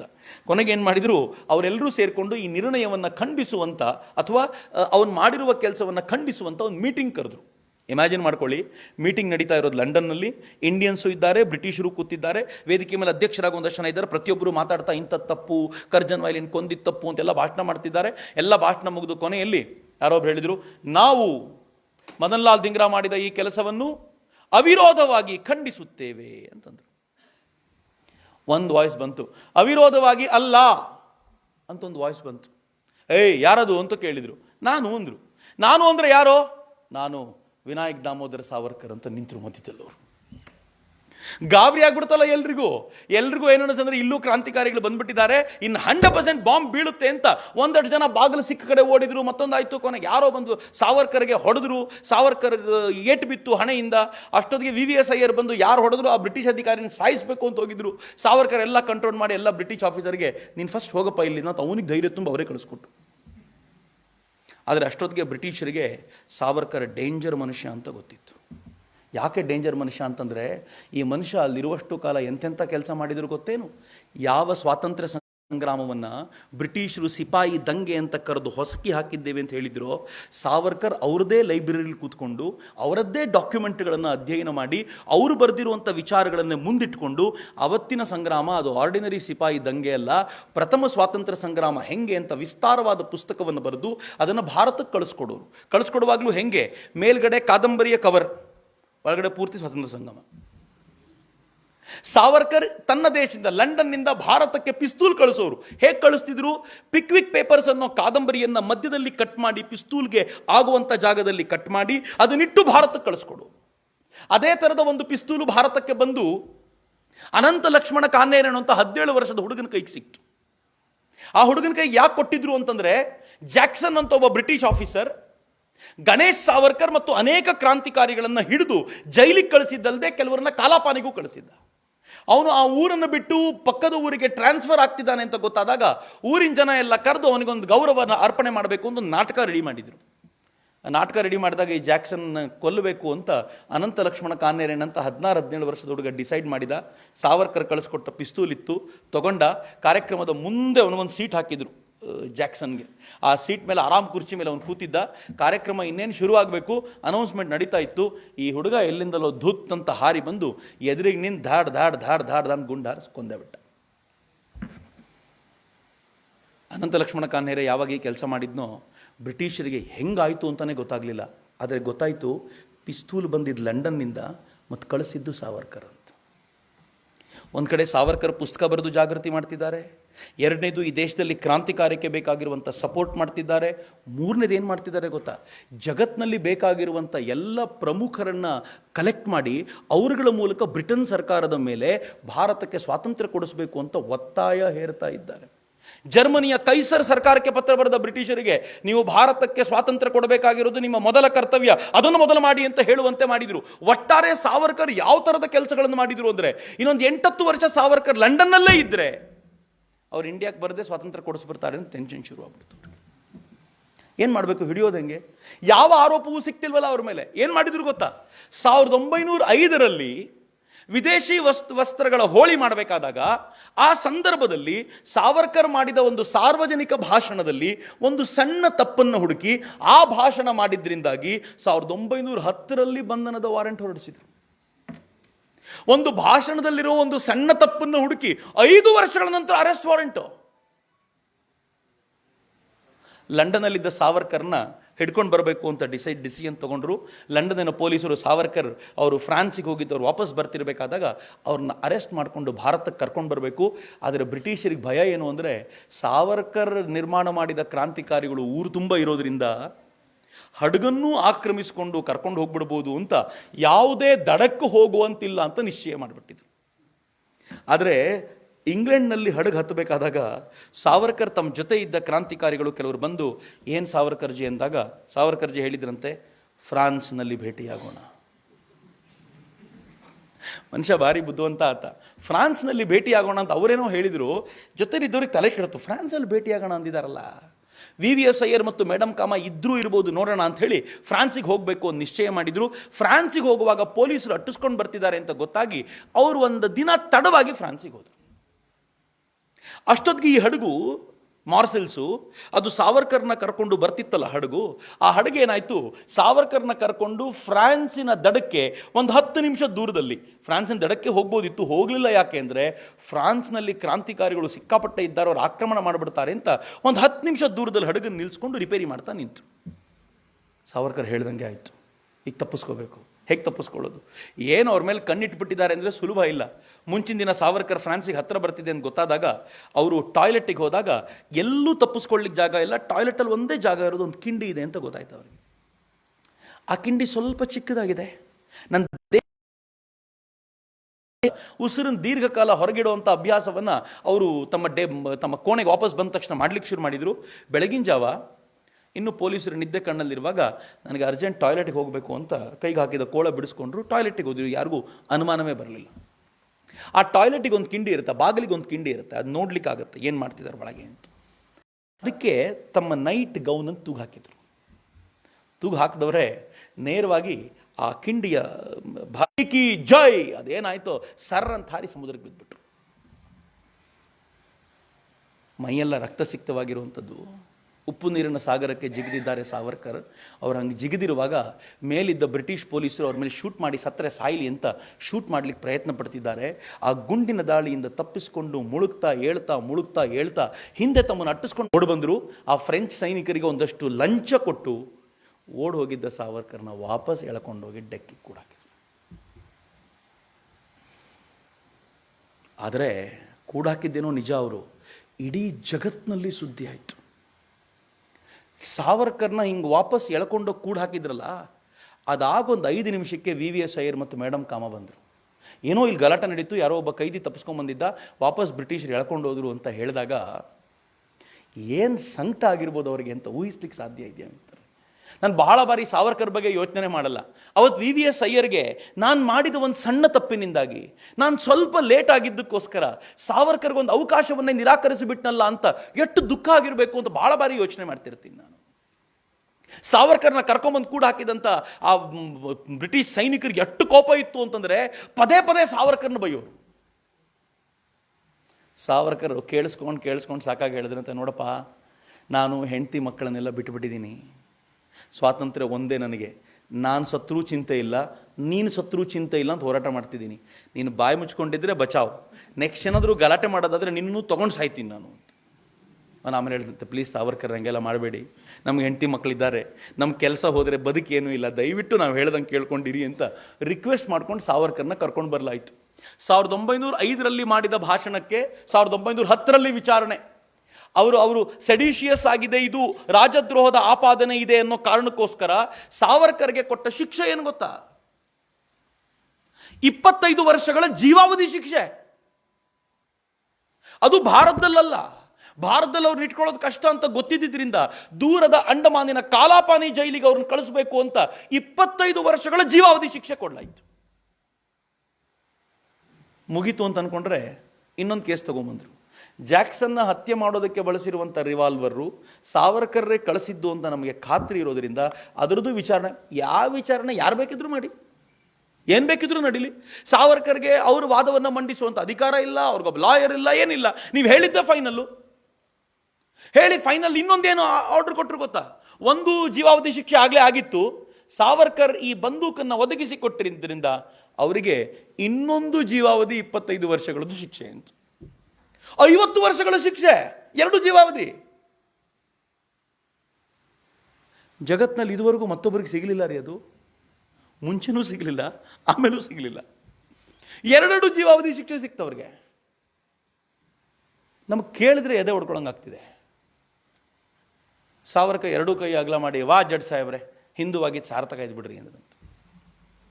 ಜಡ್ಜಿಗೆ ಸ್ವಲ್ಪ ತಲೆ ಕೆಡ್ತು, 2 ಜೀವಾವಧಿ ಶಿಕ್ಷೆಗೂ ಹಿಂದೂ ಆಗಿದ್ದಕ್ಕೂ ಏನು ಸಾರ್ಥಕನೋ ಅಂತ ಕೇಳಿದರೆ ಸಾವರ್ಕರ್ ಹೇಳ್ತಾರಂತೆ, ನಾನು ಪುನರ್ಜನ್ಮದಲ್ಲಿ ನಂಬಿಕೆ ಇಟ್ಟಿದ್ದೀನಿ. 1 ಜೀವಾವಧಿ ಶಿಕ್ಷೆ ಮುಗಿಸಿ ಮತ್ತು ಹುಟ್ಟಿ 2ನೇ ಜೀವಾವಧಿ ಶಿಕ್ಷೆ ಅನುಭವಿಸಬೇಕು ಅಂತ ಅರ್ಥ ತಾನೆ. ಜೀವಾವಧಿ ಅಂದರೆ ಹಂಗೆ ತಾನೆ, ಬದುಕಿರೋವರೆಗೂ ಶಿಕ್ಷೆ ಅಂತ ಅರ್ಥ. 2ನೇ ಜೀವಾವಧಿ ಶಿಕ್ಷೆ ಅನುಭವಿಸಬೇಕು ಅಂತ ಹೇಳಿದ್ದೀರಾ ಅಂತಾದರೆ ನನಗೆ ಶಿಕ್ಷೆ ಕೊಡೋ ನೆಪದಲ್ಲಾದರೂ ಪುನರ್ಜನ್ಮನ ಒಪ್ಕೊಂಡಿದ್ದೀರಲ್ಲ, ಸಾರ್ಥಕ ಆಯಿತು ನನ್ನ ಬದುಕು ಅಂತ. ಏನು ಅದ್ಭುತ! ಸಾವರ್ಕರ್ರ ಚಿಂತನೆಗಳಿಗೆ ಸಾವರ್ಕರ್ರೇ ಸಾಟಿ. ಮಿತ್ರರೇ, ಅವ್ರನ್ನ ಬಹುಶಃ ಒಂದು 80-85 ದಿನಗಳ ಕಾಲದ ವಿಚಾರಣೆ ಅದು. ಆ ವಿಚಾರಣೆ ಮುಗಿಸಿ ಸಾವರ್ಕರ್ನ ಅತ್ಯಂತ ಕೆಟ್ಟದಾಗಿರುವಂಥ ಚಲಾನನ್ನು ಹಡಗಲ್ಲಿ ತುಂಬಿಸ್ಕೊಂಡು ಬರಲಾಯಿತು. ಆ ಹಡಗು ಹೇಗಿತ್ತು ಅಂತಂದರೆ, ಅಲ್ಲೇ ಟಾಯ್ಲೆಟ್ಟು, ಅಲ್ಲೇ ಮೂತ್ರ ವಿಸರ್ಜನೆ ಮಾಡೋದು, ಎಲ್ಲ ಜಾಗವೂ ಅಲ್ಲೇ. ಸಾವರ್ಕರ್ ಅಂಥ ಜಾಗದಲ್ಲಿ ಅವ್ರಿಗೆ ಮೊದಲು ಡ್ರಮ್ ಒಂದು ಪಕ್ಕ, ಆ ಪಕ್ಕದಲ್ಲಿ ಸಾವರ್ಕರ್ ಮಲ್ಕೊಳ್ಳೋಕ್ಕೆ ಸ್ವಲ್ಪ ವಿಶಾಲವಾದ ಜಾಗ ಇತ್ತು. ಸಾವರ್ಕರ್ಗೆ ಹೋದ ತಕ್ಷಣ ಖುಷಿ ಆಯ್ತಂತೆ. ಸಾವರ್ಕರ್ದು ಮಾಜಿ ಜೀವನ್ ಟೇಪ್ ಅಂತ ಒಂದು ಮರಾಠಿ ಪುಸ್ತಕ, ಅದು ಕನ್ನಡದಲ್ಲಿ ಪ್ರಾಬಬಲಿ ಚಂದ್ರಕಾಂತ್ ಪೋಕಳೆಯವರು ನನ್ನ ಜೀವಾವಧಿಯ ಶಿಕ್ಷೆ ಅಂತ ಅನುವಾದ ಮಾಡಿದ್ದಾರೆ. ಭಾಳ ಚೆನ್ನಾಗಿರೋ ಪುಸ್ತಕ, ಓದಲೇಬೇಕು. ಅದು ನಮಗೆ ಇದರ ಪೂರ್ಣ ವಿವರವನ್ನು ಕೊಡುತ್ತೆ. ಆ ಪಕ್ಕದಲ್ಲಿರುವಂಥ ಜಾಗ ಸ್ವಲ್ಪ ವಿಶಾಲವಾಗಿತ್ತು ಅಂತ ಸಾವರ್ಕರ್ಗೆ ಭಾಳ ಖುಷಿ ಆಯ್ತಂತಪ್ಪ, ಎಲ್ಲರೂ ಯಾವ ಥರ ಪರಿಸ್ಥಿತಿಯಲ್ಲಿದ್ದಾರೆ, ನನಗೆ ಮಾತ್ರ ವಿಶಾಲವಾದ ಜಾಗ ಕೊಟ್ಟಿದ್ದಾರೆ, ಸ್ವಲ್ಪ ಗಾಳಿ ಬೆಳಕು ಚೆನ್ನಾಗಿ ಆಡ್ತಿದ್ದೆ, ಇಲ್ಲಿ ಬಚಾವಾಗ್ಬಿಟ್ಟೆ ನಾನು ಅಂದ್ಕೊಂಡ್ರಂತೆ.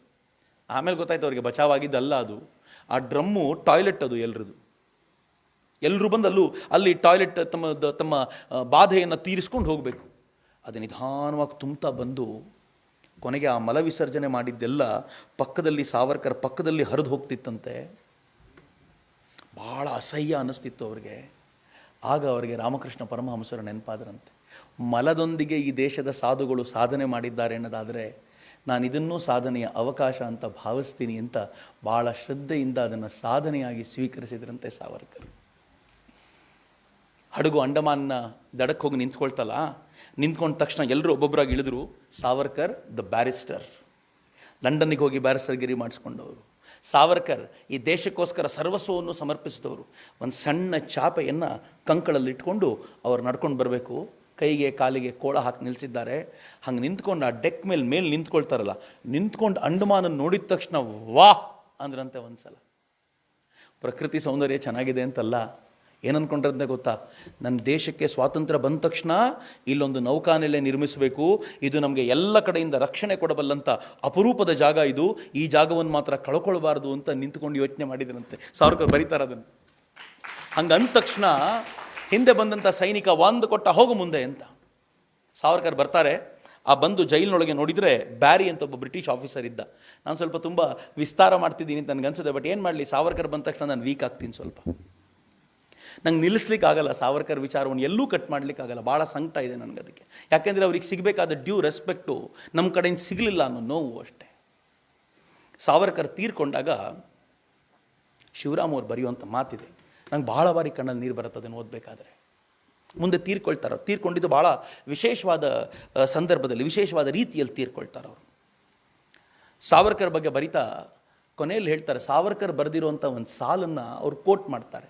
ಸಾವರ್ಕರ್ ಏನು ಬರೀತಾರೆ ಗೊತ್ತಾ, ತಾತ್ಯಾ ಟೋಪೆಗೆ. ನೆನ್ನೆ ನಾನು ಹೇಳಿದ್ನಲ್ಲ ತಾತ್ಯಾ ಟೋಪೆ ಕಥೆಯನ್ನು ಹೇಳಿ, ಸಾವರ್ಕರ್ ತಾತ್ಯಾ ಟೋಪೆ ಬಗ್ಗೆ 1857 ಸಂಗ್ರಾಮದ ಪುಸ್ತಕದಲ್ಲಿ ಬರೀತಾರೆ. ಏನು ಬರೀತಾರೆ ಅಂತಂದರೆ, ತಾತ್ಯಾ, ಈ ಜನ ನಿನಗೆ ಗೌರವ ಕೊಡಲ್ಲ ಅಂತಂದರೆ ಜನರು ತಪ್ಪಲ್ಲ ಕಣ, ನಿಂದೇ ತಪ್ಪು. ನೀನು ಈ ದೇಶದಲ್ಲಿ ಹುಟ್ಟಬಾರ್ದಾಗಿತ್ತು ಕಣ. ನೀನು ಜಗತ್ತಿನ ಅತ್ಯಂತ ಸಾಮಾನ್ಯ ರಾಷ್ಟ್ರದಲ್ಲಿ ಹುಟ್ಟಿದ್ರೂ ಆ ದೇಶದ ಜನ ನಿನ್ನ ಫೋಟೋನ ಅಂಬಾರಿ ಮೇಲಿಟ್ಟು ಮೆರವಣಿಗೆ ಮಾಡಿಕೊಂಡು ತಾತ್ಯ ನನ್ನ ದೇಶದವನು ಅಂತ ಹೆಮ್ಮೆ ಪಡ್ತಾ ಇದ್ರು. ನೀನು ಭಾರತದಲ್ಲಿ ಹುಟ್ಟಿದ ನಿನ್ನ ತಪ್ಪು, ನಾವೇನು ಮಾಡೋಣ ಅಂತ. ಹಂಗಂತ ಸಾವರ್ಕರ್ ಬರೀತಾರೆ ದುಃಖದಿಂದ. ಶಿವರಾಮ್ ಅವರು ಹೇಳ್ತಾರೆ, ದುರಂತ ಅಂತಂದರೆ ಸಾವರ್ಕರ್ನು ಜನ ತಾತ್ಯ ಅಂತಲೇ ಕರೀತಿದ್ರು ಅಂತ. ಅದೇ ಮಾತನ್ನು ಹೇಳೋದಾದರೆ, ತಾತ್ಯ ನೀನು ಹುಟ್ಟಿದ್ದು ನಿನ್ನ ದೋಷ ಕಣ. ನೀನು ಭಾರತದಲ್ಲಿ ಹುಟ್ಟದೆ ಜರ್ಮನಿಯಲ್ಲೋ, ಫ್ರಾನ್ಸ್ನಲ್ಲೋ, ಅಮೇರಿಕಾದಲ್ಲೋ, ರಷ್ಯಾದಲ್ಲೋ ಎಲ್ಲೋ ಹುಟ್ಟಿದ್ದಿದ್ರೆ ಜನ ಊರೂರಲ್ಲಿ ಕಂಡಲ್ಲಿ ನಿನ್ನ ಪ್ರತಿಮೆಗಳನ್ನು ಸ್ಥಾಪಿಸಿ ಆನಂದಿಸ್ತಾ ಇದ್ರು. ನೀನು ಭಾರತದಲ್ಲಿ ಹುಟ್ಟಿದ್ದು ನಿನ್ನ ತಪ್ಪು, ನಾವೇನು ಮಾಡೋಣ ಅದಕ್ಕೆ ಅಂತ ಕೇಳಬೇಕು ಅಂತ ಅನ್ಸುತ್ತೆ. ಆ ಕಾರಣಕ್ಕೆ ಸಾವರ್ಕರ್ ನಿಲ್ಲಿಸೋದು ಬಹಳ ಕಷ್ಟ. ಮಿತ್ರರೇ, ಸಾವರ್ಕರು ಆ ಹಡಗಿನಿಂದ ಕೆಳಕ್ಕೆ ಬಂದ್ರಲ್ಲ, ಕೆಳಕ್ಕೆ ಬಂದು ಆ ಜೈಲೊಳಗೆ ಹೋಗಬೇಕಾದ್ರೆ ಬ್ಯಾರಿ ಅನ್ನೋ ಆಫೀಸರ್ ಇದ್ದ, ಕಾಯ್ತಾ ಇದ್ದ ಅವನು. ಸಾವರ್ಕರ್ ಬರ್ತಾರೆ, ತುಂಬ ಡೇಂಜರ್ ಅಂತವರು, ಒಂದು ಸಲ ಅವ್ರನ್ನ ನೋಡಬೇಕು ಮತ್ತು ಮೊದಲೇ ಅವ್ರ ಮನಸ್ಸೊಳಗೆ ಒಂದು ಹೆದರಿಕೆ ಹುಟ್ಟಿಸ್ಬೇಕು ಅಂತ. ಸಾವರ್ಕರ್ ಹೋಗಬೇಕಾದಾಗ ಅವ್ರ ಮೈ ಮೇಲೆ ಒಂದು ಬಿಲ್ಲೆ ಇತ್ತು. ನನಗೆ ಈಗಲೂ ನೆನಪಿಸ್ಕೊಂಡ್ರೆ ಗಾಬರಿ ಆಗುತ್ತೆ ಅದು. ಆ ಬಿಲ್ಲೆಯಲ್ಲಿ ಮೊದಲನೇ ನಂಬರ್ 1910 ಅಂತ, ಎರಡನೇ ನಂಬರ್ 1960 ಅಂತ. ಏನು ಗೊತ್ತಾ, ಅದು 60ಕ್ಕೆ ರಿಲೀಸ್ ಆಗ್ತೀರಾ ನೀವು ಅಂತ. ಫಾರ್ ದ ನೆಕ್ಸ್ಟ್ 50 years ನೀವು ಅಂಡಮಾನ್ನಲ್ಲಿರಬೇಕು ಅಂತ, ಕಾಲಾಪಾನಿ ಜೈಲಿನಲ್ಲಿರಬೇಕು ಅಂತ. ಆ ಎರಡು ನಂಬರ್ಗಳ ನಡುವೆ ಒಂದು ಇಂಗ್ಲೀಷ್ ಅಕ್ಷರ ಬರುತ್ತೆ, ಡಿ ಅಂತ. ಡೇಂಜರ್, ಮನುಷ್ಯ ಹುಷಾರಾಗಿ ನೋಡ್ಕೊಳ್ಳಿ ಅಂತ. ಆ ಬ್ಯಾರಿ ಸಾವರ್ಕರನ್ನು ನೋಡ್ತಾನಲ್ಲ, ಅಲ್ಲಿ ಮೇಲೆಲ್ಲ ಕೋಳುಗಳನ್ನೆಲ್ಲ ತೂಗಾಕಿದ್ದಾರೆ. ಸಾವರ್ಕರ್ ಆ ಕೋಳುಗಳನ್ನೆಲ್ಲ ನೋಡ್ಕೊಂಡು ನಿಂತಿದ್ರೆ ಬ್ಯಾರಿ ಬಂದಂತೆ, ಸಾವರ್ಕರ್, ಬಿಲ್ಲೆ ಮೇಲೆ 60 ಬರೆದಿತ್ತಲ್ಲ, ಪರಮದಯಾಳು ಬ್ರಿಟಿಷ್ ಸರ್ಕಾರ 1960ರಲ್ಲಿ ನಿನ್ನನ್ನು ಗ್ಯಾರಂಟಿ ಬಿಡಬಹುದು ಅಂದ. ಅಂದರೆ ಆಗಲೂ ಗ್ಯಾರಂಟಿ ಇಲ್ಲ, ನೀನು ಸ್ವಲ್ಪ ಮಿಸ್ಕಾಡಿದರೆ ಎಕ್ಸ್ಟೆಂಡ್ ಆಗ್ಬೋದು, ಹುಷಾರು ಅಂತ. ಸತ್ತು ಹೋಗ್ಬೇಕಾ ಹೊತ್ತಲ್ಲಿ ಸಾವರ್ಕರ್ ಏನು ಹೇಳಿದ್ರಂತೆ ಗೊತ್ತಾ, ಏ ಬ್ಯಾರಿ, 60ರವರೆಗೂ ಬ್ರಿಟಿಷ್ ಸರ್ಕಾರ ಇರುತ್ತೆ ಅಂತ ಗ್ಯಾರಂಟಿ ಇದೆಯಾ ನನಗೆ? ಬ್ಯಾರಿ ಮಾತಾಡಲಿಲ್ಲ. ಹೆದರಬೇಕಾಗಿದ್ದಿದ್ದು ಸಾವರ್ಕರು, ಮೊದಲ ನೋಟಕ್ಕೆ ಹೆದರಿದ್ದು ಬ್ಯಾರಿ. ಆದರೆ ಆ ಕಾಲಾಪಾನಿನ ಸಹಿಸ್ಕೊಳ್ಳೋದು ಸುಲಭ ಇರಲಿಲ್ಲ. They are called cellular jails. ಒಂದೊಂದು ಸೆಲ್ಲು ಪ್ರತ್ಯೇಕ. ನಾನು ನೋಡಿದ್ದೀನಿ ಆ ಸೆಲ್ಯುಲರ್ ಜೈಲನ್ನ. ನಾನು ನಿಮ್ಮನ್ನು ಕೇಳ್ಕೊಳ್ತೀನಿ, ಅಕಸ್ಮಾತ್ ಜೀವನದಲ್ಲಿ ಅವಕಾಶ ಸಿಕ್ಕಿದರೆ ಅಂಡಮಾನಿನ ಜೈಲಿಗೆ ಹೋಗಿ ಬನ್ನಿ. ಅಂಡಮಾನಿನ ಜೈಲನ್ನು ಇವತ್ತು ಉಳಿಸ್ಕೊಂಡಿದ್ದಾರೆ ನಮ್ಮ ಪುಣ್ಯ. ಜವಾಹರ್ಲಾಲ್ ನೆಹರು ಸ್ವಾತಂತ್ರ್ಯ ಬಂದ ತಕ್ಷಣ ಹೇಳಿದ್ರಂತೆ, ಆ ಜೈಲನ್ನು ಒಡೆದಾಕಿ ಅಲ್ಲೊಂದು ಹಾಸ್ಪಿಟ್ಲ್ ಕಟ್ಟೋಣ ಅಂತ. ಯಾಕೆಂದರೆ ಅದಿದ್ದರೆ ಕ್ರಾಂತಿಕಾರಿಗಳ ನೆನಪಾಗತ್ತೆ. ಮತ್ತು ಆವಾಗೆಲ್ಲ ಪ್ರಶ್ನೆ ಬರುತ್ತಲ್ಲ, ನೀವೇನು ಮಾಡಿದಿರಿ, ನೀವೇನು ಕಡ್ದು ಕಟ್ಟಾಕಿದಿರಿ ದೇಶಕ್ಕೆ ಅಂತ ಅವಾಗೊಂದು ಪ್ರಶ್ನೆ ಬರುತ್ತಲ್ಲ. ಅವುಗಳನ್ನೆಲ್ಲ ಒಡೆದು ನಾಶ ಮಾಡಿಬಿಟ್ರೆ ಬಚಾವು ಅಂತ ಇವರುಗಳಿಗೆ. ಅವರೆಲ್ಲ ಕುರುಹುಗಳನ್ನು ಧ್ವಂಸಗೊಳಿಸಬೇಕು ಅಂತ. ಆದರೆ ಥ್ಯಾಂಕ್ ಗಾಡ್ ಪಟೇಲರು ಉಳಿಸಿದ್ರು ಅದನ್ನು. ಅದರ ಎಲ್ಲ ಸ್ಟ್ರಕ್ಚರ್ ಅಲ್ಲದೆ ಹೋದರೂ ಒಂದು 3 ಭಾಗಗಳು ಇವತ್ತು ಉಳ್ಕೊಂಡಿವೆ. ಸೆಲ್ಯುಲರ್ ಜೈಲ್ ಹೆಂಗಿದೆ ಗೊತ್ತೇನೋ ಮಿತ್ರ, ಯುವ ಬ್ರಿಗೇಡ್ನ ಹಲವು ಮಿತ್ರರಲ್ಲಿಗೆ ಹೋಗಿದ್ದೀವಿ ನಾವು. ಒಂದು ಸೆಲ್ಲಿಂದ ಮತ್ತೊಂದು ಸೆಲ್ಲಿಗೆ ಕಾಂಟ್ಯಾಕ್ಟೇ ಇಲ್ಲ. ಈ ಸೆಲ್ಲಿನ ಕಿಟಕಿ, ದೂರದಲ್ಲಿರೋ ಮತ್ತೊಂದು ಸೆಲ್ಲಿಗೆ ಬಾಗಿಲು. ಅಂದರೆ ಬಾಗಿಲಿಂದ ಬಾಗಿಲಿಗೆ ಮಾತಾಡ್ಲಿಕ್ಕೆ ಆಗಲ್ಲ. ಪಕ್ಕದ ಸೆಲ್ಲಲ್ಲಿ ಇದ್ದವ್ರ ಜೊತೆ ಮಾತನಾಡಬೇಕು ಅಂದ್ರೆ ಜೋರಾಗಿ ಕೂಗಬೇಕು, ಅದು ಎಲ್ರಿಗೂ ಗೊತ್ತಾಗುತ್ತೆ. ಅಂಥ ಕೆಟ್ಟ ಸ್ಥಿತಿಯಲ್ಲಿ ಸಾವರ್ಕರ್ ನೆಟ್ಟಿದ್ರು. ಸಾವರ್ಕರ್ ಅಣ್ಣ ಕೂಡ ಅದೇ ಸೆಲ್ನಲ್ಲಿದ್ದರು. ಸಾವರ್ಕರ್ ಮತ್ತು ಅವ್ರ ಅಣ್ಣ ಇಬ್ಬರು ಸಿಗ್ಲಿಕ್ಕೆ ಅನೇಕ ತಿಂಗಳುಗಳು ಹಿಡಿದು, ಗೊತ್ತೇ ಇರಲಿಲ್ಲ ಎಲ್ಲಿದ್ದಾರೆ ಅಂತ. ಮೊದಲನೇ ಬಾರಿಗೆ ಸಾವರ್ಕರ್ ಅಣ್ಣ ಭೇಟಿ ಆಗ್ತಾರಲ್ಲ ಸಾವರ್ಕರ್ನ, ಒಂದು ಲೈನಲ್ಲಿ ಆ ಕಡೆ ಒಂದು ಲೈನು, ಈ ಕಡೆ ಒಂದು ಲೈನು, ಈ ಕಡೆ ಅಣ್ಣ ಈ ಕಡೆ ತಮ್ಮ, ಇಬ್ಬರ ಕಣ್ಣುಗಳು ಸಂಧಿಸಿದ್ವಂತೆ. ಸಾವರ್ಕರ್ ಅಣ್ಣನ ಕಣ್ಣಲ್ಲಿ ನೀರು ಬಂದ್ಬಿಡ್ತಂತೆ.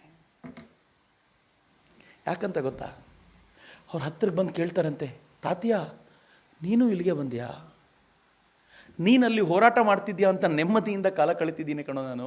ನೀನು ಅಲ್ಲಿದ್ದರೆ ಸ್ವಾತಂತ್ರ್ಯ ಬರುತ್ತೆ ಅಂತ ವಿಶ್ವಾಸ ನನಗಿತ್ತು. ಈಗ ನೀನು ಇಲ್ಲಿ ಬಂದ್ಬಿಟ್ರೆ ಅಲ್ಲಿ ಯಾರೋ, ಏನು ವಿಶ್ವಾಸ ತಮ್ಮನ ಮೇಲೆ.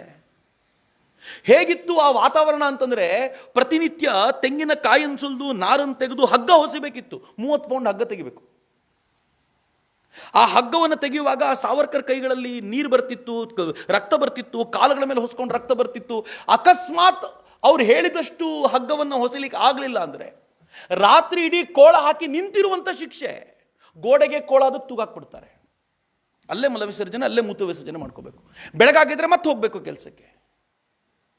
ನೀವು ಸ್ವಲ್ಪ ಮಟ್ಟಿಗೆ ಹಗ್ಗ ತೆಗೆಯೋದ್ರಲ್ಲಿ ಎಕ್ಸ್ಪರ್ಟ್ ಆದ್ರಿ ಅಂತ ಗೊತ್ತಾದ ತಕ್ಷಣ ಗಾಣದ ಎಣ್ಣೆ ಸುತ್ತುವಂಥ ಕೆಲಸ ಕೊಡೋರಂತೆ. ಸಾವರ್ಕರ್ ಗಾಣದ ಎಣ್ಣೆ ಸುತ್ತುವಾಗ ಈ ಕೆಟ್ಟ ಕೈದಿಗಳು ಅಂತ ಇರ್ತಾರಲ್ಲ, ದರೋಡೆ ಗಿರೋಡೆ ಮಾಡ್ಕೊಂಬಂದಿರೋರು, ಅವರಿಗೆ ಸಾವರ್ಕರ್ ಬಗ್ಗೆ ಕೇಳಿ ಭಾಳ ಖುಷಿಯಾಗಿರೋರು ಈ ಫ್ರೀ ಟೈಮ್ನಲ್ಲಿ ಓಡಿ ಬಂದು ಇವ್ರ ಗಾಣ ತಾವು ಸುತ್ತು ಬಿಡೋರಂತೆ. ಸ್ವಲ್ಪ ಸಾವರ್ಕರ ನೀವು ಸ್ವಲ್ಪ ರೆಸ್ಟ್ ತಗೊಳ್ಳಿ ಅಂತ. ತಾವು ಸುತ್ತುವಾಗ ಸ್ವಲ್ಪ ಕಡಿಮೆ ಆದರೆ ಮತ್ತೆ ರಾತ್ರಿ ಶಿಕ್ಷೆ ಆಗುತ್ತೆ ಅಂತ ಗಾಣ ಸುತ್ತ ಊಟ ಮಾಡ್ತಿದ್ದವರು ಸಾವರ್ಕರ್. ಮೈಸೂರಲ್ಲಿ ಒಂದ್ಸಲ ಸಾವರ್ಕರ್ ಅವ್ರ ಬಗ್ಗೆ ಮಾತಾಡಬೇಕಾದ್ರೆ ಒಬ್ಬರು ಹಿರಿಯರು ಬಂದರು, ವಕೀಲರವರು. ಅವ್ರು ಬಂದು ಹೇಳಿದರು, ನಮ್ಮ ಮನೆಗೆ ಬರಬೇಕು ಚಕ್ರವರ್ತಿ, ಅವರು ಒಂದು ಘಟನೆ ಹೇಳಬೇಕು ನಿಮಗೆ ಅಂತ. ನಾನು ಅವ್ರ ಮನೆಗೆ ಹೋದೆ. ಸಾವರ್ಕರ್ ಬಗ್ಗೆ ಕೇಳಿ ಏನೋ ಘಟನೆ ಹೇಳ್ತೀನಿ ಅಂತ ಹೇಳ್ತಾರಲ್ಲ ಅಂತ ಹೋದಾಗ ಅವ್ರು ಏನು ಹೇಳಿದ್ರು ಗೊತ್ತಾ, ನಮ್ಮ ಮನೇಲಿ ನನ್ನ ತಲೆಗೆ ಎಣ್ಣೆನೇ ಹಾಕಲಿಲ್ಲ ಭಾಳ ವರ್ಷಗಳ ಕಾಲ. ಅವ್ರ ಕೂದಲೆಲ್ಲ ಜಟಗಟ್ಟು ಹೋಗಿತ್ತು. ಯಾಕೆ ಅಂತ ಹೇಳಿದರೆ, ಸಾವರ್ಕರ್ ಎಣ್ಣೆ ತೆಗಿತಾರಪ್ಪ, ಆ ಎಣ್ಣೆ ಏನಾದರೂ ಬಂದುಬಿಟ್ರೆ ಅದನ್ನು ತಲೆಗೆ ಹಾಕ್ಕೊಂಡ್ರೆ ನಾನು ದೇಶದ್ರೋಹಿ ಆಗಿಬಿಡ್ತೀನಿ ಅಂತ ನಮ್ಮಮ್ಮ ಹೇಳೋರು. ಎಣ್ಣೆನೇ ಹಚ್ತಿರ್ಲಿಲ್ಲ ತಲೆಗೆ ನಮ್ಮಮ್ಮ ಅಂತ. ನಂಗೆ ಕೇಳಿದಾಗ ಅನ್ನಿಸ್ತು, ಸಾವರ್ಕರ್ ಎಷ್ಟು ರೀಚ್ ಆಗಿದ್ರಪ್ಪ ಸಮಾಜಕ್ಕೆ. ಈ ದೇಶದ ಕ್ರಾಂತಿಕಾರಿಗಳು ಪತ್ರಿಕೆಗಳಲ್ಲಿ ಸಾವರ್ಕರ್ ಗಾಣದಲ್ಲಿ ಎಣ್ಣೆ ತೆಗೆಯುವಂಥ ಫೋಟೋ ಪಬ್ಲಿಷ್ ಮಾಡಿ ಒಂದು ದೊಡ್ಡ ಆಂದೋಲನ ಹುಟ್ಟಿಸಿದ್ರು. ಸಾವರ್ಕರ್ ತಮ್ಮ ಮಾಜಿ ಜೀವನ್ ಟೇಪಲ್ಲಿ ಹೇಳ್ಕೊಳ್ತಾರೆ ಹೆಂಗಿತ್ತು ಅಂತಂದರೆ, ಊಟಕ್ಕೆ ಅಂತ ಅವರಿಗೆ ಹಬ್ಬದ ಊಟ, ಪ್ರತಿನಿತ್ಯ ಊಟ ಹೇಗಿರ್ತಿತ್ತು ಅಂತಂದರೆ, ಕತ್ತಲಲ್ಲಿ ಹೋದಂಥವರು ಒಂದಷ್ಟು ಸೊಪ್ಪು ಸದೆಗಳನ್ನು ಕತ್ತಲಲ್ಲೇ ಕಿತ್ಕೊಂಡು ಬಂದು ಸಾಂಬಾರು ಮಾಡಬೇಕಿತ್ತಂತೆ. ಅನೇಕ ಬಾರಿ ಆ ಸಪ್ಪೊಳಗೆ ಹಾವು, ಹಲ್ಲಿ, ಚೇಳು ಇರ್ತಿತ್ತಂತೆ. ಊಟಕ್ಕೆ ಅಂತ ಅದನ್ನು ಹಾಕಿದಾಗ ಅದನ್ನು ಪಕ್ಕಕ್ಕಿಟ್ಟು ತಿನ್ಬೇಕಿತ್ತಂತೆ. ಅನೇಕ ಹುಡುಗರು, ಒಬ್ಬ 16-17 ವರ್ಷದ ಹುಡುಗ, ಆತ ಕ್ರಾಂತಿಕಾರಿಯಾಗಿ ಒಳಗೆ ಬಂದಿದ್ದವನು. ಒಂದು ಹಂತದಲ್ಲಿ ಸಾವರ್ಕರ್ಗೆ ಹೇಳಿ ಅವನು, ನಾನು ಪ್ರಾಣಾಹುತಿ ಮಾಡಿಬಿಡ್ತೀನಿ, ನಾನು ನೇಣು ಹಾಕ್ಕೊಂಡು ಸಾಯ್ತೀನಿ ಅಂದಾಗ ಸಾವರ್ಕರ್ ಹೇಳ್ತಾರಲ್ಲೇ, ಹುಚ್ಚ, ನೇಣು ಹಾಕ್ಕೊಂಡು ಸಾಯಬಾರ್ದು ಕಣೋ, ಚೆನ್ನಾಗಿ ಊಟ ಮಾಡಿ ಗಟ್ಟಿ ಆಗಬೇಕು, ಯಾಕೆಂದರೆ ವಾಪಸ್ ಹೋದ್ಮೇಲೆ ಮತ್ತೆ ಕ್ರಾಂತಿಕಾರ್ಯ ಮಾಡಬೇಕಲ್ಲ. ಸಾಯೋದಕ್ಕೂ ಪರ್ಮಿಷನ್ ಇರಲಿಲ್ಲ ಸಾವರ್ಕರ್ ಹತ್ರ. ಸಾವರ್ಕರ್ ಹೇಳ್ತಾರೆ, ಹಬ್ಬದ ಊಟ ಅಂತ ನಮಗೆ ಗೆದ್ದಲು ಮಿಶ್ರಿತ ಅನ್ನವನ್ನು ಕೊಡ್ತಾ ಇದ್ರು, ಅದು ಬಿಟ್ಟರೆ ಮತ್ತೇನೂ ಇರ್ತಿರ್ಲಿಲ್ಲ ಅಂತ. ಯಾರಿಗೆ ನೇಣು ಶಿಕ್ಷೆ ಆಗುತ್ತೋ ಅವನನ್ನು ಮುಂಚಿನ 1 ತಿಂಗಳ ಕಾಲ ನೇಣು ಎಲ್ಲಿ ಶಿಕ್ಷೆ ಆಗಬೇಕೋ ಅದರ ಪಕ್ಕದಲ್ಲೇ ರೂಮ್ ಕೊಡ್ತಿದ್ರಂತೆ. ಸಾಯುವ ಸದ್ದು ಆತ ಪ್ರತಿನಿತ್ಯ ಕೇಳಬೇಕು ಅಂತ, ಪ್ರತಿನಿತ್ಯ ಸಾಯಬೇಕು ಅಂತ. ಆ ಥರದ ಕೆಟ್ಟ ಸೆಲ್ಲು. ಸಾವರ್ಕರ್ ಅಲ್ಲದೆ ಬೇರೆ ಯಾರೂ ಕೂಡ ಅಲ್ಲಿ ಇಷ್ಟು ಕ್ರಿಯೇಟಿವ್ ಆಗಿರ್ಲಿಕ್ಕೆ ಸಾಧ್ಯ ಇರಲಿಲ್ಲ. ಸಾವರ್ಕರ್ ಏನು ಮಾಡ್ತಾರೆ ಗೊತ್ತಾ, ತಮಗೆ ಪೆನ್ನು ಪೇಪರ್ ಕೊಡಲಿಲ್ಲ ಅಂತ ಗೋಡೆಗಳ ಮೇಲೆ ತಮ್ಮ ಕೈಗೆ ಹಾಕಿರುವಂಥ ಮೊಳೆ ಹಿಡ್ಕೊಂಡು 14,000 ಸಾಲುಗಳ ಕಮಲ ಅನ್ನೋ ಕಾವ್ಯವನ್ನು ಬರೀತಾರೆ ಜೈಲಿನ ಗೋಡೆಗಳ ಮೇಲೆ. ಯಾರ್ಯಾರಿಗೆ ರಿಲೀಸ್ ಆಗೋದಿರುತ್ತಲ್ಲ ಅವ್ರಿಗೆ ಅದನ್ನು ಬೈಹರ್ಟ್ ಮಾಡಿಸ್ತಾರೆ, ವಾಪಸ್ ಕಳಿಸಿ ಪಬ್ಲಿಷ್ ಮಾಡಲಿಕ್ಕೆ ಬೇಕಾಗಿರುವಂಥ ವ್ಯವಸ್ಥೆ ಮಾಡ್ತಾರೆ ಸಾವರ್ಕರ್. ಏನು ಕ್ರಾಂತಿಕಾರಿ ರೀ ಆತ. ಬ್ರಿಟಿಷರಿಗೆ ಕೊನೆವರೆಗೂ ಜೀರ್ಣ ಮಾಡ್ಕೊಳ್ಳಿಕ್ಕೆ ಆಗಲಿಲ್ಲ ಅವ್ರನ್ನ. ಅದೇ ಕಾರಣಕ್ಕೆ ಹೇಳೋದು ನಾನು, ಅಲ್ಲಿ ಪುಟ್ಟ ಪುಟ್ಟ ಮೈನಾ ಹಕ್ಕಿಗಳು ಈಗಲೂ ಬರ್ತವೆ.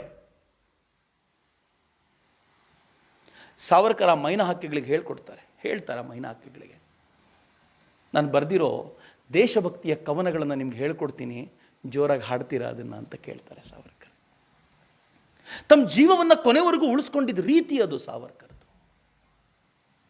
ಸುಮಾರು 11 ವರ್ಷಗಳ ಕಾಲ ಸಾವರ್ಕರ್ ಯಾವ ಥರದ ಬದುಕನ್ನು ಬದುಕಿದ್ರು ಅಂತಂದರೆ, ಅಲ್ಲಿ ಯಾವತ್ತೂ ಕೂಡ ಉತ್ಸಾಹವನ್ನು ಕಳ್ಕೊಳ್ಳಿಲ್ಲ ಮಿತ್ರರೇ. ಅಲ್ಲಿಯೂ ಕೂಡ ಹಿಂದಿಗಾಗಿ ಹೋರಾಟ ಮಾಡಿದರು. ಎಲ್ಲ ಉರ್ದುಗಳೇ ತುಂಬಿಕೊಂಡಿದ್ದವು. ಅಲ್ಲಿ ಮುಸಲ್ಮಾನರು ಯಾರಿದ್ರೋ ಅವರುಗಳು ಹಿಂದೂಗಳ ಮೇಲೆ ಅತ್ಯಾಚಾರ ಮಾಡ್ತಾ ಅವ್ರ ತಟ್ಟೆಯಲ್ಲಿ ಉಗುಳು ಬಿಡೋದು, ಅದನ್ನು ತಿಂದರೆ ಅವನು ಕನ್ವರ್ಟ್ ಆದ ಅಂತ ಹೇಳೋದು, ಈ ಥರದ್ದೆಲ್ಲ ಮಾಡ್ತಿದ್ರು. ಸಾವರ್ಕರ್ ಹೆಂಗೆ ಪಾಠ ಕಲಿಸಿದ್ರು ಎಲ್ರಿಗೂ ಅಂತಂದರೆ, ಅಲ್ಲೂ ಕೂಡ ಹಿಂದುತ್ವದ ಅಲೆ ಜೀವಂತವಾಗಿರುವಂತೆ ನೋಡಿಕೊಂಡ್ರು ಸಾವರ್ಕರ್. 11 ವರ್ಷಗಳ ಯಾತನಾಮಯ ಬದುಕು. ಈ ಹೊತ್ತಲ್ಲೇ ಒಂದ್ಸಲ ಸಾವರ್ಕರು ಒಂದು ಪತ್ರ ಬರೆದರು. ಈ ಗೊಂದಲ ತುಂಬ ಬರುತ್ತೆ ಅನ್ನೋ ಕಾರಣಕ್ಕೋಸ್ಕರ ಹೇಳ್ತೀನಿ. ಒಂದು ಪತ್ರವನ್ನು ಬ್ರಿಟಿಷ್ ಅಧಿಕಾರಿಗಳಿಗೆ ಬರೆದು ಹೇಳಿದರು, ನಾನು ಬದಲಾವಣೆಯನ್ನು ಬಯಸ್ತಾ ಇದ್ದೀನಿ, ನೀವು ನನ್ನ ನಡತೆ ಚೆನ್ನಾಗಿದೆ ಅಂತ ಅನಿಸಿದರೆ ದಯಮಾಡಿ ನನ್ನನ್ನು ಬಿಡುಗಡೆ ಮಾಡಿ ಅಂತ ಕೇಳಿದರು. ಆ ಬಿಡುಗಡೆ ಮಾಡಿ ಅಂತ ಪತ್ರ ಹೋದಾಗ, ಇವತ್ತಿಗೂ ಅದನ್ನು ಹೇಳ್ತಾರೆ, ಸಾವರ್ಕರ್ ಕ್ಷಮಾಯಾಚನೆಯ ಪತ್ರವನ್ನು ಕೇಳಿದರು ಅಂತ. ಬಿಡುಗಡೆ ಮಾಡಿ ಅನ್ನುವಂಥ ಪತ್ರ ಹೋದಾಗ ಬ್ರಿಟಿಷರು ತಕ್ಷಣಕ್ಕೆ ನಂಬಲಿಲ್ಲ. ಗೊತ್ತಿತ್ತು ಅವ್ರಿಗೆ, ಐತಂದು ಇನ್ನೊಂದು ನಾಟಕ ಇದು ಅಂತ. ಬ್ರಿಟಿಷರಿಗೆ ಗೊತ್ತಿತ್ತು, ನಮ್ಮವ್ರಿಗೆ ಅರ್ಥ ಆಗಲಿಲ್ಲ ಅಷ್ಟೇ. ಕ್ರೆಡಾಕ್ ಅನ್ನೋಂಥ ಒಬ್ಬ ಬ್ರಿಟಿಷ್ ಆಫೀಸರ್ನ ಇದಕ್ಕೋಸ್ಕರ ಕಳಿಸ್ಕೊಟ್ರು, ಏನಿದೆ ನೋಡ್ಕೊಂಡು ಬಾ ಅಂತ. ಆತ ಏನನ್ನೂ ಹೇಳದೆ ಎಲ್ಲರನ್ನೂ ಕರೆದು ಮಾತನಾಡಿಸೋ ಥರ ಅನೇಕ ತಿಂಗಳುಗಳ ನಂತರ ಹೋಗಿ ಸಾವರ್ಕರ್ನ ಕರೆಸಿ ಸಾವರ್ಕರ್ನ ಮಾತನಾಡಿಸಿ ರಿಪೋರ್ಟ್ ಏನು ಕೊಡ್ತಾನೆ ಗೊತ್ತಾ, ಈ ಮನುಷ್ಯ 1 ಪೈಸೆಯಷ್ಟು ಬದಲಾಗಲಿಲ್ಲ, ಅವನದು ಮಹಾ ನಾಟಕ ಇದು, ಇವನನ್ನು ವಾಪಸ್ ಬಿಟ್ಟರೆ ಇನ್ನೊಂದು ಕ್ರಾಂತಿಕಾರ್ಯ ಮಾಡ್ತಾನೆ ಹೊರತು ಬ್ರಿಟಿಷರಿಗೆ ಲಾಯಲ್ ಆಗಿರೋದು ಸಾಧ್ಯವೇ ಇಲ್ಲ, ಯಾವ ಕಾರಣಕ್ಕೂ ಬಿಡಬೇಡಿ ಅಂತ ಪತ್ರ ರಿಪೋರ್ಟ್ ಕೊಟ್ಟಿದ್ದವನು ಹಂಗೆ.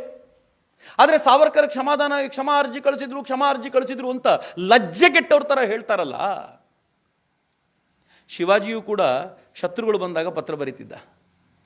ತನ್ನನ್ನು ಹಿಡ್ಕೊಳ್ಳಿಕ್ಕೆ ಬಂದಂಥ ಮಿರ್ಜಾ ರಾಜೆ ಜೈಸಿಂಗನಿಗೆ ಶಿವಾಜಿ ಏನು ಪತ್ರ ಬರೀತಾನೆ ಗೊತ್ತಾ, ನೀನು ಹಿಂದೂ ನಾನು ಹಿಂದೂ, ನಾವಿಬ್ಬರು ಯಾಕಪ್ಪ ಕಿತ್ತಾಡಬೇಕು, ಒಂದು ಕೆಲಸ ಮಾಡು, ಆಳ್ತೀನಿ ಅಂತ ನೀನೇ ಬಾ, ನಾನು ನಿನಗೆ ಕಪ್ಪವನ್ನು ಒಪ್ಪಿಸ್ಕೊಂಡು ಇದ್ಬಿಡ್ತೀನಿ ಅಂತ ವೀಕ್ ಮಾಡೋ ಪ್ರಯತ್ನ. ಆದರೆ ಮಿರ್ಜಾ ರಾಜನಿಗೆ ಗೊತ್ತಿರುತ್ತೆ, ಈ ಥರದ್ದು ಭಾಳ ಆಗಿದೆಯಪ್ಪ, ಅವೆಲ್ಲ ಏನು ಬೇಕಾಗಿಲ್ಲ, ನೀನು ಸೈಲೆಂಟಾಗಿ ನನ್ನ ಜೊತೆ ಬಂದರೆ ಸರಿ, ಇಲ್ಲ ಅಂದರೆ ನಾನು ಒಪ್ಕೊಳ್ಳಲ್ಲ ಅಂತ. ಕೊನೆಗೆ ಆಯಿತು ಅಂತ ಶಿವಾಜಿ ಮಹಾರಾಜರು ನನ್ನ ಜೊತೆ ಹೋಗ್ತಾರೆ. ಅದು ಶಿವಾಜಿ ಮಹಾರಾಜರ ಕ್ಷಮಾಪಣಾ ಪತ್ರ ಅಂತ ಕರಿತೀರೇನು. ಅದ್ರ ಹಿಂದೆ ಇರುವಂಥ ಉದ್ದೇಶ ಏನು ಅಂತ ನೋಡಬೇಕಿತ್ತು. ಆದರೆ ಇಡೀ ದೇಶದಲ್ಲಿ ಬೆಂಕಿ ಹತ್ಕೊಂಡ್ಬಿಡ್ತು. ಸಾವರ್ಕರ್ ಗಾಣ ಸುತ್ತಾ ಇದ್ದಾರೆ, ಸಾವರ್ಕರ್ಗೆ ಹಿಂಗೆ ಆಗ್ತಿದೆ ಅಂತ ಗದರ್ ಚಳುವಳಿಕಾರರು ಯಾವ ಪರಿ ಪ್ರಚಾರ ಮಾಡಿದರು ಅಂತಂದರೆ ಅವರನ್ನು ಬಿಡುಗಡೆ ಮಾಡಲೇಬೇಕು ಅನ್ನುವಂಥ ಒಂದು ದೊಡ್ಡ ವ್ಯಾಪಕವಾದ ಪ್ರಚಾರ ನಡೆದು ಕೊನೆಗೂ 11 ವರ್ಷಗಳ ನಂತರ ಸಾವರ್ಕರ್ ಮತ್ತು ಅವರ ಅಣ್ಣ ಇಬ್ಬರದು ಬಿಡುಗಡೆ ಆಯಿತು.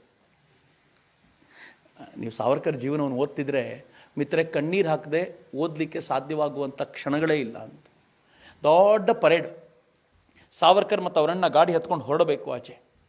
ಅಲ್ಲಿನ ರೂಲ್ ಹೆಂಗೆ ಅಂತಂದರೆ, ನಿಯಮವನ್ನು ಯಾರಾದರೂ ಬ್ರೇಕ್ ಮಾಡಿದರೆ ಅವರ ಶಿಕ್ಷೆ ಡಬಲ್ಲು ಆಗಿಬಿಡ್ಬೋದು. ನಿಯಮ ಬ್ರೇಕ್ ಮಾಡುವಂತಿಲ್ಲ. ಒಬ್ಬ ಕ್ರಾಂತಿಕಾರಿ, ಒಬ್ಬ ಸೈನಿಕ ಅಥವಾ ಒಬ್ಬ ಭಾರತೀಯ ಸಾವರ್ಕರ್ ಮತ್ತು ಇವ್ರು ಹೋಗ್ತಾರೆ ಅಂತ ಖುಷಿಗೆ ಏನು ಮಾಡ್ತಾನೆ, ಕಳ್ಳಿ ಹೂಗಳಿಂದ ಹಾರ ಮಾಡ್ಕೊಂಬಂದಿರ್ತಾನೆ. ಸಾವರ್ಕರ್ ಗಾಡಿ ಹತ್ತಾರಲ್ಲ, ಆ ಲೈನನ್ನು ಧಿಕ್ಕರಿಸಿ ಓಡ್ ಹೋಗಿ ಸಾವರ್ಕರ್ ಕುತ್ತಿಗೆಗೆ ಆ ಹಾರವನ್ನು ಹಾಕಿ ನಮಸ್ಕಾರ ಮಾಡಿ ವಾಪಸ್ ಬಂದು ನಿಂತ್ಕೊಂಡ್ಬಿಡ್ತಾನೆ. ಸಾವರ್ಕರ್ ಮುಂದೆ ತುಂಬ ಹಾರ ಹಾಕಿಸ್ಕೊಳ್ತಾರೆ. ಅವ್ರಿಗೆ ಹೋದೋದ ಕಡೆ ಸನ್ಮಾನ ಆಗುತ್ತೆ. ಸಾವರ್ಕರ್ ಹೇಳ್ತಾರೆ, ಎಷ್ಟೇ ಸನ್ಮಾನ ಮಾಡಿದರೂ ಅವತ್ತು ಹಾಕಿದ ಕಳ್ಳಿ ಹೂವಿನ ಗಿಡದ ಮುಂದೆ ಇವತ್ತಿಗೂ ಇನ್ಯಾವ ಹಾರನೂ ಸಿಗಲಿಲ್ಲ ಅಂತ. ತನಗೆ ಶಿಕ್ಷೆ ಡಬಲ್ ಆಗ್ಬೋದು ಅಂತ ಗೊತ್ತಿದ್ದಾಗಲೂ ಪ್ರೇಮದಿಂದ ಒಂದು ಹಾರ ಹಾಕ್ತಾನಲ್ಲ, ಹಂಗೆ ಹಾಕಿಸಿಕೊಳ್ಳುವ ಯೋಗ್ಯತೆ ಇತ್ತು ಮಿತ್ರರೇ ಅವರಿಗೆ. 11-12 ವರ್ಷಗಳ ಕಾಲ ಕಾಲಾಪಾನಿ ಶಿಕ್ಷೆ ಅನುಭವಿಸಿ ವಾಪಸ್ ಬಂದ ಸಾವರ್ಕರು ಮುಂದಿನ ಹೆಚ್ಚು ಕಡಿಮೆ 15 ವರ್ಷಗಳ ಕಾಲ ಬ್ರಿಟಿಷರು ಅವ್ರನ್ನ ಗೃಹ ಬಂಧನದಲ್ಲಿಡ್ತಾರೆ, ಯರವಾಡ ಜೈಲಿನಲ್ಲಿಡ್ತಾರೆ. ಹಿಂಗೆ ಇರಬೇಕು ಅನ್ನೋ ತಾಕೀತು ಮಾಡಿ 1937ರಲ್ಲಿ ಅಧಿಕೃತವಾಗಿ ರಿಲೀಸ್ ಮಾಡ್ತಾರೆ. ಹೆಚ್ಚು ಕಡಿಮೆ 27 ವರ್ಷಗಳ ಶಿಕ್ಷೆ ಅದು. 1910ರಲ್ಲಿ ಒಳಕ್ಕೆ ಹೋದವರು 1937ಕ್ಕೆ ರಿಲೀಸ್ ಆಗ್ತಾರೆ. ಅಂದರೆ ಪೂರ್ಣ ಪ್ರಮಾಣದಲ್ಲಿ ಇನ್ಯಾವುದೇ ಗೊಂದಲಗಳಿಲ್ಲದೆ ಅವರನ್ನು ರಿಲೀಸ್ ಮಾಡಲಾಗುತ್ತೆ. ಆದರೆ ಒಂದು ದಿನವೂ ಕೂಡ ಸುಮ್ಮನೆ ಕೂತ್ಕೊಳ್ಳಲ್ಲ. ಜಾತೀಯತೆ ಏನಿರುತ್ತೋ ಅದನ್ನು ತೆಗೆದುಹಾಕುವಂಥ ಪ್ರಯತ್ನ ಮಾಡ್ತಾರೆ. ತನ್ನ ಹೆಂಡತಿಯ ಮೂಲಕ ಕೆಳ ಮಟ್ಟದ ಜಾತಿ ಅಂತ ಕರೆಸ್ಕೊಂಡವ್ರನ್ನ ಕರ್ಕೊಂಬಂದು ಬಾಗಿನ ಕೊಟ್ಟು ಅವ್ರನ್ನ ನಮ್ಮ ಜೊತೆ ಸೇರಿಸ್ಕೊಳ್ಳುವಂಥ ಪ್ರಯತ್ನ ಮಾಡ್ತಾರೆ. ದೇವಸ್ಥಾನಗಳಿಗೆ ಕೆಳಜಾತಿಯವ್ರನ್ನ ಸೇರಿಸ್ಕೊಳ್ಳಲ್ಲ ಅಂತ ಗೊತ್ತಾದಾಗ ಪಂಡಿತರೊಂದಿಗೆ ಕೂತ್ಕೊಂಡು ಚರ್ಚೆ ಮಾಡ್ತಾ ಯಾಕೆ ಸೇರಿಸ್ಕೊಳ್ಳಲ್ಲ ಅಂತ ಹಠ ಹಿಡಿದು ಮಹಾರ್ ಜಾತಿಯವನೊಬ್ಬನನ್ನು, ಅಂದರೆ ಮಹಾರಾಷ್ಟ್ರದಲ್ಲಿ ಕೆಳಜಾತಿ ಅಂತ ಗುರುತಿಸಲ್ಪಡೋನೊಬ್ಬನಿಗೆ ತಾವೇ ಟ್ರೈನಿಂಗ್ ಕೊಟ್ಟು ಅವನ ಮೂಲಕ ಪೂಜೆ ಮಾಡಿಸ್ತಾರೆ. ಅವರು ಮಾಡೋ ಅಡುಗೆಯನ್ನು ಪ್ರಸಾದವಾಗಿ ತಿನ್ನಬೇಕು ಎನ್ನುವಂಥ ವಾತಾವರಣವನ್ನು ತರ್ತಾರೆ. ಕೊನೆಗೆ ಯಾವುದೂ ಸಾಧ್ಯ ಆಗೋದಿಲ್ಲ ಅಂತ ಗೊತ್ತಾದಾಗ ರತ್ನಾಗಿರಿಯಲ್ಲಿ ಒಂದು ಪತಿತ ಪಾವನ ಮಂದಿರವನ್ನು ಕಟ್ಟಿಸಿ ಆ ಮಂದಿರಕ್ಕೆ ಎಲ್ಲರೂ ಬರುವಂತೆ ಮಾಡ್ತಾರಲ್ಲ, ಅದು ಸಾವರ್ಕರ್ ವೈಭವ. ಯಾವತ್ತೂ ಸುಮ್ಮನೆ ಕೂತಂಥ ಮನುಷ್ಯನೇ ಅಲ್ಲ. ಸ್ವಾತಂತ್ರ್ಯದ ನಂತರ ಸಾವರ್ಕರ್ ಗಾಂಧಿ ಹತ್ಯೆಯಲ್ಲಿ ಆರೋಪಿಯಾಗಿ ಸಿಕ್ಕಾಕೊಳ್ತಾರೆ. ನಾನು ತುಂಬ ಅದನ್ನು ಎಕ್ಸ್ಟೆಂಡ್ ಮಾಡಲಿಕ್ಕೆ ಹೋಗಲ್ಲ. ಗಾಂಧಿ ಹತ್ಯೆಯಲ್ಲಿ ಸಾವರ್ಕರ್ ಆರೋಪಿ ಅಲ್ಲ, ಸಾವರ್ಕರ್ ತಪ್ಪಿಲ್ಲ ಅಂತ ಅಧಿಕೃತವಾಗಿ ನ್ಯಾಯಾಲಯ ಹೇಳಿ ಖುಲಾಸೆ ಮಾಡುತ್ತೆ.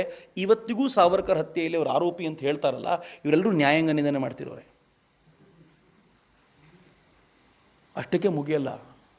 1960ರಲ್ಲಿ ಮೃತ್ಯುಂಜಯ ದಿವಸ್ ಆಚರಣೆ ಮಾಡಬೇಕು ಅಂತ ಸಾವರ್ಕರ್ ವಿಚಾರವಾಗಿ ದೇಶ ಆಲೋಚನೆ ಮಾಡುತ್ತೆ. ಯಾಕೆ ಮೃತ್ಯುಂಜಯ ದಿವಸ್ ಗೊತ್ತಾ?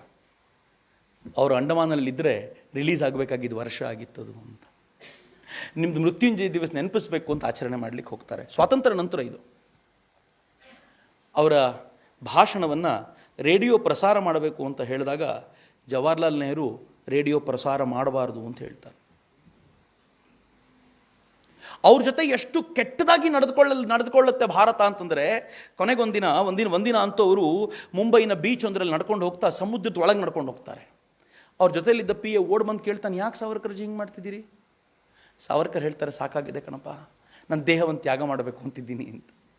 ಅಂಡಮಾನಿನ ಜೈಲಿನಲ್ಲಿ ಯಾರಾದರೂ ಸಾಯ್ತೀರಾ ಅಂತಂದರೆ ಸಾಯಬಾರದು, ದೇಶಕ್ಕೋಸ್ಕರ ಬದುಕಿರಬೇಕು ಅಂತ ಹೇಳ್ತಿದ್ದ ಮನುಷ್ಯ ಸ್ವತಂತ್ರ ಭಾರತದಲ್ಲಿ ಸಮುದ್ರಕ್ಕೆ ಸಮರ್ಪಣೆ ಆಗ್ತೀನಿ ಅಂತ ಅಂದ್ಬಿಟ್ರು. ಅವನು ಹೇಗೋ ಮಾಡಿಕೊಂಡು ಗಲಾಟೆ ಮಾಡ್ಕೊಂಡು ವಾಪಸ್ ಕರ್ಕೊಂಡು ಬರ್ತಾನೆ ಸಾವರ್ಕರ್ನ. ಅದಾದಮೇಲೆ ಸಾವರ್ಕರ್ ಒಂದು ದಿನ ನಿಶ್ಚಯ ಮಾಡ್ತಾರೆ, ಇನ್ನು ನಾನು ಬದುಕಿ ಉಪಯೋಗ ಇಲ್ಲ ಅಂತ 21 ದಿನಗಳ ಕಾಲ ಅನ್ನ ನೀರು ಸೇವಿಸದೆ ಪ್ರಾಯೋಪವೇಶ ಮಾಡಿಕೊಂಡು ದೇಹವನ್ನು ತ್ಯಾಗ ಮಾಡಿಬಿಡ್ತಾರೆ ಸಾವರ್ಕರ್.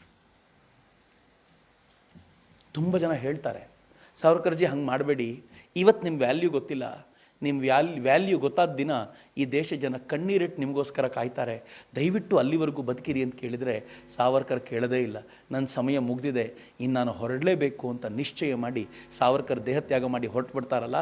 ನನಗೆ ಸಾವರ್ಕರ್ ಬಗ್ಗೆ ಹೇಳುವಾಗಲೆಲ್ಲ ಕನ್ನಡಿ ಮುಂದೆ ನಿಂತ್ಕೊಂಡ್ರೆ ನಮ್ಮ ಮೇಲೆ ನನಗೇ ನಾಚಿಕೆ ಆಗುತ್ತೆ. ಹೆಂಗೆ ನಡ್ಕೊಂಡ್ಬಿಟ್ಟಪ್ಪ ಒಬ್ಬ ವ್ಯಕ್ತಿಯ ಬಗ್ಗೆ. ಒಬ್ಬ ಶ್ರೇಷ್ಠ ವ್ಯಕ್ತಿ ಯಾರು ಈ ದೇಶಕ್ಕೋಸ್ಕರ ಸರ್ವಸ್ವವನ್ನು ತ್ಯಾಗ ಮಾಡಿದ್ನೋ ಮಿತ್ರರೆ, ಸರ್ವಸ್ವವನ್ನು ತ್ಯಾಗ ಮಾಡಿದ ಅಂದರೆ ಲಿಟರಲಿ ಸರ್ವಸ್ವ ತ್ಯಾಗ. ಅವರ ಬ್ಯಾರಿಸ್ಟರ್ ಪದವಿಯನ್ನು ಬ್ರಿಟಿಷರು ಯಾವತ್ತೂ ಕೊಡಲೇ ಇಲ್ಲ ಅವರಿಗೆ. ಅವರ ಮಗ 4 ವರ್ಷದ ಮಗ ಲಂಡನ್ನಲ್ಲಿದ್ದಾಗ ಇಲ್ಲಿ ತೀರ್ಕೊಂಡ. ಸಾವರ್ಕರ್ಗೊಂದು ಮುಖ ನೋಡಲಿಕ್ಕೂ ಆಗಲಿಲ್ಲ. ಸಾವರ್ಕರ್ರ ಅಣ್ಣ ಆತನನ್ನು ಅವ್ರು ಕಳ್ಕೊಂಡಿದ್ದು ಇದೇ ವಿಚಾರದಲ್ಲಿ. ಸಾವರ್ಕರ್ರ ತಮ್ಮನನ್ನು ಈ ದೇಶದ ಜನ ಗಾಂಧಿ ಹತ್ಯೆಯ ಸಂದರ್ಭದಲ್ಲಿ ಕಲ್ಲು ಹೊಡೆದ್ರು. ಆತ ಕೋಮಾಕ್ಕೆ ಹೋದವನು ವಾಪಸ್ ಬರಲೇ ಇಲ್ಲ, ತೀರಿಕೊಂಡ. ಸಾವರ್ಕರ್ರ ಆಸ್ತಿ ಪಾಸ್ತಿಯನ್ನು ಬ್ರಿಟಿಷರು ಮುಟ್ಟುಗೋಲು ಹಾಕ್ಕೊಂಡಿದ್ದು. ಆನಂತರ ಸ್ವತಂತ್ರ ಭಾರತವು ಕೊಡಬೇಕು ಅಂತಂದರೆ ಅನೇಕ ಬಾರಿ ಸತಾಯಿಸಿತು. ಸಾವರ್ಕರ್ಗೆ ಸಿಗಬೇಕಾಗಿರುವಂಥ ಎಲ್ಲ ಗೌರವವನ್ನು ನಿರಾಕರಿಸಲಾಯಿತು. ಕೊನೆಗೆ ಸಾವರ್ಕರ್ನ ಒಬ್ಬ ದೇಶಪ್ರೇಮಿ ದೇಶಭಕ್ತ ಅಂತ ಗುರುತಿಸೋದ್ರಲ್ಲೂ ಸೋತೋಗ್ಬಿಟ್ವಿ. ಸಂಸತ್ನಲ್ಲಿ ಸಾವರ್ಕರ್ ಒಂದು ಫೋಟೋ ಎಲ್ಲರದ್ದು ಇದೆ, ಯಾರ್ಯಾರದೋ ಇದೆ. ಅಲ್ಲಿ ಸಾವರ್ಕರ್ದೊಂದು ಫೋಟೋ ಅನಾವರಣ ಮಾಡಬೇಕು ಅಂತ ಹೇಳಿದಾಗ ಅಟಲ್ಜಿ ಕಾಲಕ್ಕೆ ಶ್ರೀಮತಿ ಸೋನಿಯಾ ಗಾಂಧಿಯವರು ಈ ವ್ಯಕ್ತಿಯ ಫೋಟೋ ಅನಾವರಣ ಮಾಡಲಿಕ್ಕೆ ನಾನು ಬರಲ್ಲ ಅಂದರು. ಅಟಲ್ಜಿ ಬೇಕಾಗಿಲ್ಲ ಅಂದರು. ಅನಾವರಣ ಮಾಡಲಾಯಿತು ಅದನ್ನು. ಮುಂದೆ ಅಂಡಮಾನ್ ಜೈಲಿನಲ್ಲಿ ಅಂಡಮಾನ್ ಜೈಲಿನಲ್ಲಿ ತುಂಬ ಜನ ಕ್ರಾಂತಿಕಾರಿಗಳಿದ್ದರು. ಆದರೆ ಅಂಡಮಾನ್ ಅಂದ ತಕ್ಷಣ ನೆನಪಾಗೋದು ಸಾವರ್ಕರ್ರೇ. ಸಾವರ್ಕರ್ ಅಲ್ಲಿದ್ರಲ್ಲ ಅನ್ನೋ ಕಾರಣಕ್ಕೆ, ಅಥವಾ ಎಲ್ಲ ಕ್ರಾಂತಿಕಾರಿಗಳ ಒಂದು ತಾಣವಾಗಿತ್ತಲ್ಲ ಅಂತ, ಅಲ್ಲೊಂದು ಅಂಡಮಾನಲ್ಲಿ ಒಂದು ಜ್ಯೋತಿ ಮಾಡಿದರು. 24/7 ಉರಿಯುವಂಥ ಜ್ಯೋತಿ ಅದು. ಆ ಜ್ಯೋತಿಗೆ ಸುತ್ತಲೂ ಫಲಕಗಳು. ಭಗತ್ ಸಿಂಗ್ ಹೇಳಿರೋ ಮಾತಿದೆ, ಮದನ್ ಲಾಲ್ ಧಿಂಗ್ರಾ ಹೇಳಿರೋ ಮಾತಿದೆ, ಸಾವರ್ಕರ್ ಹೇಳಿರೋ ಒಂದು ಮಾತಿದೆ. ಏನಿದೆ ಗೊತ್ತೇನು ಸಾವರ್ಕರ್ ಹೇಳಿರೋ ಮಾತು? ನಾವೆಲ್ಲ ತರುಣರು ನೆನ್ಪಿಟ್ಕೊಳ್ಬೇಕಾಗಿರುವಂಥ ಮಾತಿದು. ಅದು ತನ್ನ ಅತ್ತಿಗೆಗೆ ಬರೆದ ಪತ್ರದಿಂದ ತೆಗೆದುಕೊಂಡಿರೋ ಮಾತು. ಸಾವರ್ಕರ್ ಲಂಡನ್ನಲ್ಲಿ ಇರಬೇಕಾಗಿದ್ದರೆ ಅವ್ರ ಅಣ್ಣನನ್ನು ಕರ್ಕೊಂಡು ಹೋಗ್ಬಿಟ್ಟಿರ್ತಾರಲ್ಲ, ಅವ್ರ ಅತ್ತಿಗೆ ಪತ್ರ ಬರೀತಾಳೆ, ನಿಮ್ಮ ಅಣ್ಣನೂ ಎಳ್ಕೊಂಡು ಹೋಗ್ಬಿಟ್ಟಿದ್ದಾರೆ ಬ್ರಿಟಿಷರು, ಇಲ್ಲಿ ಯಾರೂ ಇಲ್ಲ, ನಮ್ಗೆ ಊಟಕ್ಕೂ ಗತಿ ಇಲ್ಲ, ಒದ್ದಾಡ್ತಾ ಇದ್ದೀವಿ, ನಮ್ಮ ಆಸ್ತಿ ಪಾಸ್ತಿ ಎಲ್ಲ ಮುಟ್ಟುಗೋಲು ಹಾಕ್ಕೊಂಡಿದ್ದಾರೆ, ತಾತೆ ನೀನಾದರೂ ಬಂದು ನಮ್ಮನ್ನು ನೋಡ್ಕೋಬಾರ್ದೇನೋ? ಅತ್ತಿಗೆ ಬರೆಯೋ ಪತ್ರ. ಸಾವರ್ಕರ್ ಏನು ಬರೀತಾರೆ ಗೊತ್ತಾ? ಅಮ್ಮ, ಅತ್ತಿಗೆ, ಅವರು ಗಜೇಂದ್ರ ಮೋಕ್ಷದ ಕಥೆ ಹೇಳ್ತಾರೆ. ಆನೆಯ ಕಾಲನ್ನು ಮೊಸಳೆ ಹಿಡಿದಿರುತ್ತೆ.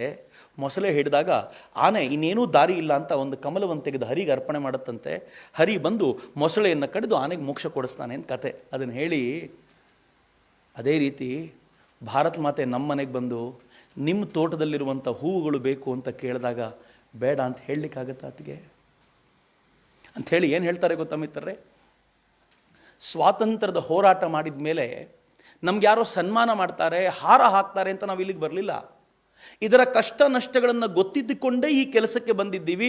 ಹೀಗಾಗಿ ಇದನ್ನು ಸಹರ್ಷದಿಂದ ಸ್ವೀಕರಿಸೋಣ. ಅತ್ತಿಗೆ ಕಷ್ಟ ಆದರೂ ಸರಿಯೇ, ಈ ದೇಶಕ್ಕೋಸ್ಕರ ಸಮರ್ಪಣೆಯಾಗೋಣ ಅಂತ ಆ ಸುಂದರವಾದ 4 ಸಾಲು ಬರೆದಿದ್ದಾರಲ್ಲ, ಆ ಸಾಲುಗಳನ್ನು ಅಲ್ಲಿ ಹಾಕಿದರೆ ಒಬ್ಬ ಕಾಂಗ್ರೆಸ್ MP ಮಣಿಶಂಕರ್ ಅಯ್ಯರ್ ಆ ದೇಶದ್ರೋಹಿಯ ಸಾಲನ್ನು ಯಾಕೆ ಅಲ್ಲಿಗೆ ಹಾಕಿದ್ರಿ ಅಂತ ತೆಗೆಸ್ಬೇಕು ಅಂತ ಕೂತ್ನಲ್ಲ. ಯಾರು ದೇಶದ್ರೋಹಿ? ಅಯೋಗ್ಯ ಮಣಿಶಂಕರ್ ಅಯ್ಯರು IFS ಆಗಿದ್ದಾಗ,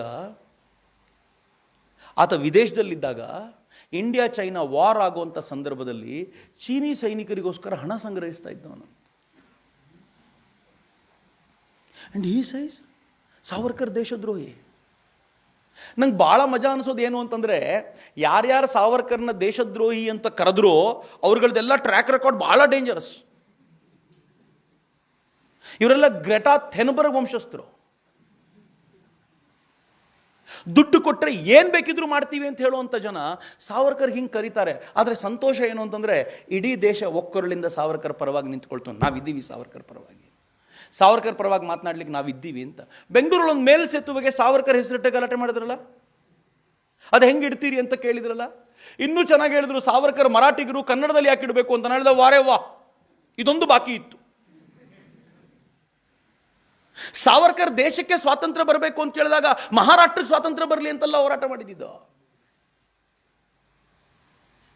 ಮದನ್ ಲಾಲ್ ಧಿಂಗ್ರಾ ಕರ್ಜನ್ವಾಯಿಲಿ ಹತ್ಯೆ ಮಾಡುವಾಗ ಆತ ಬರೀ ಪಂಜಾಬಿನ ಕೇಂದ್ರವಾಗಿ ಇಟ್ಕೊಂಡು ಮಾಡಿದ್ದಲ್ಲ, ದೇಶವನ್ನು ಹೋರಾಟದ ಬಿಂದುವಾಗಿ ಮಾಡಿಕೊಂಡಿದ್ದು. ಅದರ ಮಿತ್ರರೇ, ಕಾಲಕ್ರಮದಲ್ಲಿ ನಾವು ಹೆಂಗೆ ಆಗ್ಬಿಟ್ಟಿದ್ದೀವಿ ಅಂತಂದರೆ, ಎಲ್ಲ ಕಲ್ಪನೆಗಳನ್ನು ಗಾಳಿಗೆ ತೂರಿ ತುಂಬ ಚಿಕ್ಕ ಮನಸ್ಸಿನವ್ರು ಆಗ್ಬಿಟ್ಟಿದ್ದೀವಲ್ಲ.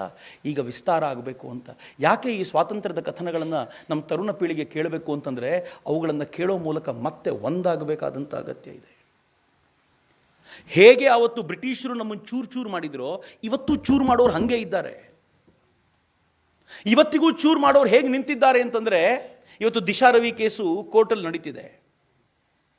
ಆಕೆ ಇಲ್ಲಿ ಕೂತ್ಕೊಂಡು ಜನವರಿ 26ಕ್ಕೆ ಏನಾಗಬೇಕು, ಆ 26ಕ್ಕೆ ಇಷ್ಟು ಜನ ತೀರ್ಕೊಂಡ್ರೆ ಏನು ಮಾಡಬೇಕು, ಯಾರು ಯಾವ ಟ್ವೀಟ್ ಮಾಡಬೇಕು, ಅವ್ರು ಏನಂತ ಟ್ವೀಟ್ ಮಾಡಬೇಕು ಅಂತ ಎಲ್ಲ ಅಜೆಂಡಾ ಪ್ರಿಪೇರ್ ಮಾಡಿ ಆ ಅಜೆಂಡಾಕ್ಕೆ ತಕ್ಕಂತೆ ಭಾರತವನ್ನು ಒಡೆಯೋ ಪ್ಲಾನ್ ಮಾಡ್ತಾರಲ್ಲ ಒಬ್ಬರಿಬ್ಬರಲ್ಲ.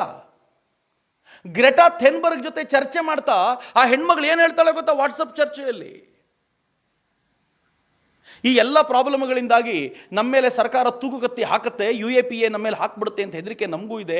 ಏನು ಮಾಡಬೇಕು ಅಂತ ಗೊತ್ತಾಗ್ತಿಲ್ಲ ಅಂತ ಗೊತ್ತಿದೆ ಅವಳಿಗೆ.